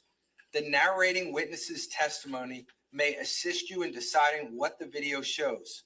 However, you are not bound by the narrating witness's testimony, and you may reject any narration testimony. You should consider each opinion and give it the weight to which you deem it is entitled, whether it be great, slight, or none at all. Ultimately, it is up to you and you alone to decide for yourself what the video shows and what it does not show. It is also up to you to determine how much weight to give the video evidence. In other words, it is the role of the jury to decide the significance and import of the video, as well as anything shown in the video. I also remind you that the ultimate determination of whether the state has proven defendant's guilt beyond a reasonable doubt is to be made by you alone. Now, during the trial, you heard 3 phone calls that were recorded during the time frame of November 2018 to February 2019, which indicate that as of those dates, the defendant, Paul Caneiro, was arrested and incarcerated. The fact that the defendant was arrested and incarcerated for any period of time should not enter into your discussions or deliberations in any manner at any time. Arrest, indictment, and incarceration are not evidence of guilt, but rather a part of the pretrial procedure that occurs prior to the matter coming before you to determine whether the defendant is guilty or not guilty of the crimes charged. As I remind you, the defendant is presumed innocent, and the burden of proving each element of the charge and charges beyond a reasonable doubt rests upon the state, and that burden never shifts to the defendant. Only you, as members of the jury, will decide whether the state has met his burden. You have heard testimony that the defendant, Paul Caneiro, lawfully owned a collection of various firearms, fire accessories, and training items within his home at 27 Tilton Drive in Ocean Township. This evidence is being offered for a very limited purpose. You may consider it insofar as it may relate to the defendant's ability to carry out these alleged crimes, i.e., that he had the means and or opportunity to commit the charged offenses. Or, if you do not find that this evidence to be relevant, you may then disregard it. You may not use this evidence for any other purpose, such as to conclude that the defendant has a bad character or that he has a propensity to commit violent crimes. You may not use this evidence to convict the defendant simply because he owned weapons or because you may personally disapprove of individuals who lawfully possess firearms. While the defendant lawfully possesses these firearms, training items, and related accessories in his home, the state alleges that the defendant unlawfully possessed a handgun outside of his home, specifically at 15 Willowbrook in Colts Neck, New Jersey. The state further alleges that the defendant possessed this handgun with the purpose to use it unlawfully against others. As you have heard, the state bears the burden of proving each element of the crimes charged beyond a reasonable doubt. You, as members of the jury, will decide whether the state has met that burden. You have heard testimony from, from prosecutors Decler and Wallace, Lieutenant Petruzillo and Captain Weisbrot speaking to a witness about the case at some point prior to coming to testify at trial. The law permits prosecutors and detectives to speak to a witness about a case before the witness testifies, and it permits assistant prosecutors and detectives to review with the witness the questions that may be asked at trial, including questions that may be asked on cross-examination. Speaking to a witness about their testimony is a normal part of preparing for trial. It is not improper as long as there is no suggestion made to the witness that the witness depart from the truth. You have also heard testimony that a witness read or reviewed certain materials pertaining to this case before the witness testified at trial. The law permits a witness to review certain materials if there is no suggestion made to the fact that the witness departed from the truth. The defendant contends that there is evidence before you indicating that some other person than him that may have committed the crime or crimes, and the evidence raises a reasonable doubt with respect to the defendant's guilt. In this regard, I charge you that a defendant in a criminal case has the right to rely on evidence produced at trial that has a rational tendency to raise a reasonable doubt with respect to his own guilt. I have previously charged you regarding the state's burden of proof, which never shifts to the defendant. The defendant does not have to produce evidence that proves the guilt of another, but may rely on evidence that creates a reasonable doubt. In other words, there is no requirement that this evidence proves or raises a strong probability that someone other than the defendant committed the crime. You must decide whether the state has proven the defendant's guilt beyond a reasonable doubt, not whether the other person or persons may have committed the crimes. As you know, Paul Caneiro elected not to testify at trial. It is his constitutional right to remain silent. You must not consider for any purpose or in any manner in arriving at your verdict the fact that Paul Caneiro did not testify.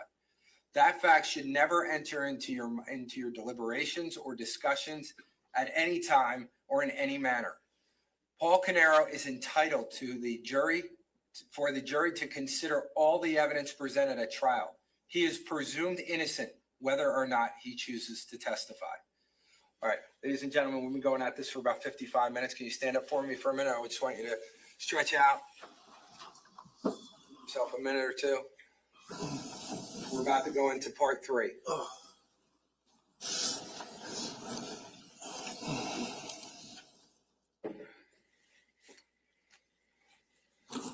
Take your time. You don't have to sit down because of me whenever you're ready.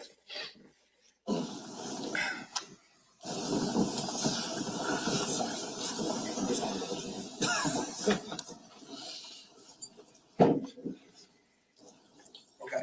The third part deals with the criminal code, which will give you the elements of the charges for each one of the crimes in the indictment. I'm going to be providing you with a lot of information. Don't panic. Just listen to what I have to say. I promise you by the time that this is over, I will make sure that it is easy for you. Right now, I just want you to listen to what I'm telling you. Try to digest it as much as you can. But again, just wait until the end, and then we'll talk about it. Okay? Now I will instruct you on the third part of the instructions on the portions of the criminal code that you must apply to the facts you find in determining whether the state has proven it beyond a reasonable doubt that the defendant violated a specific criminal statute. The statute read together with the indictment identifies the elements which the state must prove beyond a reasonable doubt to establish the guilt of the defendant on each of the counts in the indictment.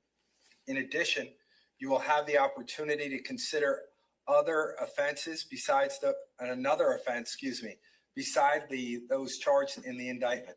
This is what we call a lesser offense, crime or offense of a lesser degree that is included within the charges brought in the indictment. I will give you instructions about how to consider this lesser offense shortly. There are multiple charges in the indictment. They are separate offenses by separate counts in the indictment. In your determination of whether the state has proven the defendant is guilty of the crimes charged in the indictment beyond a reasonable doubt, the defendant is entitled to have each count considered separately by the evidence which is relevant and material to that particular charge based on the law as I will give it to you. Now I'm going to talk to you about a lesser included offense. The law requires that the court instruct the jury with respect to a possible lesser included offense or offenses, even if they are not contained in the indictment. Here, there is a lesser included offense of arson relative to the aggravated arson charged against the defendant Paul Caneiro in count 8 of the indictment. Just because the court is instructing you concerning this offense does not mean that the court has an opinion one way or another about whether the defendant committed this or any other offenses.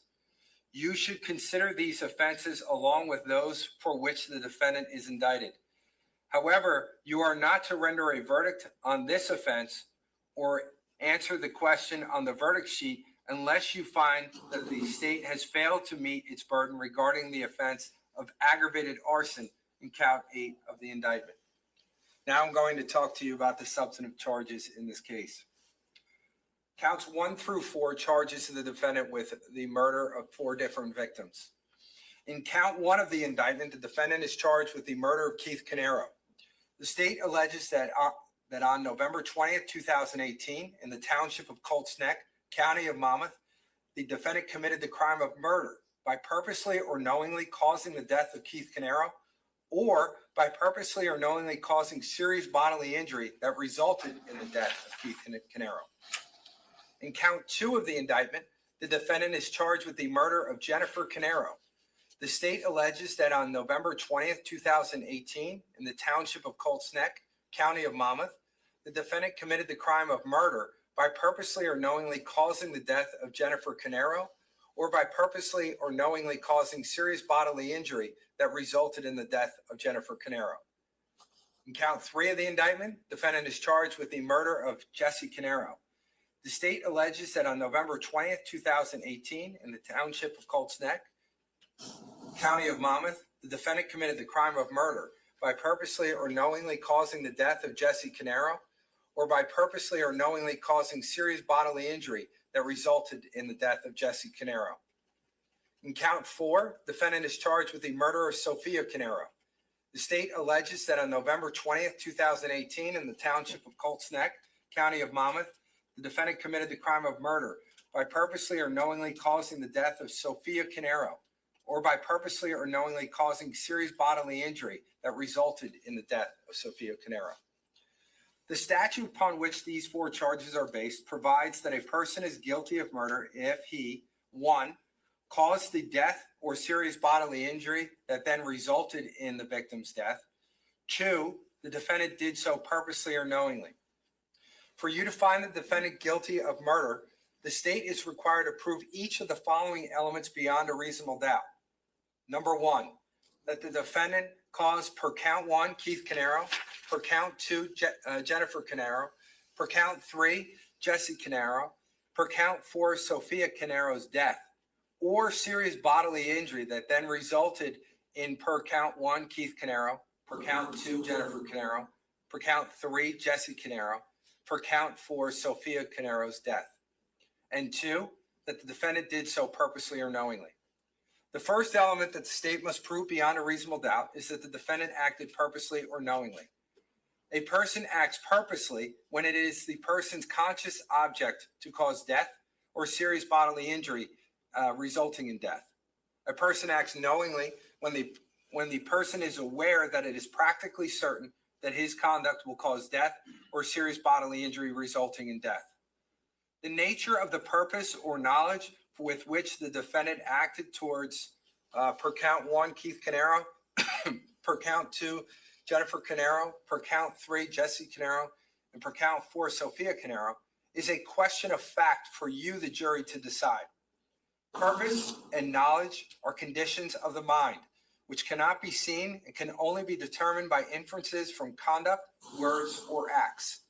It is not necessary for the state to produce a witness or witnesses who could testify that the defendant stated, for example, that his purpose was to cause death or serious bodily injury resulting in death, or that he knew that his conduct would cause death or serious bodily injury resulting in death. It is within your power to find that the proof of purpose or knowledge has been furnished beyond a reasonable doubt by inferences which may arise from the nature of the acts and the surrounding circumstances. Such things as the place where the acts occurred, the weapon used, the location, the number and nature of the wounds inflicted, and all that was done or said by the defendant preceding, connected with, and immediately succeeding the events leading to the death of per count 1, Keith Caneiro, per count 2, Jennifer Caneiro, per count 3, Jesse Caneiro, and per count 4, Sophia Caneiro are among circumstances to be considered.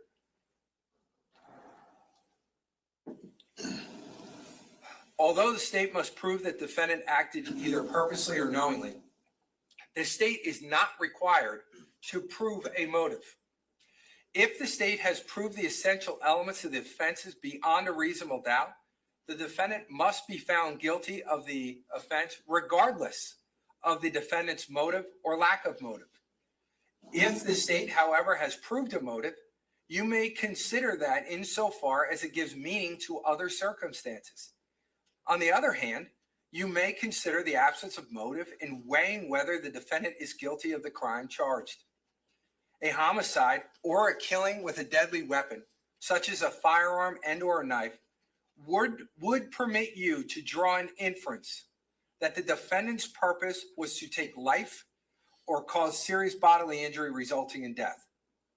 A deadly weapon is any firearm or other weapon, device, instrument, material, or substance which in the manner it was used or is intended to be used is known to be capable of producing death or serious bodily injury. In your deliberations, you may consider the weapon used and the manner and circumstances of the killings. If you are satisfied beyond a reasonable doubt that the defendant shot and killed Keith Caneiro with a firearm, you may draw an inference from the weapon used, that is a firearm, and from the manner and circumstances of the killing as to the defendant's purpose or knowledge. If you are satisfied beyond a reasonable doubt that the defendant shot and or stabbed and killed Jennifer Caneiro with a firearm and or a knife, you may draw an inference from the weapon used that the firearm and or the knife and the manner and circumstances of the killing as to the defendant's purpose or knowledge.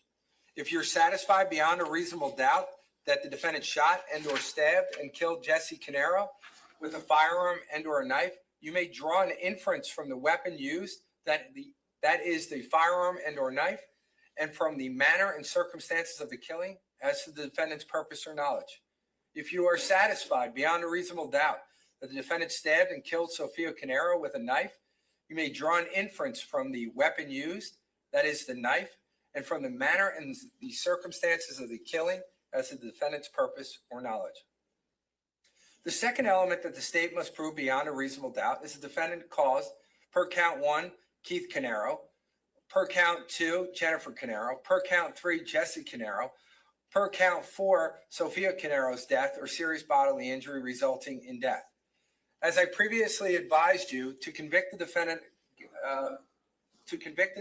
of murder, the state must prove beyond a reasonable doubt that the defendant either purposely or knowingly caused the victim's death or serious bodily injury that resulted in death. In that regard, serious bodily injury means bodily injury that creates a substantial risk of death. A substantial risk of death exists where it's highly probable that the injury will result in death. In order for you to find the defendant guilty of purposeful serious bodily injury murder, the state must prove beyond a reasonable doubt that it is the defendant's conscious object to cause serious bodily injury that then resulted in the victim's death, and that the defendant knew that the injury created a substantial risk of death, and that it is highly probable that the death would result. In order for you to find the defendant guilty of knowing serious bodily injury murder, the state must prove beyond a reasonable doubt that the defendant was aware that it was practically certain that his conduct would cause serious bodily injury that then resulted in the victim's death, that the defendant knew that the injury created a substantial risk of death, and that it was highly probable that death would result. Whether the killing is committed purposely or knowingly, causing death or serious bodily injury resulting in death, must be within the design or contemplation of the defendant. All jurors do not need to agree unanimously concerning which form of murder is present, so long as all believe that it was one form of murder or another. However, for a defendant to be guilty of murder, all jurors must agree that the defendant either purposely or knowingly caused the death or serious bodily injury resulting in the death of, per count 1, Keith Caneiro, per count 2, Jennifer Caneiro, per count 3, Jesse Caneiro, and per count 4, Sophia Caneiro. If after consideration of all the evidence, you are convinced beyond a reasonable doubt that the defendant either purposely or knowingly caused, per count 1, Keith Caneiro, per count 2, Jennifer Caneiro, per count 3, Jesse Caneiro, per count 4, Sophia Caneiro's death or serious bodily injury resulting in death, then your verdict must be guilty as to that specific count of murder. If, however, after all of the consideration of the evidence, you find that the state has failed to prove any element of the offenses beyond a reasonable doubt, then your verdict must be not guilty as to that specific count of murder. As to purposeful or knowing murder counts, the state alleges that the defendant acted by his own conduct in causing the death of, per count 1, Keith Caneiro, per count 2, Jennifer Caneiro, per count 3, Jesse Caneiro, per count 4, Sophia Caneiro. If you unanimously find that the defendant either purposely or knowingly caused the death of or serious bodily injury resulting in the death of, per count 1, Keith Caneiro, per count 2, Jennifer Caneiro, per count 3, Jesse Caneiro, per count 4, Sophia Caneiro, you must also decide whether the state has proven beyond a reasonable doubt that the defendant committed the homicidal act by his own conduct. A finding of own conduct does not require a specific finding that the defendant's actions standing alone caused the victim's death. The relevant inquiry is whether the defendant actively and directly participated in the homicidal act or acts. The critical elements are whether the defendant acted and the immediacy of his conduct to the victim's demise. In other words, the defendant must be the direct and immediate cause of death to satisfy the own conduct element. Now, I want to give you the verdict sheet for a minute.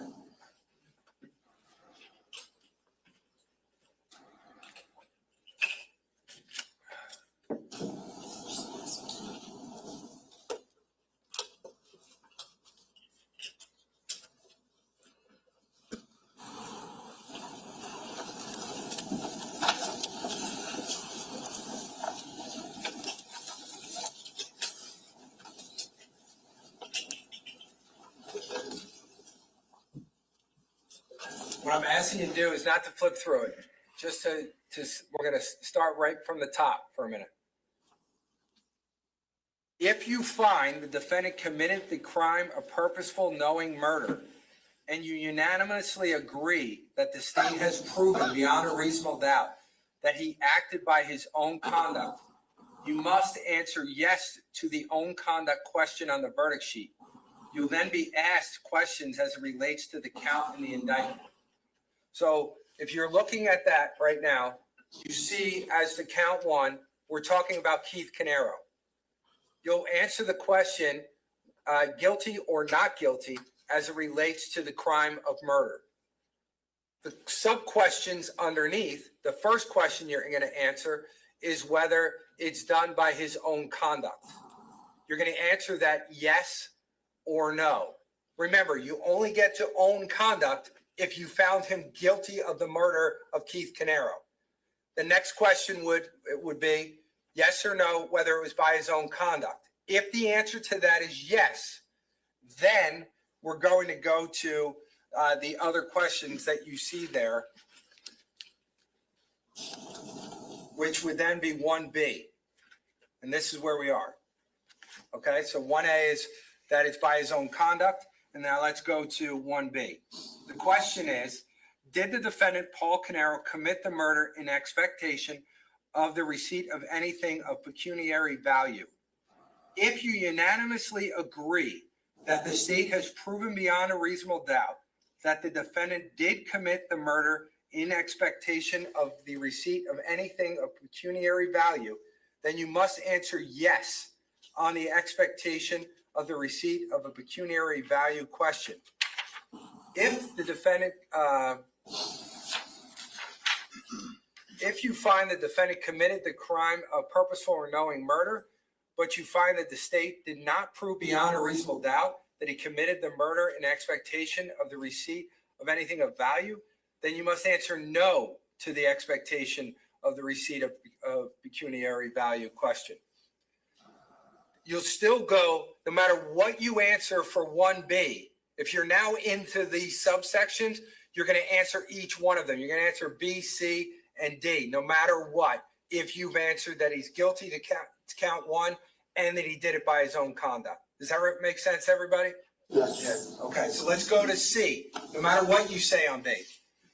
If you find that the defendant committed the crime of purposeful or knowing murder and that he committed the crime by his own conduct, and you unanimously agree that the state has proven beyond a reasonable doubt that he committed the murder for the purpose of escaping detection, apprehension, trial, punishment, or confinement for another offense committed by the defendant, then you must answer yes to the committed for the purpose of escaping question on the verdict sheet. If you find the defendant committed the crime of purposeful or knowing murder, but you find the state did not prove beyond a reasonable doubt that he committed the murder for the purpose of escaping detection, apprehension, trial, punishment, or confinement for another offense committed by the defendant, then you must answer no on that part of the verdict sheet.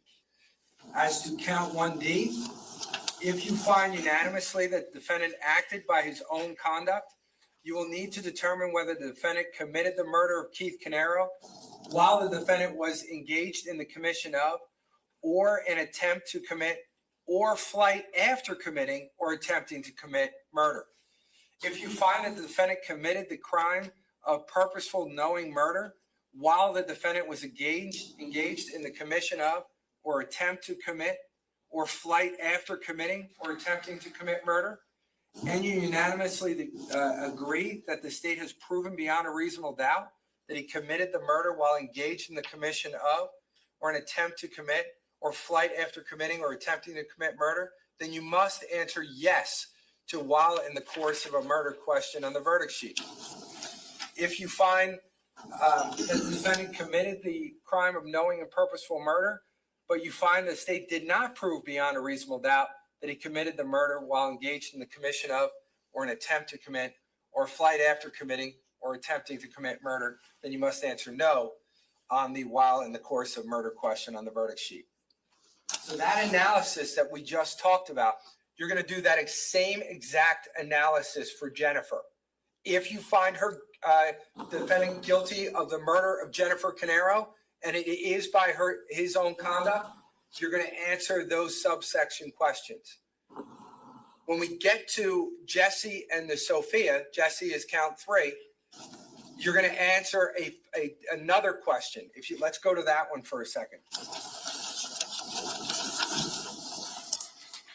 So if we're looking at that, we're now, all of us should be on page, I think it's on page 5, but let me just confirm. Yeah,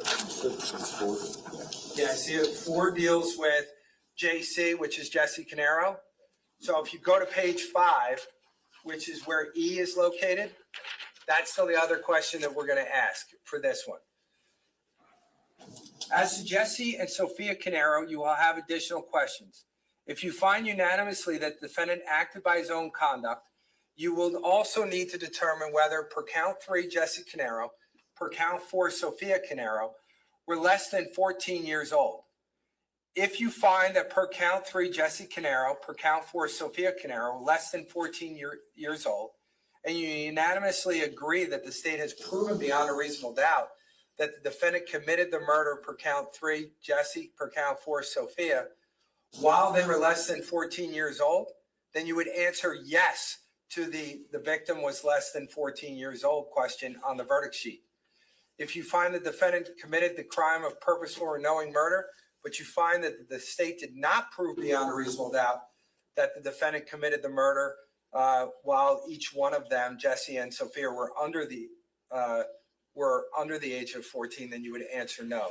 So if you find that the state didn't prove that they were under the age of 14, then you would be answering no to that question. And that's E for each one of count 3 and for count 4. Does everyone see that on the verdict sheet? Yes. Okay, great. Now we're going to take all your verdict sheets back for a minute.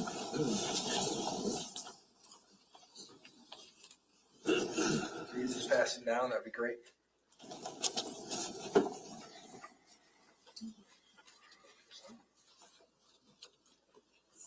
Okay, the next charge is, the next 2 charges are for felony murder. Defendant is charged in count 5 of the indictment with the felony murder of Jesse Caneiro. The indictment reads in pertinent part as follows. Paul Caneiro, on or about November 20th, 2018, in or about the township of Colts Neck, county of Monmouth, did commit the crime of felony murder by causing the death of Jesse Caneiro while engaged in the commission of or an attempt to commit or in the flight after committing or attempting to commit the crime of arson. The defendant is charged in count 6 of the indictment with the felony murder of Sophia Caneiro. The indictment reads in pertinent part as follows. Paul Caneiro, on or about November 20th, 2018, in or about the township of Colts Neck, county of Monmouth, did commit the crime of felony murder by causing the death of Sophia Caneiro while engaged in the commission of or an attempt to commit and or flight after committing or attempting to commit the crime of arson. The state contends that on November 20th, 2018, while the defendant was engaged in the commission of or attempt to commit or flight after committing or attempting to commit the crime of arson, he stabbed and killed Jesse Caneiro and or Sophia Caneiro. The section of the statute applicable to this case reads in pertinent part as follows. Criminal homicide constitutes murder when it is committed when the actor is engaged in the commission of or attempt to commit or flight after committing or attempting to commit arson, and in the course of such crime or the immediately flight therefrom causes the death of a person other than one of the participants. Generally, it does not matter that the act which caused death was committed recklessly or unintentionally or accidentally.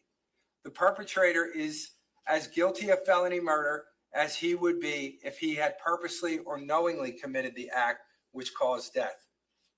For you to find the defendant guilty of felony murder, the state is required to prove beyond a reasonable doubt from all the evidence in the case, all the essential elements of the crimes charged. Accordingly, before you can find the defendant guilty of the felony murder of Jesse Caneiro in count 5 or Sophia Caneiro in count 6, the state must prove beyond a reasonable doubt that 1, on or about November 20th, 2018, the defendant was engaged in the commission of or attempt to commit or flight after committing or attempting to commit the crime of arson as noted as the lesser included offense of count 7, that the death of per count 5 Jesse Caneiro, per count 6 Sophia Caneiro was caused by the defendant, And number 3, that the death of per count 5 Jesse Caneiro, per count 6 Sophia Caneiro, was caused at some time within the course of the commission of that crime, including its aftermath of flight and concealment efforts. The first element requires the state to prove beyond a reasonable doubt that the defendant was engaged in the commission of or attempt to commit or flight after committing or attempting to commit the crime of arson. In order for you to find the defendant guilty of arson, the state is required to prove each of the following elements beyond a reasonable doubt. That the defendant purposely started a fire at 15 Willowbrook Road in Colts Neck, New Jersey. 2, that the act of starting the fire recklessly placed per count 5 Jesse Caneiro, per count 6 Sophia Caneiro in danger of death or bodily injury. You cannot find the defendant guilty of felony murder unless you first find him guilty beyond a reasonable doubt of having committed the crime of arson. And again, arson, as we're talking about here, is not what's charged in the indictment that I'm going to talk to you about in a minute, which is aggravated arson. This is the lesser offense of arson of what we're talking about. So for you to find him guilty of this charge, he has to be guilty of arson first. Everybody get that? Okay.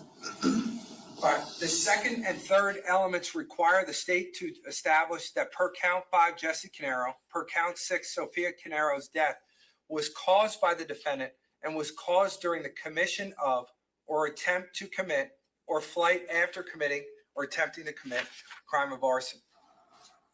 To meet its burden of proof as to the second and third elements pursuant to count 5 and 6, the state must prove beyond a reasonable doubt the following. 1, that but for the defendant's conduct in the commission of or attempt to commit or flight after committing or attempting to commit arson, Jesse Caneiro and or Sophia Caneiro would not have died.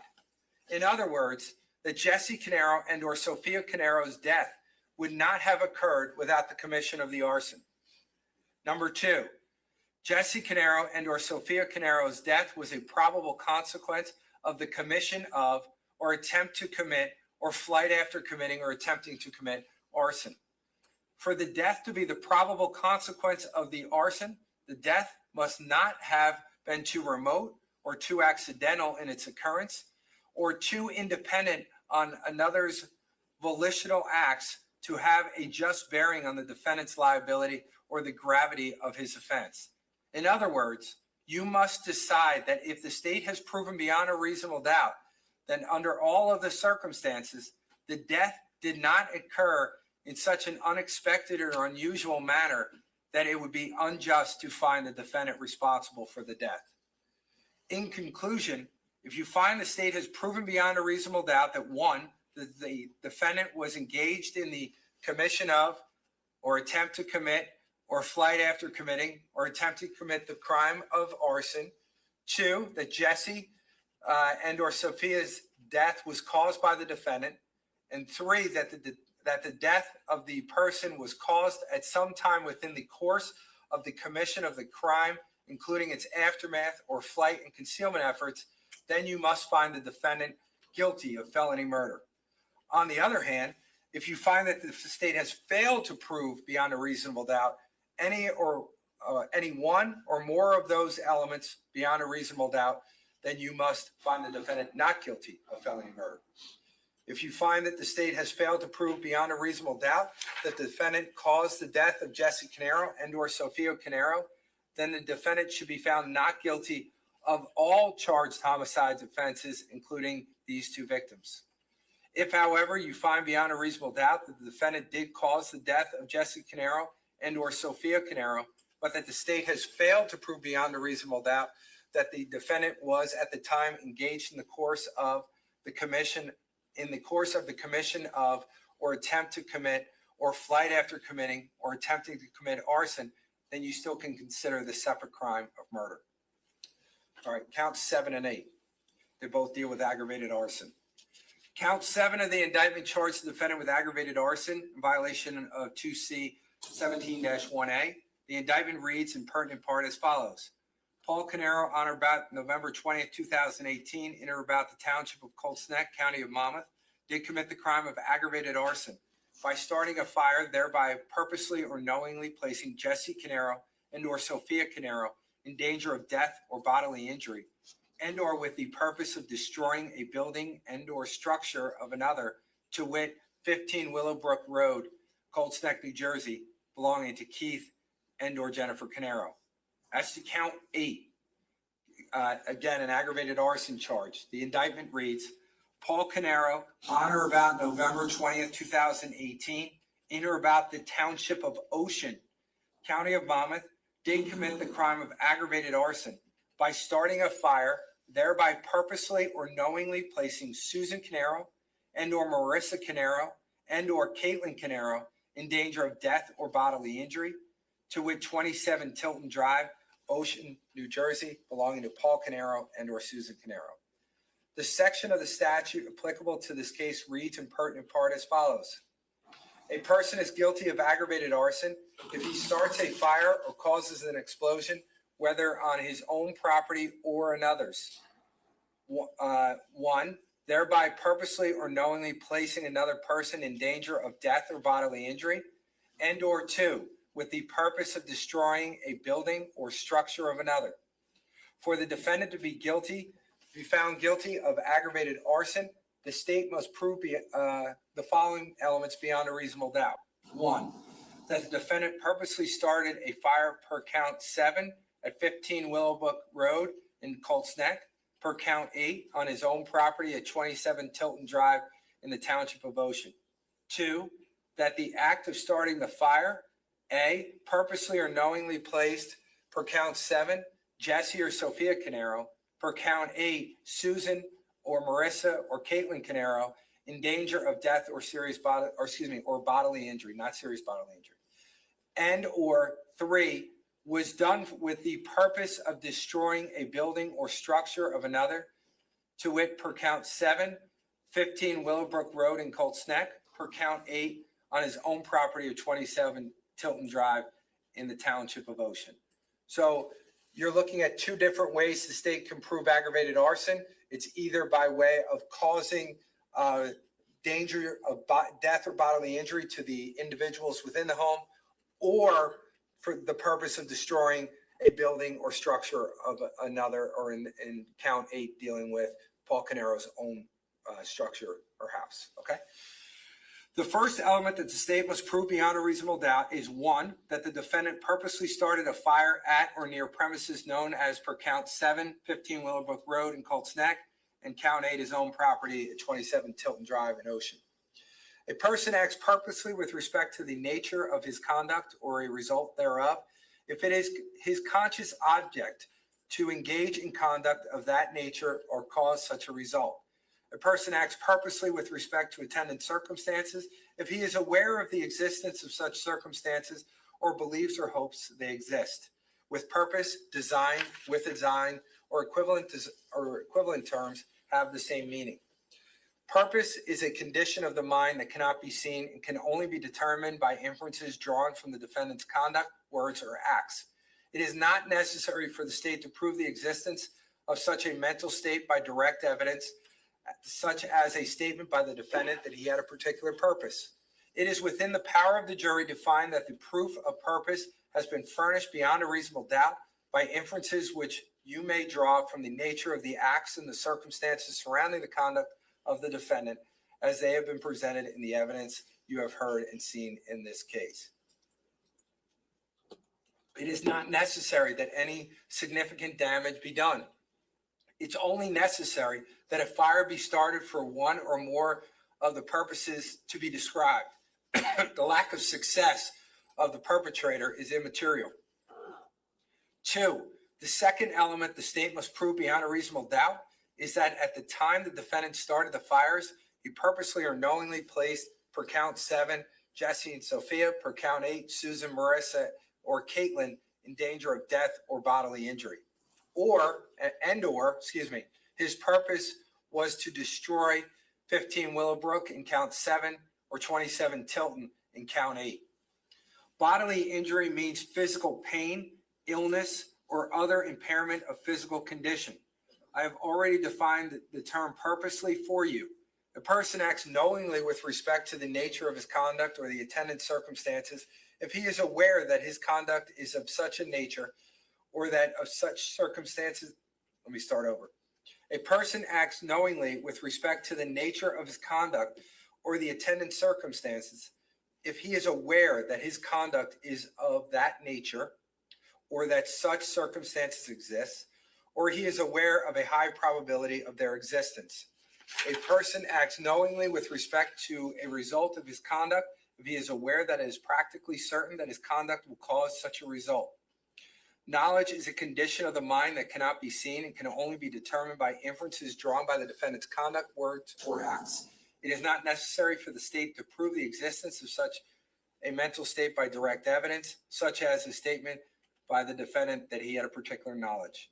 It is within the power of the jury to find the proof of knowledge that has been furnished beyond a reasonable doubt by inferences which you may draw from the nature of the acts and the circumstances surrounding the conduct of the defendant as they have been presented in the evidence you have heard and seen in this case. Destroy means to demolish and or render useless and or render completely ineffective for its intended use. If you find that the state has proven all the elements of aggravated arson beyond a reasonable doubt, then you must find him guilty of aggravated arson. On the other hand, if you find that the state has failed to prove all the elements of the aggravated arson beyond a reasonable doubt, then you must find the defendant not guilty. Now I'm going to talk to you about the lesser included offense of aggravated arson, which is arson. A lesser included offense to aggravated arson is in the indictment is arson.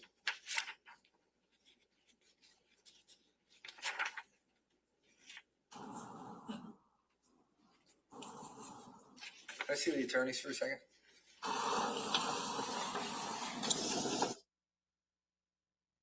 Okay, that's odd to have a sidebar in the middle of charging instructions, but he must have a question. There must be something that he did not notice prior. They met on this a lot, though. This is long. I've tried to warn you. Charging instructions was going to be a big ordeal. It really is. Well, I would like to say we're almost done, but I have no idea. Seems like it's a very long document. But we do know that by the end of the day, jury will be given the case. I don't know how long they're going to have to deliberate or if they go past 4:30. Why don't you guys take a stretch for a second? He's dismissing the jury. Means there's something they need to talk about. You're more than halfway home.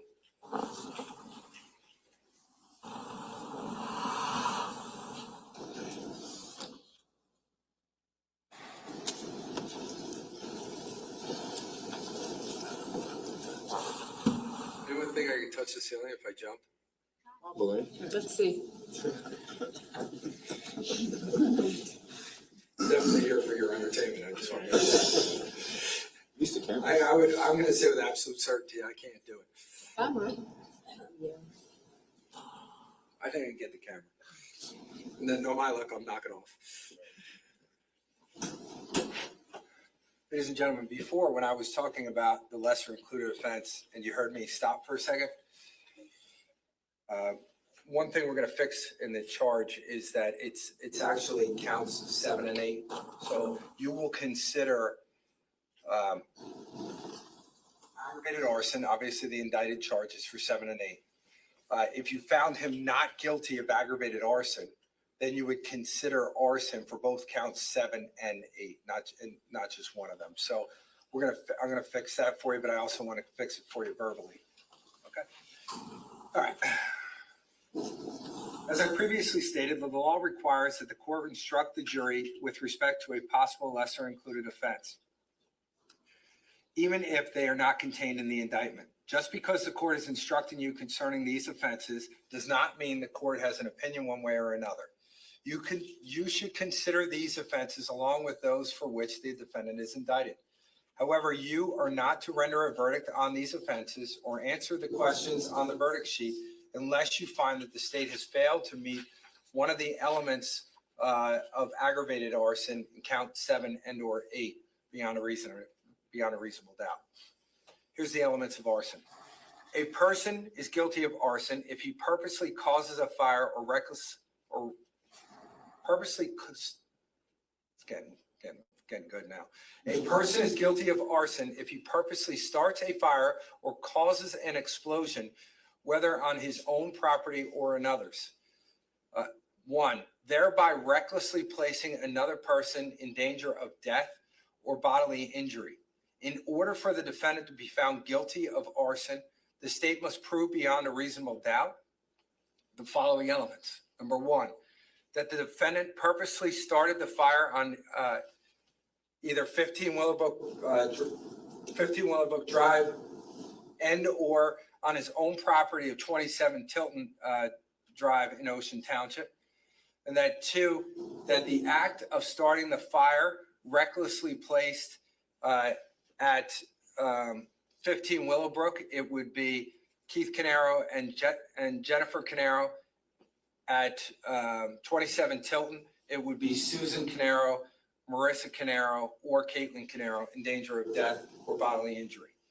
The first element that the state must prove beyond a reasonable doubt is that the defendant purposely started a fire. It is not necessary that any significant damage be done. It's only necessary that a fire be started purposely. The lack of success of the perpetrator is immaterial. I've already defined purposely for you. For the state to prove this element of the offense, you must be satisfied beyond a reasonable doubt that it was the defendant's purpose or conscious object to start a fire. The second element the state must prove beyond a reasonable doubt is that the defendant, by purposely starting the fire, recklessly placed at 15 Willowbrook, it would be Keith Caneiro, it is, all right, I got to start over. I apologize.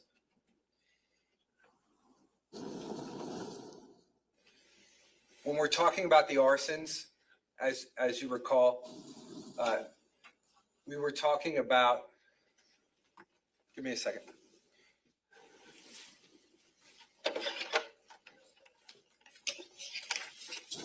I apologize. Okay. A person is guilty of arson if he purposely starts a fire or causes an explosion, whether on his own property or another's.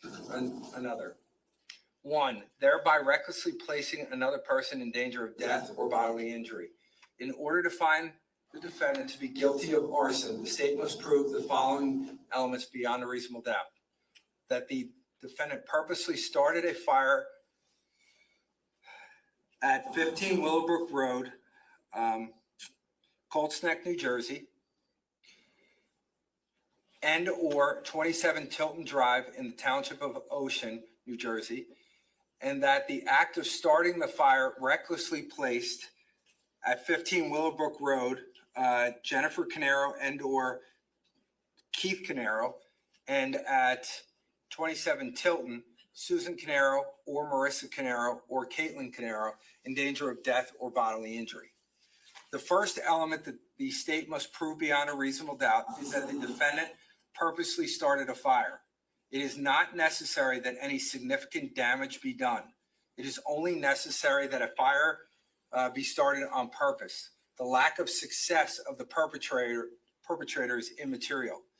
I have already defined purposely for you. For the state to prove this element of the offense, you must be satisfied beyond a reasonable doubt that it was the defendant's purpose or conscious object to start the fire. The second element the state must prove beyond a reasonable doubt is that the defendant, by purposely starting the fire, recklessly placed Keith Caneiro and or Jennifer Caneiro at 15 Willowbrook Road, or Susan Caneiro or Marissa Caneiro or Caitlin Caneiro at 27 Tilton in danger of death or bodily injury. Bodily injury means physical pain, illness, or any other impairment of physical condition. I've already defined the term purposely for you. A person acts recklessly when he consciously disregards a substantial and unjustifiable risk. The risk must be of such a nature and degree that, considering the nature and purpose of the actor's conduct and the circumstances known to him, its disregard involves a gross deviation from the standard of conduct that a reasonable person would observe in the actor's situation. If the state has failed to prove any of the elements as I've described to you beyond a reasonable doubt, you must find the defendant not guilty of arson. If you find the state has proven every element of the crimes charged beyond a reasonable doubt, then you would find him guilty of arson. So what's the difference between aggravated arson and arson? The act of purposely starting the fire is the same for aggravated arson and arson. The difference becomes in the second portion, whether he acted purposely or knowingly, putting these individuals, the victims, in the position of either in danger of either death or bodily injury. Purposely or knowingly for aggravated arson, recklessly for arson. So it's just the mental state that changes between aggravated arson and arson. Does that make sense? Okay. My confusion was just dealing with, I want to make sure that I was clear with the victims' names. Okay, we're going to count 9. Count 9 of the indictment charges the defendant Paul Caneiro with the crime of possession of a firearm with the purpose to use it unlawfully against the person of another. The indictment reads in pertinent part as follows. Paul Caneiro, on or about November 20th, 2018, in or about the township of Colts Neck, county of Monmouth, did commit the crime of possession of a firearm with the purpose to use it unlawfully against the person of another by possessing a handgun with the purpose to use it against Keith Caneiro and or Jennifer Caneiro and or Jesse Caneiro and or Sophia Caneiro. The statute on which this count of the indictment is based reads in pertinent part. Any person who has in his possession any firearm with a purpose to use it unlawfully against the person or property of another is guilty of a crime. For you to find the defendant guilty on this charge, the state has the burden of proving beyond a reasonable doubt each of the following 4 elements of this crime. 1, Exhibit S-193 is a firearm.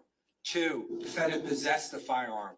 3, defendant possessed the firearm with the purpose to use it against another person or a person of another. 4, defendant's purpose was to use the firearm unlawfully. The first element that the state must prove beyond a reasonable doubt is that S-193 is a firearm. A firearm means any handgun, rifle, shotgun, machine gun, automatic or semi-automatic rifle, or any gun, device, or instrument in the nature of a weapon from which may be fired or ejected any solid projectile ball, slug, pellet, missile, or bullet, or any gas, vapor, or other noxious thing by means of a cartridge or shell, or by the action of an explosive, or the igniting of flammable or explosive substances. It shall also include, without limitation, any firearm which is in the nature of an air gun, spring gun, or pistol, or other weapon of such a nature in which the propelling force is a spring, elastic band, carbon dioxide, compressed or other gas or vapor, air or compressed air, or is ignited by compressed air and ejecting a bullet or missile smaller than 3/8 of an inch in diameter with sufficient force to injure a person. The second element that the state must prove beyond a reasonable doubt is the defendant possessed the firearm. To possess an item under the law, one must have a knowing, intentional control of that item accompanied by a knowledge of its character. So a person who possesses an item such as a handgun must know or be aware that he possesses it, and he must know that it is that he possesses or controls that it is a handgun. Possession cannot merely be a passing control, fleeting or uncertain in its nature. In other words, to possess an item, one must knowingly procure or receive an item or be aware of his control thereof for a sufficient period of time to have been able to relinquish his control if he chose to do so.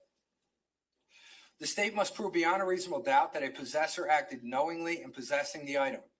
A person acts knowingly with respect to the nature of his conduct or the attendant circumstances if he is aware that the conduct is of that nature or that such circumstances exist or he is aware of the high probability of their existence. A person acts knowingly as to the result of his conduct if he is aware that it is practically certain that the conduct will cause such a result. Knowing with knowledge or equivalent terms have the same meaning. As I told you in the past, knowledge is a condition of the mind. It can't be seen.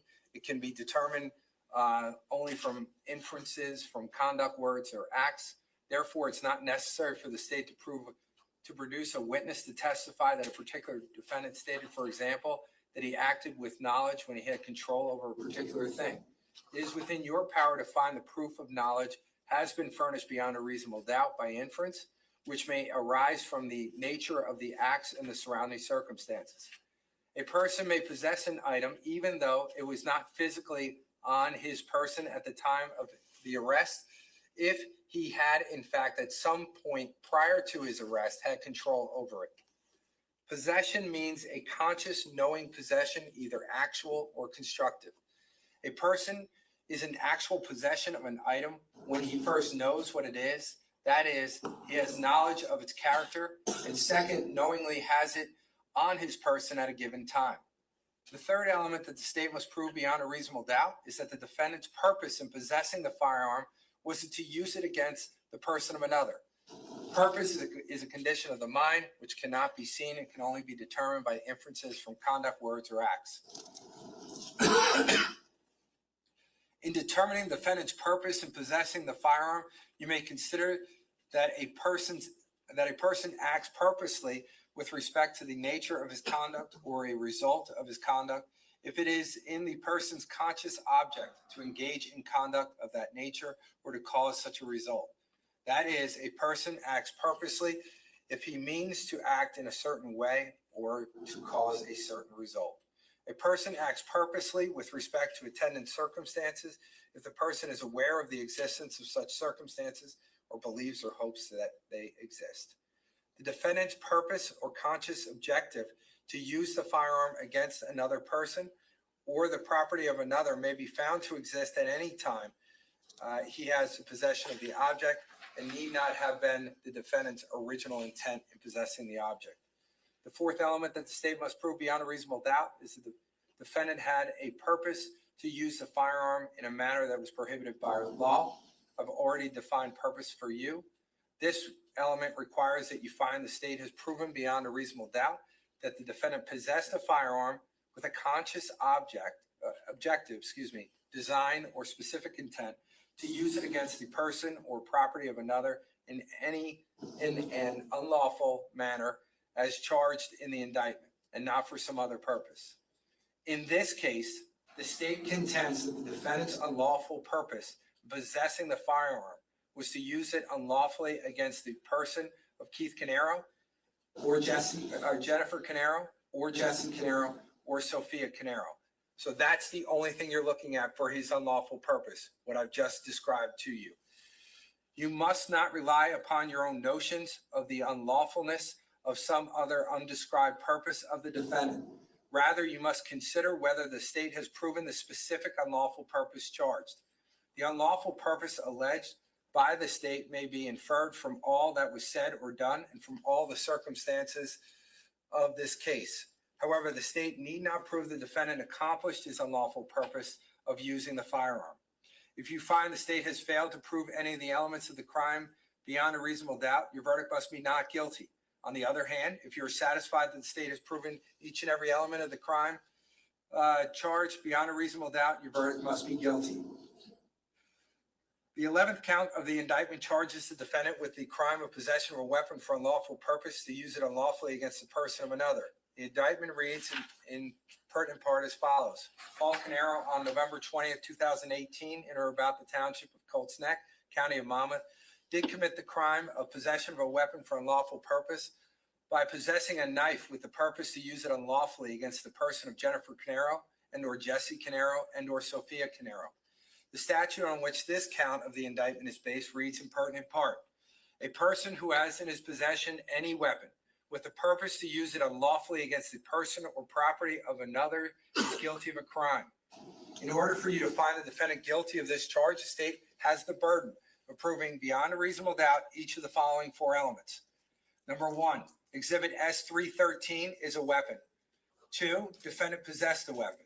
3, defendant possessed the weapon with the purpose to use it against the person or property of another. 4, defendant's purpose was to use the weapon unlawfully. The first element the state must prove beyond a reasonable doubt is that S313 is a weapon. A weapon is anything readily capable of lethal use or of inflicting serious bodily injury. Serious bodily injury means bodily injury which creates a substantial risk of death or which causes serious permanent disfigurement or protracted loss or impairment of the function of any bodily member or organ. It is possible that a knife is not normally considered a weapon. If, however, the state established beyond a reasonable doubt that the object is capable of being used to inflict serious bodily injury or death, it may be considered a weapon. The second element that the state must prove beyond a reasonable doubt is that the defendant knowingly possessed the knife. I've already defined possession for you. I've already defined knowingly for you. And I've already told you that knowledge is a condition of the mind and it only can be determined based on inferences, conduct, words, or acts. A person may possess an item even though it was not physically on his person at the time of the arrest, if he had in fact at some time prior to his arrest had control over it. Possession means a conscious knowing possession, either actual or constructive. A person is in actual possession of an item when he first knows what it is, that is, he has knowledge of its character, and second, knowingly has it on his person at a given time.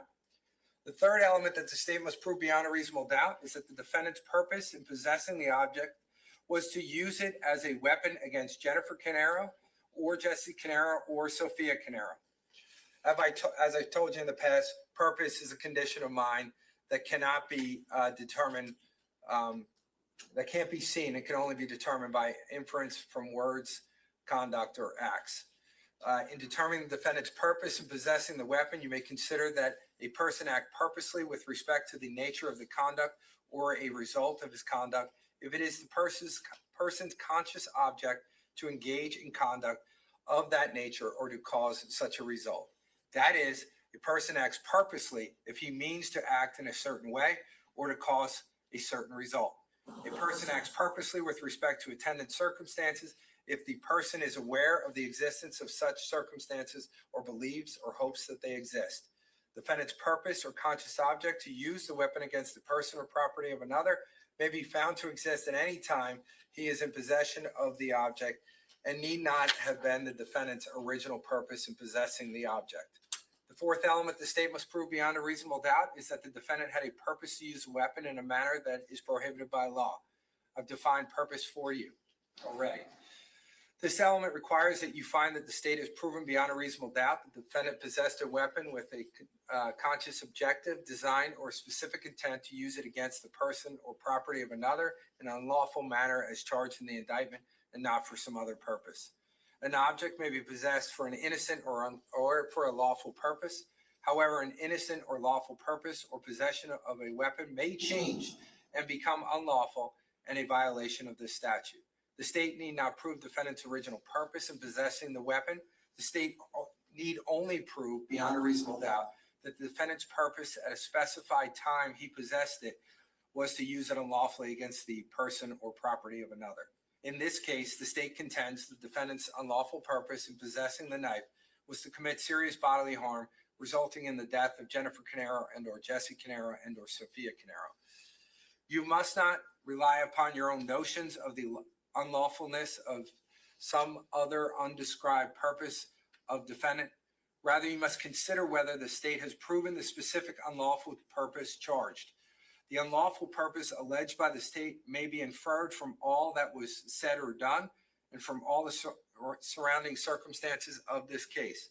However, the state need not prove the defendant accomplished his unlawful purpose of using the weapon. If you are satisfied beyond a reasonable doubt that the state has proven each of the elements that I've defined to you beyond a reasonable doubt, then you should find him guilty. However, if you find that the state has failed to prove any of those elements beyond a reasonable doubt, then you would find him not guilty.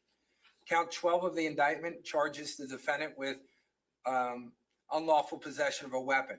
The indictment reads, Paul Caneiro, on or about November 20th, 2018, in or about the township of Colts Neck, county of Monmouth, did commit the crime of unlawful possession of a weapon by knowingly possess a knife under circumstances not manifestly appropriate for such lawful uses as it may have. That section of our statute provides in pertinent part, any person who knowingly has in his possession any other weapon under circumstances not manifestly appropriate for such lawful uses as it may have is guilty of a crime.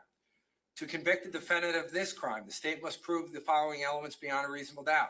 1, S313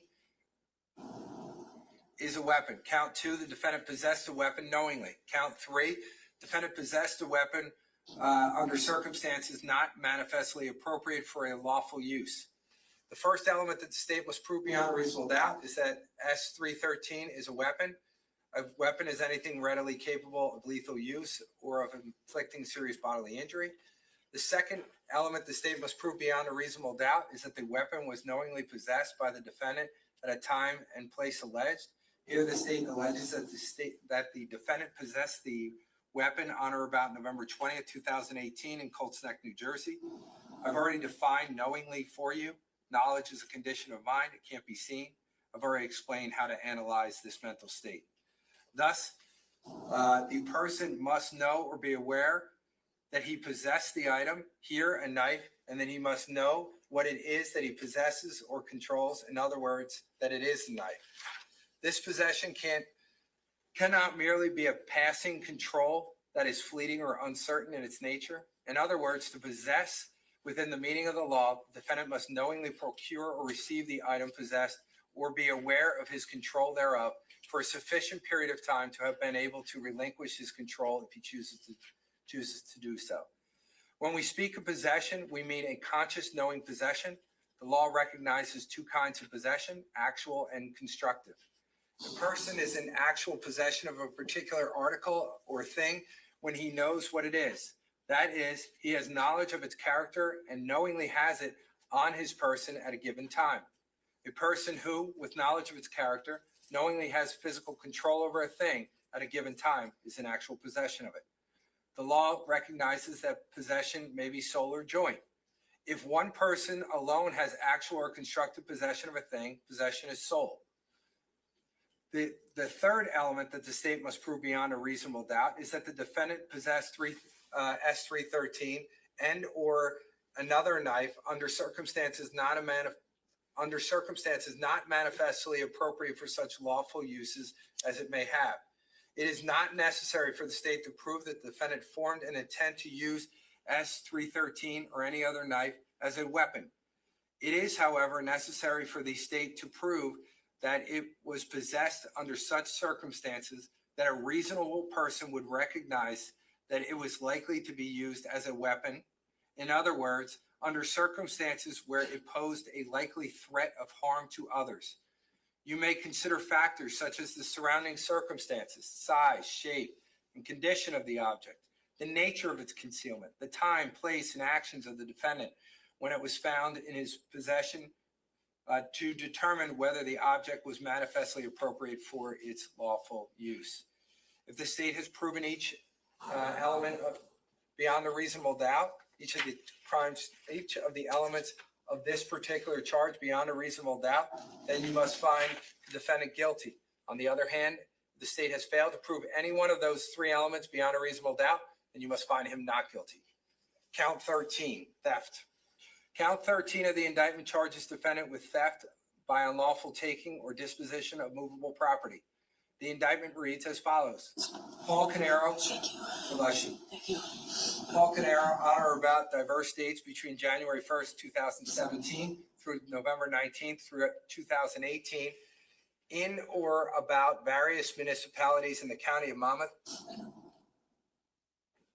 including but not limited to the township of Ocean and or the township of Colts Neck, county of Monmouth, did commit the crime of theft by unlawfully taking or exercising unlawful control over movable property of another, to wit, money valued at $75,000 or more belonging to Keith Caneiro or Jennifer Caneiro, Jessica Caneiro, and or Sophia Caneiro, with the purpose to deprive the owner thereof. The statute upon which the indictment is based provides in pertinent part that a person is guilty of theft if he unlawfully takes or exercises unlawful control over movable property of another with purpose to deprive him thereof. The state must prove each of the following elements beyond a reasonable doubt. 1, that the defendant knowingly took or unlawfully exercised control over movable property. 2, that the movable property was property of another. 3, that the defendant's purpose was to deprive the other person of the movable property. The first element which the state must prove beyond a reasonable doubt is that the defendant knowingly took or exercised unlawful control over movable property. Property means anything of value, including tangible and intangible personal property. Movable property means property with a location of which can be changed, including things growing on, affixed to, or found in land or documents, although the rights represented thereby have no physical location. For comparison purposes, immovable property is all other property. Defendant must knowingly take or exercise unlawful control over movable property. I've already defined knowingly for you. Knowledge is a condition of the mind. It can't be seen. I've already explained how to analyze that mental state. In this case, the state alleges that the movable property taken or over which control was unlawfully exercised is the following: money valued at $75,000 or more. It should be noted that the definition of movable property is broad, including the kind of property which has no real location. The state need not prove that the property was carried out of the place in which it was kept, but only that it was moved or taken from its original location, or that defendant exercised unlawful control over it, whether he was able to actually move or remove the property. The second element the state must prove beyond a reasonable doubt is that the movable property is property of another. Property of another includes property in which any person other than the defendant has an interest, which the defendant is not privileged to infringe, regardless of the fact that the defendant also has an interest in the property, and regardless of the fact that the other person might be precluded from civil recovery because the property was used in an unlawful transaction or is subject to forfeiture or as contraband. Property in the possession of the actor shall not be deemed property of another who has only a security interest therein, even if legal title is the creditor pursuant to a conditional sales contract or other security agreement. The term property of another is broadly defined to include services and intangibles, anything of value. Anything of value is defined as any direct or indirect gain or advantage to any person. The third element, which the state must prove beyond a reasonable doubt, is that the defendant's purpose was to deprive the other person of the movable property. For the purpose of this statute, the term deprive specifically means, 1, to withhold or cause to be withheld property of another permanently, or for so extended a period as to provide a substantial portion of its economic value, or with purpose to restore only upon payment of reward or other compensation, or 2, to dispose or cause disposal of the property so as to make it unlikely that the owner will recover it. I've already defined purposely for you. It's a condition of the mind, can't be seen, and I've told you how to analyze it. If you find that the state has proven all of the 3 elements beyond a reasonable doubt, then you must find the defendant guilty of that charge. If you find the state has failed to prove any of those elements beyond a reasonable doubt, then you must find him not guilty of that charge. Since the value of the property, the movable property, determines the degree or severity of the crime, the state must prove its value beyond a reasonable doubt. If you find defendant guilty, then you must indicate the value of the property. The state must prove the amount or value of the property beyond a reasonable doubt. So if you find the defendant guilty of the offense, then you must decide where it fits in the amount of money beyond a reasonable doubt. You kind of heard a little bit about that today. So you're going to answer the question, and I'll show you on the verdict sheet. If it's $75,000 or more, then you would check that one off. All 12 must agree. If you don't find that, but you find it's between $500,000 and $75,000, then, and all 12 of you agree, then you would check all that number. And then we continue to go on. The third one is at least $200, but less than $500. And then the last one is just less than $200. And again, we're going to go over this on the verdict sheet. If you find that the amounts involved were taken in thefts committed pursuant to one scheme or course of conduct, the amounts may be added together to form a single total amount, whether stolen from one person or from several people. So again, you can add money together. If you find differing dates that money were taken, then you can add that money together in your overall determination of where it fits. Again, assuming that you actually found guilty of theft. If you don't find the three elements that would be guilty of theft, then we're not even talking about the amount of money that was involved. Okay. Count 14 charges defendant with misapplication of entrusted property. The indictment reads as follows. Paul Caneiro, on or about diverse dates between January 1st, 2017 through November 19th, 2018, in or about various municipalities in the county of Monmouth, including but not limiting to the township of Ocean and or the township of Colts Neck, county of Monmouth, did commit the crime of misapplication of entrusted property by purposely or knowingly applying or disposing of property that was entrusted to them as a fiduciary, to wit, money valued at $78,180 belonging to Keith Caneiro and or Jennifer Caneiro and or Jesse Caneiro and or Sophia Caneiro upon agreement in a manner which they knew was unlawful or involved substantial risk of loss or detriment to the owner. The pertinent part of the statute on which the indictment is based reads as follows. A person commits a crime if he applies or disposes of property that has been entrusted to him as a fiduciary in a manner which he knows is unlawful and involves substantial risk of loss or detriment to the owner of the property or to a person for whose benefit the property was entrusted, whether or not the actor has derived a pecuniary benefit. The state must prove the following 6 elements of the crime beyond a reasonable doubt. 1, defendant knowingly applied or disposed of property. 2, the property at issue was entrusted to defendant as a fiduciary. 3, defendant's application or disposition of the property was unlawful. 4, defendant's application or disposition involves substantial risk of loss or detriment to the owner of the property or to a person for whose benefit the property was entrusted. 5, defendant knew that his conduct was unlawful. And 6, defendant knew that his conduct involved a substantial risk of loss or detriment to the owner of the property or to the person for whose benefit the property was entrusted.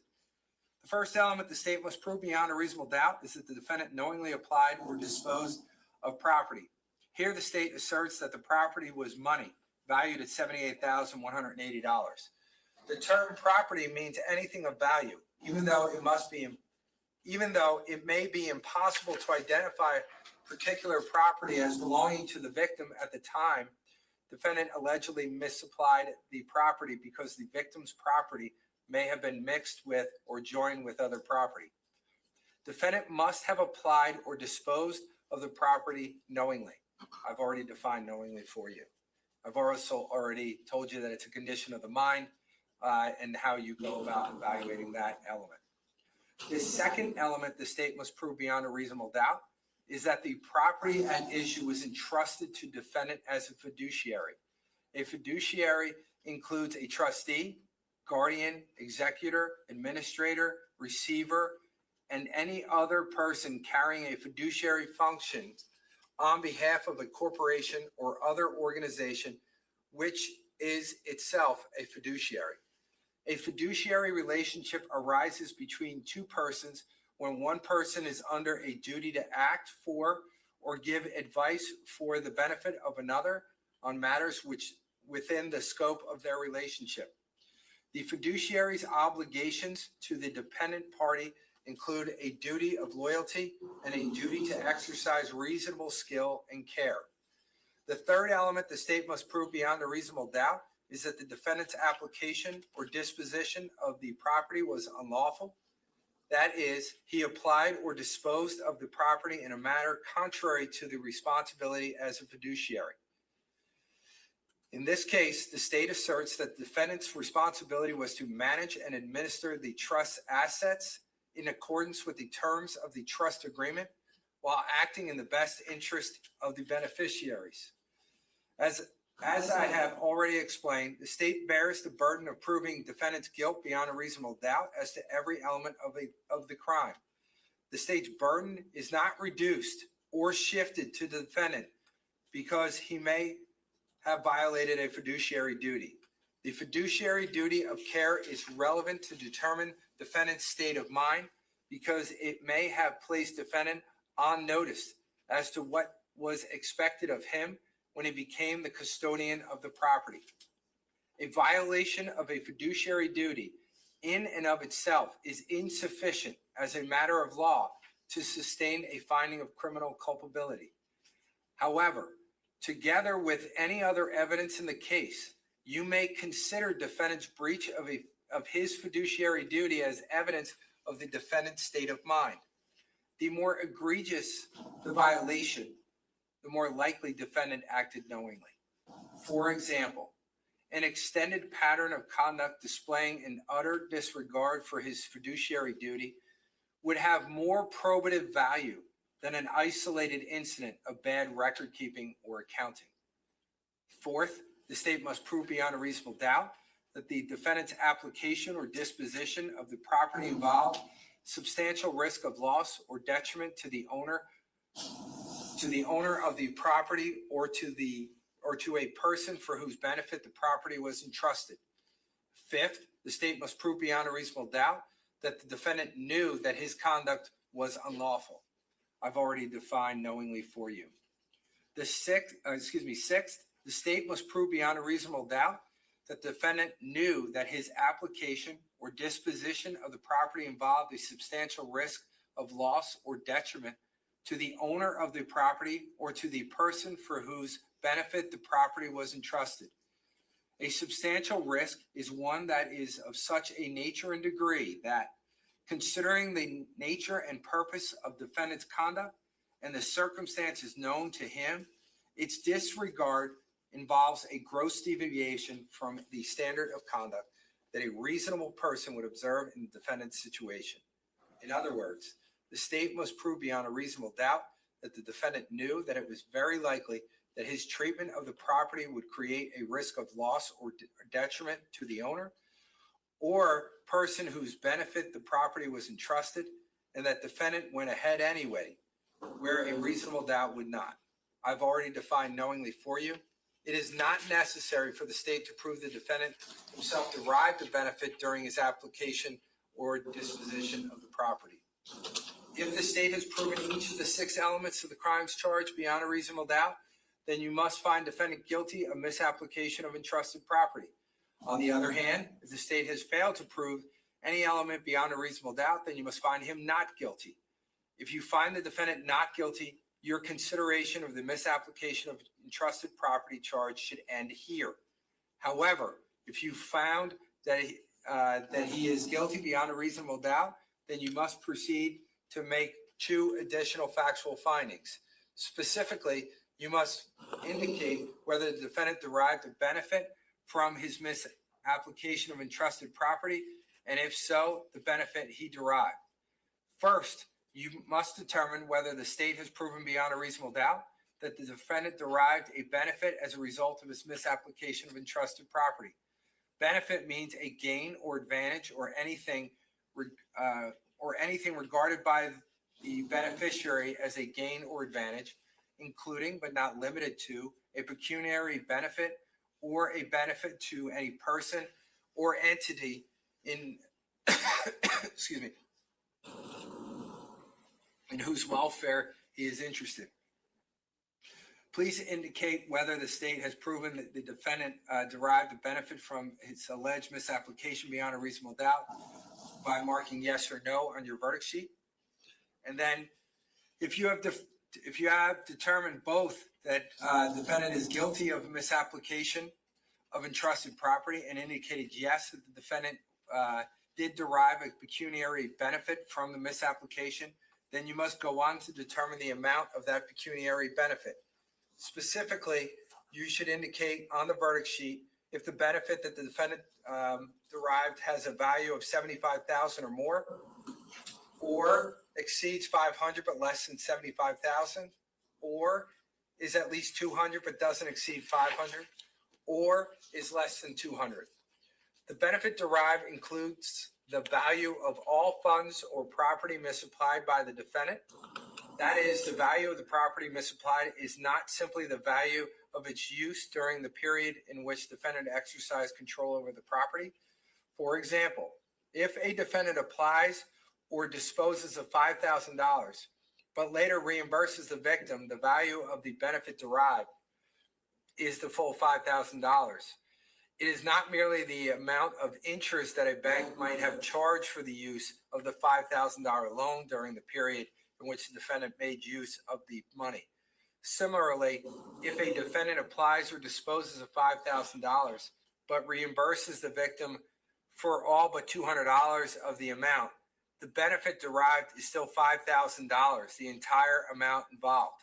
In calculating the benefit derived, you must include, but are not limited to, the amount of any tax avoided, evaded, unpaid, improperly retained, or improperly disposed of. All right, count 15 and 16. These are the last two. The defendant is charged in count 15 of the indictment with the offense of hindering his own apprehension or prosecution, in that he is alleged to have, with the purpose to hinder his own detention, apprehension, investigation, prosecution, conviction, or punishment for the crime of murder, suppressed by way of concealment or destruction any evidence of the crime which may have aided in his discovery or apprehension in the lodging of a charge against him. The indictment reads as follows. Paul Caneiro, on or about November 20, 2018, in or about the township of Colts Neck or in the township of Ocean, County of Monmouth, did commit the crime of hindering oneself by, with purpose to hinder or his own detention, apprehension, investigation, prosecution, conviction, or punishment of the crime of murder, suppressed by way of concealment or destruction any evidence of the crime which might have aided in the discovery or apprehension or the lodging of a charge against him. As to count 16, defendant is charged in count 16 of the indictment with the offense of hindering his own apprehension or prosecution, in that he alleged to have, with the purpose to hinder his own detention, apprehension, investigation, prosecution, conviction, or punishment for the crime of theft and or misapplication of entrusted property, prevented or obstructed by means of force anyone from performing an act which may aid in his discovery or apprehension or in the lodging of a charge against him. The indictment reads as follows. Paul Caneiro, on or about November 20th, 2018, in or about the township of Colts Neck, County of Monmouth, did commit the crime of hindering oneself by, with purpose to hinder his own detention, apprehension, investigation, prosecution, conviction, or punishment for the crime of theft and or misapplication of entrusted property, prevented or obstructed by means of force anyone from performing an act which might have aided in his discovery or apprehension or in the lodging of a charge against him. These charges are based upon a statute which provides that a person commits an offense if, with the purpose to hinder his own detention, apprehension, investigation, prosecution, conviction, or punishment for an offense, he suppresses by way of concealment or destruction any evidence of the crime which might aid in the discovery or apprehension of such person or in the lodging of charges against him, or prevents or obstructs by means of force anyone from performing an act which may aid in his discovery or apprehension or in the lodging of a charge against him. For you to find the defendant guilty, the state must prove each of the essential elements of the offenses beyond a reasonable doubt. Those elements are: 1, that the defendant knew that he could, might be charged with murder and or theft and or misapplication of entrusted property. 2, that the defendant suppressed by way of concealment or destruction any evidence of the crime, which might have aided in the discovery or apprehension or in the lodging of a charge against him, and or prevented or obstructed by means of force anyone from performing an act which may aid in the discovery or apprehension or in the lodging of a charge against him. And 3, that the defendant acted with purpose to hinder his own detention, apprehension, investigation, prosecution, conviction, or punishment. The first element the state must prove beyond a reasonable doubt is that the defendant must have known that he could / might be charged or was liable to be charged with murder and or theft and or misapplication of entrusted property. I've already defined knowingly for you, and I've told you that it's a condition of the mind, and it has to be determined based upon inferences from the defendant's conduct, words, or act. The second element the state must prove beyond a reasonable doubt is that on November 20th, 2018, that the defendant suppressed by way of concealment or destruction any evidence of the crime and or prevented or obstructed by means of force anyone from performing an act which may aid in the discovery or apprehension or in the lodging of a charge against him.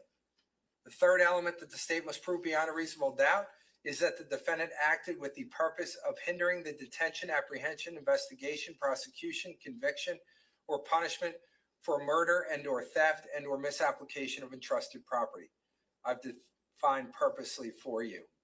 If after considering all of the evidence, you conclude that the state has proven each of these elements beyond a reasonable doubt, then you must find the defendant guilty. On the other hand, if you find the state has failed to prove any of these elements beyond a reasonable doubt, then you must find him not guilty.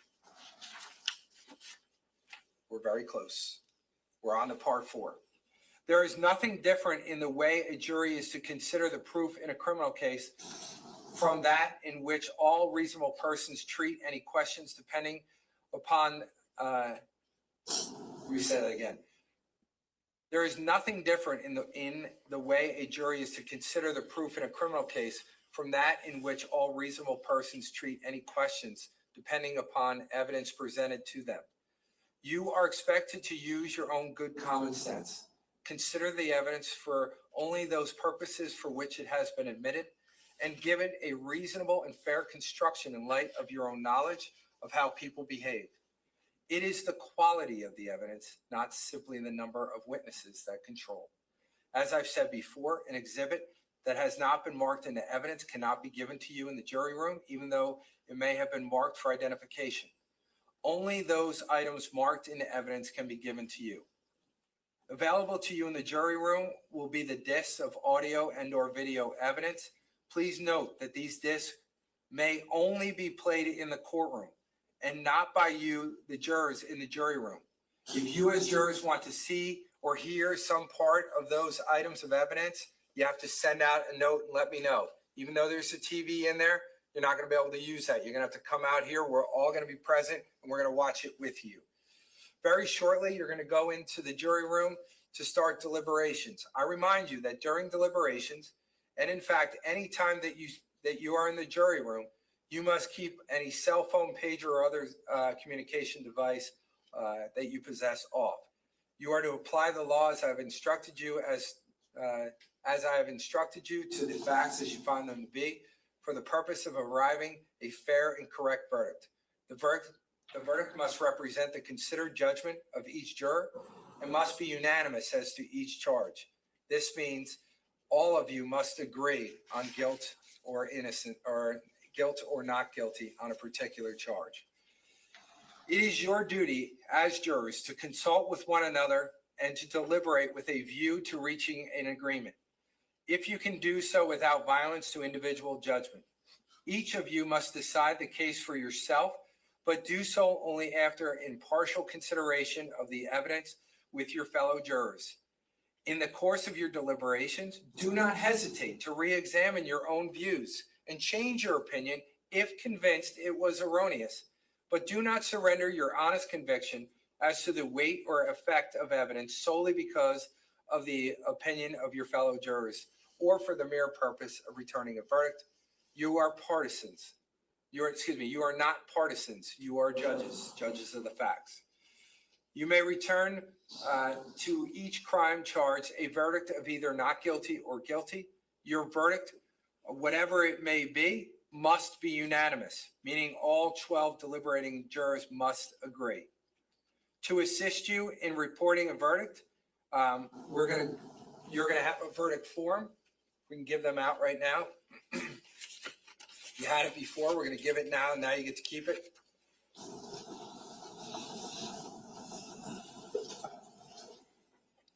As we are giving that out right now, as brutal as that was for you to listen to me, was as brutal as it was for me to say it with my voice. But here's what I want to tell you. I just gave you the law verbally. Understanding how difficult that would be for all of you to remember all of that, each one of you will have your own binder that will have the charge as I just read it to you. So you're going to have that. Now you're going to say to yourself, are you kidding me? You just made me sit here and listen to that even though I could have just read it myself. That's not the way it works, ladies and gentlemen. I have to know, Mr. Caneiro has to know, all the attorneys have to know that you actually read every single page. That's why we read it together, all together in the same room, and it's on the record. And you should listen to my charge as I told it to you. It's not going to be different from this. I may have cut some things a little short because I had already told you once or twice, but you're going to have the actual charge as that I just verbally gave to you to be able to use as a reference, to be able to go back and listen for the elements when you're talking about a particular charge. Now, you have the verdict sheet in front of you. As you can see, and we talked about counts 1 through 4 already. I'm not going to go through this entire document, but I'm going to give you a flavor so that you understand. Okay? So when you look at that document right now, it does not give you the elements of all the crimes charged. All it gives you is basically an answer key for you to log in what your answers are for a particular charge. That's the only thing that we're using it for.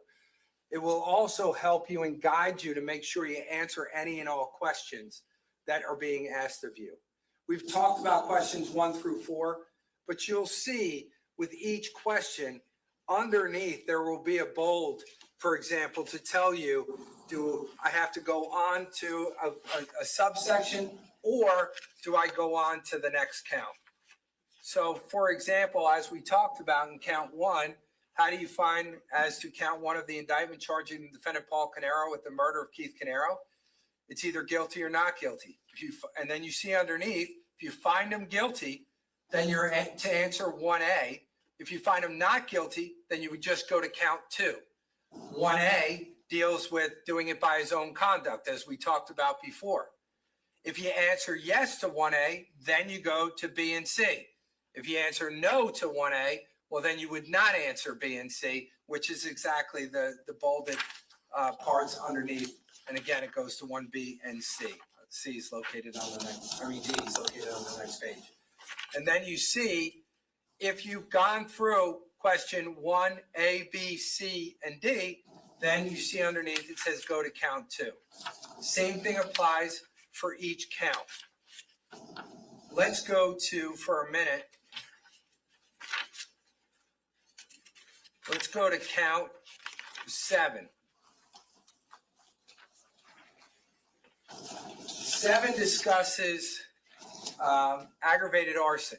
How do you find as to count 7 of the indictment charging the defendant Paul Caneiro with aggravated arson as to the structure of 15 Willowbrook Road?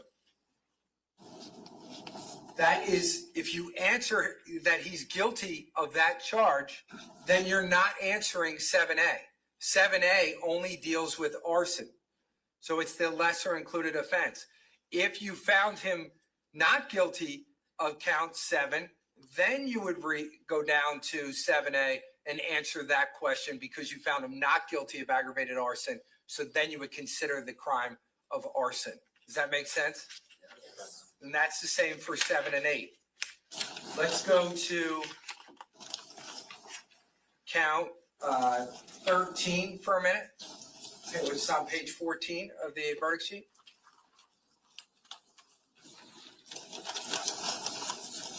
All right. How do you find as to the theft charge? If you find him guilty, then the 13A is the amount that you find, and that should be included at that particular point. Was it more than 75,000? If not, 500, but less than 75,000, you would check there. If not that, then the third category is exceeds 200 but less than 500. You would check there, and if then none of those apply, then the last one would be is less than $200. But remember, different from murder, when I said you can agree to one form of murder of either killing and or serious bodily injury resulting in murder, it doesn't matter as long as all 12 of you agree. When it comes to this, when you're talking about those ranges, all 12 of you have to agree to the same range. It can't be one different from the other, okay? Count 14 deals with the misapplication of entrusted property. Again, if you find him not guilty of that charge, you would not answer A and B of 14. If you find him guilty of it, then you would go down to 14A. If you say yes to 14A, then you go to 14B. But if not, if you say no, then you would not go to 14B. Then the last two charges are just guilty or not guilty. So that is the verdict sheet. Now, if during your deliberations you have a question or you feel that you need further assistance or instructions from me or wish to have certain testimony read or played back, which is either audio or video or some type of exhibit that you needed to see that maybe you don't have, write your question or request on a sheet of paper and give it to the sheriff's officer who will be standing at the jury room door, who in turn will give it to me. The court officer will be sworn to perform certain duties, such as keeping the jury together in a private place for purposes of deliberations and ensuring that no one speaks with you except by order of the court. You are not to discuss with or ask the officer about any trial matters or procedures. Please be aware the officer is also instructed not to initiate communications with you or enter the deliberation room without your consent, except to communicate on behalf of administrative matters such as breaks, meals, the end of the day, telling you that you're going to go home, come back the next day. If an officer must enter the deliberation room, the officer will knock first, and once he's done with completing whatever he was asked to do by me, then he would leave the room, and then you could start your deliberations again. But do not deliberate when he is in the room, he or she is in the room. Once I receive your question or request, I'll go over it with the lawyers, and I'll get you an answer as soon as possible. Please be patient. If we have to get something electronically, you got to give us a minute to put it together so we can put it on the screen so you can come out and see it. Please, if you're in the middle of a debate on a particular issue, do not tell me that you are, Judge, we're 6-6, we're 10-2 on this issue. Can you just help us out a little bit? I don't want to know where you are in your process.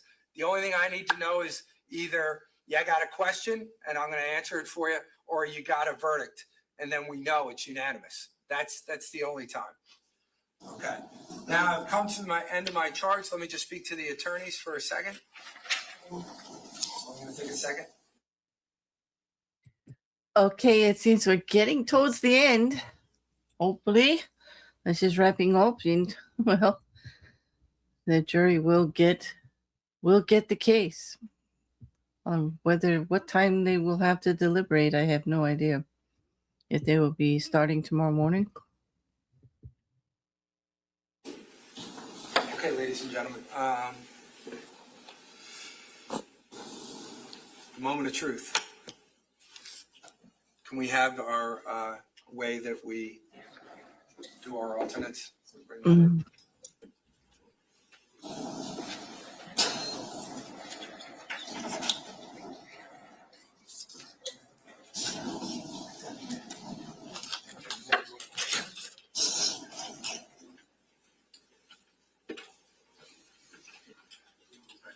No, you're good. We know where you are. Get ready. Knew it. Put it-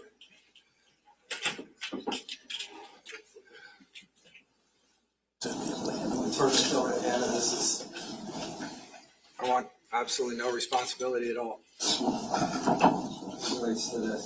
what Anna's doing is, so that you're aware, is that it just says juror 1 through 16 on some cards. And what we'll do is we spin it, we put our hand in there, and we come up with one. 2026, we're in. Works, it works. I thought we were playing bingo. We have just for discussion. Okay, go ahead.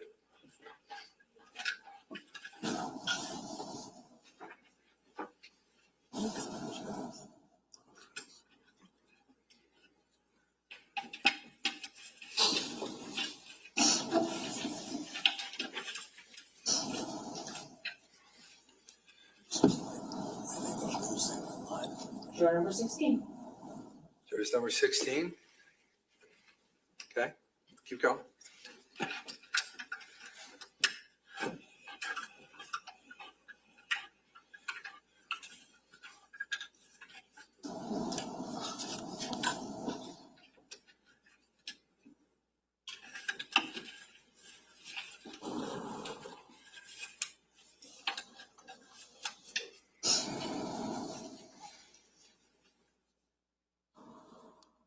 Juror number 15. 15. Oh, this thing spins well. Trimming from the top.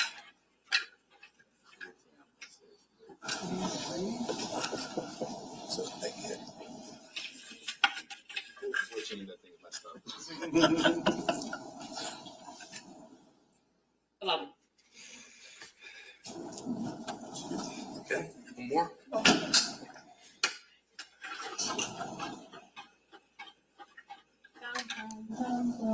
So that's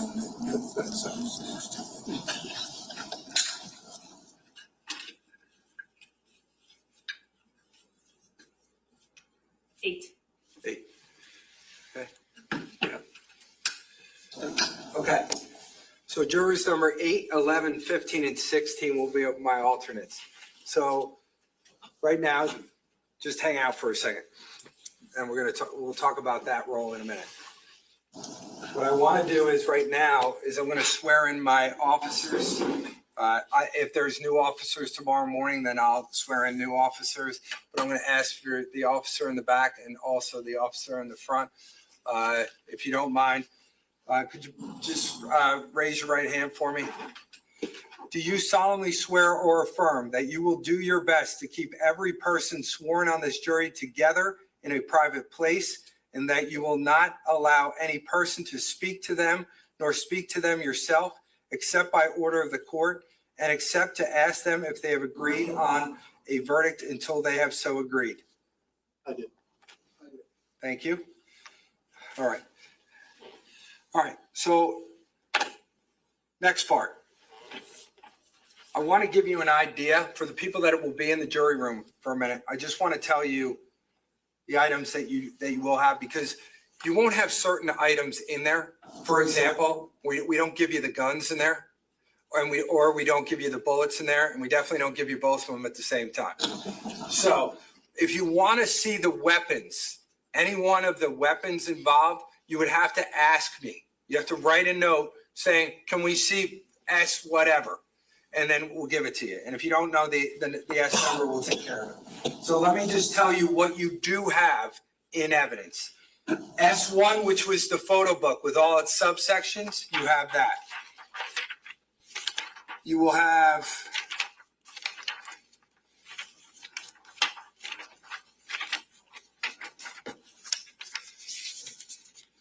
S2.1, which is a photo from the Caneiro family. You'll have S7. I'm not going to read them all, but I guess I have to. Text messages that you'll have from November 20th, 2018. S8. Well, if you're going to physically have them, I don't think I have to read every one. You'll have S8, S10, S11, S12. These are all records, so you'll physically have all of them. S17, 18, 19, 26, 28, 29.1 through 29.10, 30.1 through 30.19, 33.1, 34.1, 35.1, 40, A and B, 42, 44, 45, 46, 47, 48, 49, 50, 51, 52, 53, 61, A and B, 62, 63, 64, 65, 66, A and B, 74, A, B, C, D, and D.1. Now, did 70, I should go back. So 66 is the Waze camera from the kitchen area and the office area. You'll have a disc of that. If you want to see it, you got to come in here and we got to watch it. 74, which is the body-worn camera of Patrolman Marino. If you want that, you got to let us know. It's in evidence. We'll bring it out here to play it. S76, A, B, C, and D. That's the Patrolman Wankowski's body-worn camera. Again, if you want to see it, come on out. 78, same thing. Patrolman Bernard's body-worn camera. Come on out and we'll show it to you. Then you'll have S93, S94. S96 is the 911 call from Boris. That's 96B. 99 is the CD of Catherine Lucchese's 911 call. 101 is the DVD of the sergeant from Colts Neck, his MVR. If you want to see that, you can come out. We bring you out. 102, same thing. It's Patrolman Stephen DeCaesar's Colts Neck, his MVR, and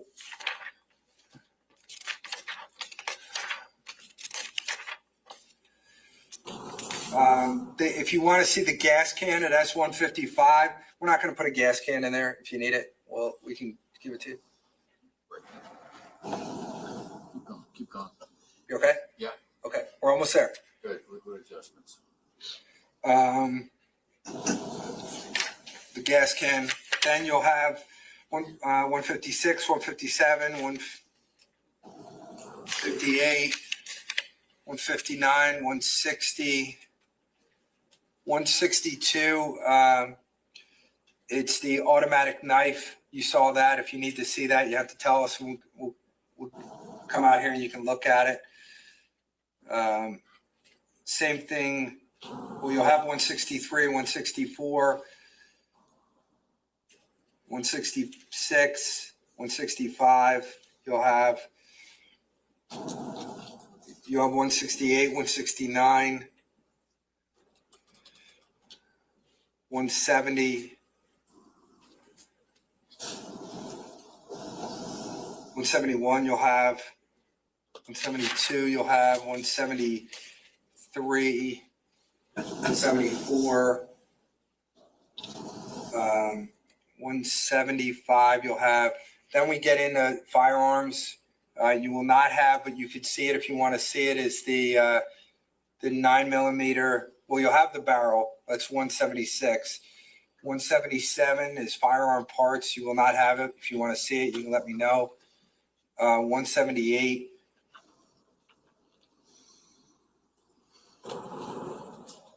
Is the Pelican Storm case with a knife and flashlight. If you need that, you can ask me.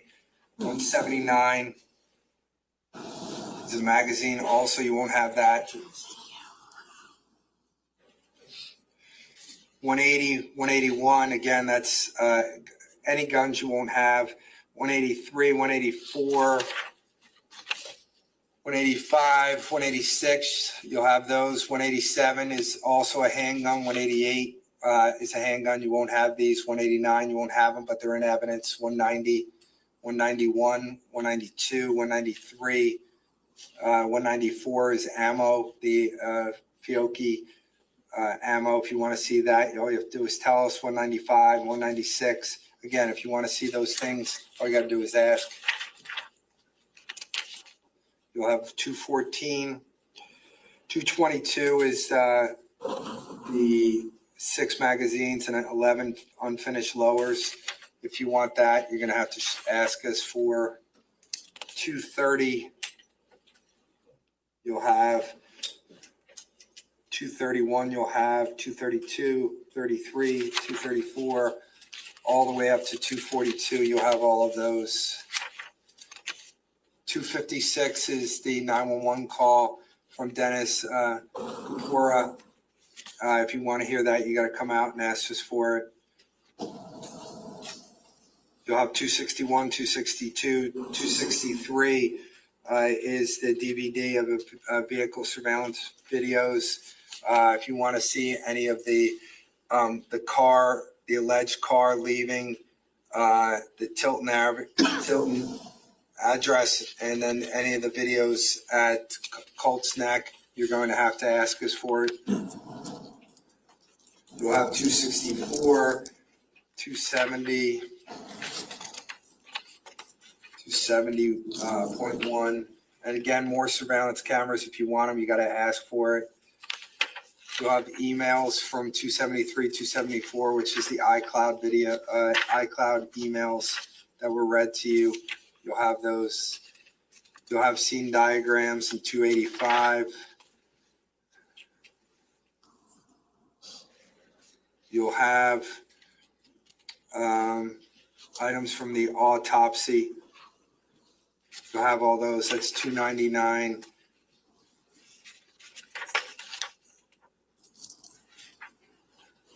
Through 329. You'll have 338. 347, this is text messages between Block and Paul Caneiro. You have 375, which is a Verizon lost power notification. 391 is the ways of the garage north shelf. If you want to see that, you'll have to come out and ask us for it. Phone calls, the 3 phone calls were played. They're in evidence. 392, A, B, and H. If you want to hear those again, you have to come out so we can play them. Generator 405, photo depicting the electronic panel. Those are in evidence. You'll have those. Any photos you're going to have, which is 418, 419, 437, 467, 474. You'll have all those. You'll have photos from the defense. They have a bunch of photos that they're going to give you. Also, that's marked D1. And there's a large number of photos that you're going to have in your possession. You're also going to have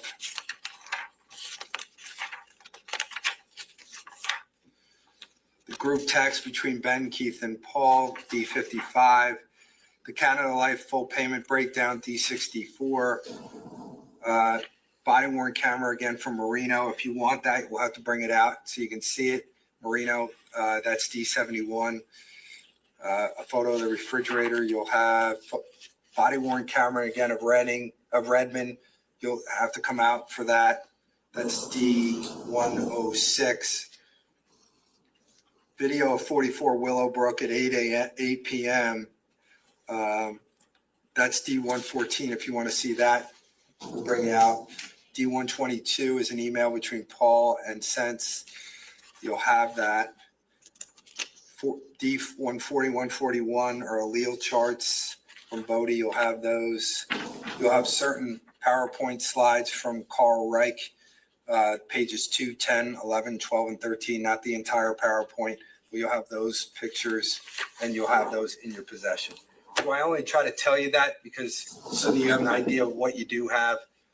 I can't give you the list because the lists also have things on it that you don't have.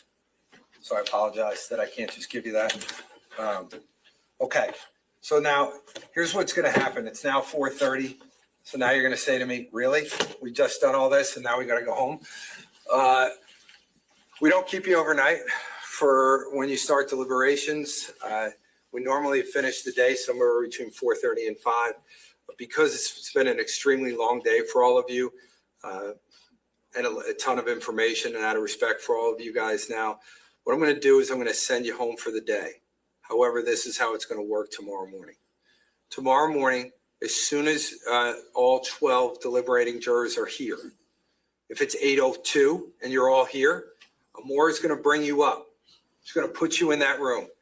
In that deliberation room will be all of the evidence that we just discussed. So you're going to go in there and you get started. There's no more wait. In that room will also be 12 binders that will have all of the charges laid out for you. So you'll have your verdict sheet, you'll have your binder. It'll all be in one little binder for you, so everybody can open them up and talk together as a team to figure it out. And you'll get started. My 4 deliberating jurors, you will be taken to another room very close to this room. Why do I do that? I'm not going to leave you downstairs. Here's why. If something happens to one of our 12, we take the 4 numbers when we bring you back, and we then put it right through this lovely machine again. We pick one out of the 4, random, and then that one would go in to replace one of the 12 that couldn't continue. But we need 12 to be able to decide. Understand, if you're not, for example, if someone doesn't come in tomorrow or whatever that is, then, for example, if you're one of the 12 deliberating jurors, I'm replacing you at this point. And we're not, at this point in time, we don't slow down. Here's what I'll tell you. Tomorrow, you have as much time as you need. You have all day if you want. Probably, if for some reason at 5 o'clock or so tomorrow, if we're not done, fine, no problem. What I do is I bring you back on Tuesday. I don't bring you back Monday because Monday's the holiday. So I don't want you to stress about time. You have as much time as you need to be able to do whatever that you need to do. So with that being said, though, you have everything, but you can't start yet. Tomorrow morning, you'll start first thing, and you go as long as that you need. So thank you. It was a long day. It's a long 2 days for you all. And I'm beyond thankful. And I'm watching you, and you guys have been wonderful. Probably the best jury that I've seen, and I've been doing this for a long time. So I'm beyond thankful for everything that you've done, your attentiveness, and we'll get this going tomorrow morning. So we'll bring you downstairs. You're gone for the day. Leave your verdict sheets exactly where they are. We'll take care of that. We'll pick them up from you. You don't have to try to do anything with that. We'll get you out of here, and then we'll see you tomorrow morning. So as soon as we have all 12, we're bringing you up. You will not see any of the attorneys tomorrow morning. You will not see the defendant tomorrow morning. Then at this point in time, it's all about you. If you're in the room, you do your thing. The only time you're seeing any one of us is that if for some reason you have a question or if you have a verdict. Okay? All right. Thank you all. Judge, very quickly. Just a quick. Okay. Sorry. If anybody has to go in there, go ahead, just in case you have to use the bathroom or something. Okay, well, jury is getting the case, and they'll deliberate tomorrow morning, starting tomorrow morning. Once they are done here, we are scheduled to start over at Trial TV Live at 5 o'clock, about 15, a little less than 15 minutes, between 10 to 15 minutes from now. So I'll save my recap for then. And, well, meet me in the comments when this is done. This is going to be done. And, well, all I can say is it was long today, very, very long. And you know what? I don't know how long they're going to take. I really don't.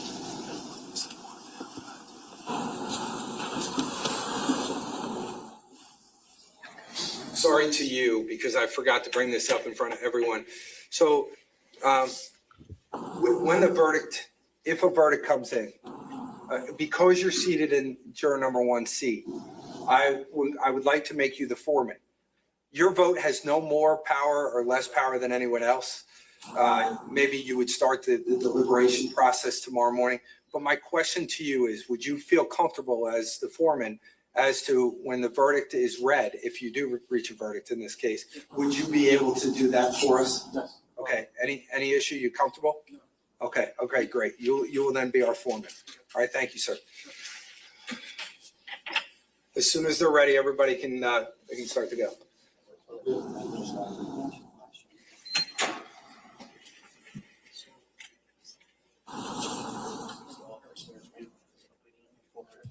Okay, looks like they'll be filing out and ready to leave today. Starting deliberations in the morning, according to the judge's instructions. It is so late in the day. They will be deliberating only in the courtroom during normal court hours, 8 o'clock to 4:30, 5 o'clock or so. And there is no court on Monday. So it is tomorrow, a full day. And if they don't reach a verdict, they'll be back on Tuesday. For the record, we're giving you the updated charge that cleans up the issues that we had.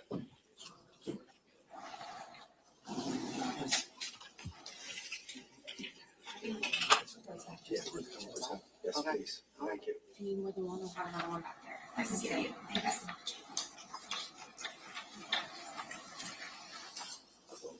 And I'm just going to ask for you to work with the attorneys to change the markings on all the labels so it says EB on it.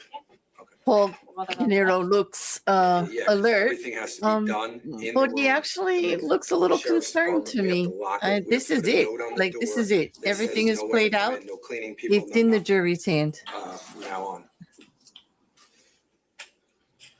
And actually, this is the most concerned I've seen him. So you guys, if you could say. Understandably so. Go ahead, you guys can get I started. did it already. There you go. So why don't you collect those sheets and you guys can start putting them in there. So as soon as they walk out, you can put them, what you done.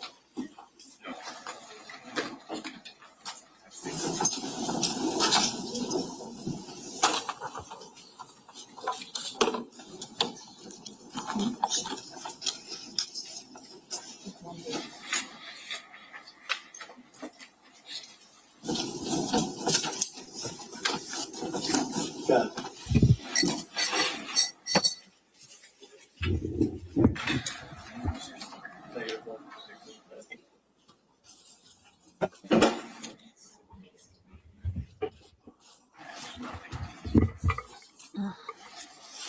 Just leave some notes there. Yeah. Because I don't want to.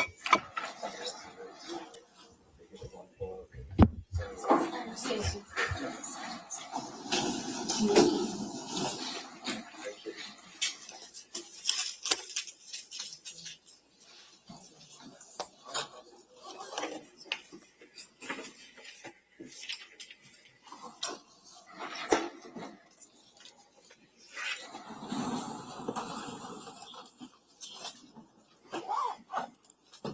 I'm still on the record.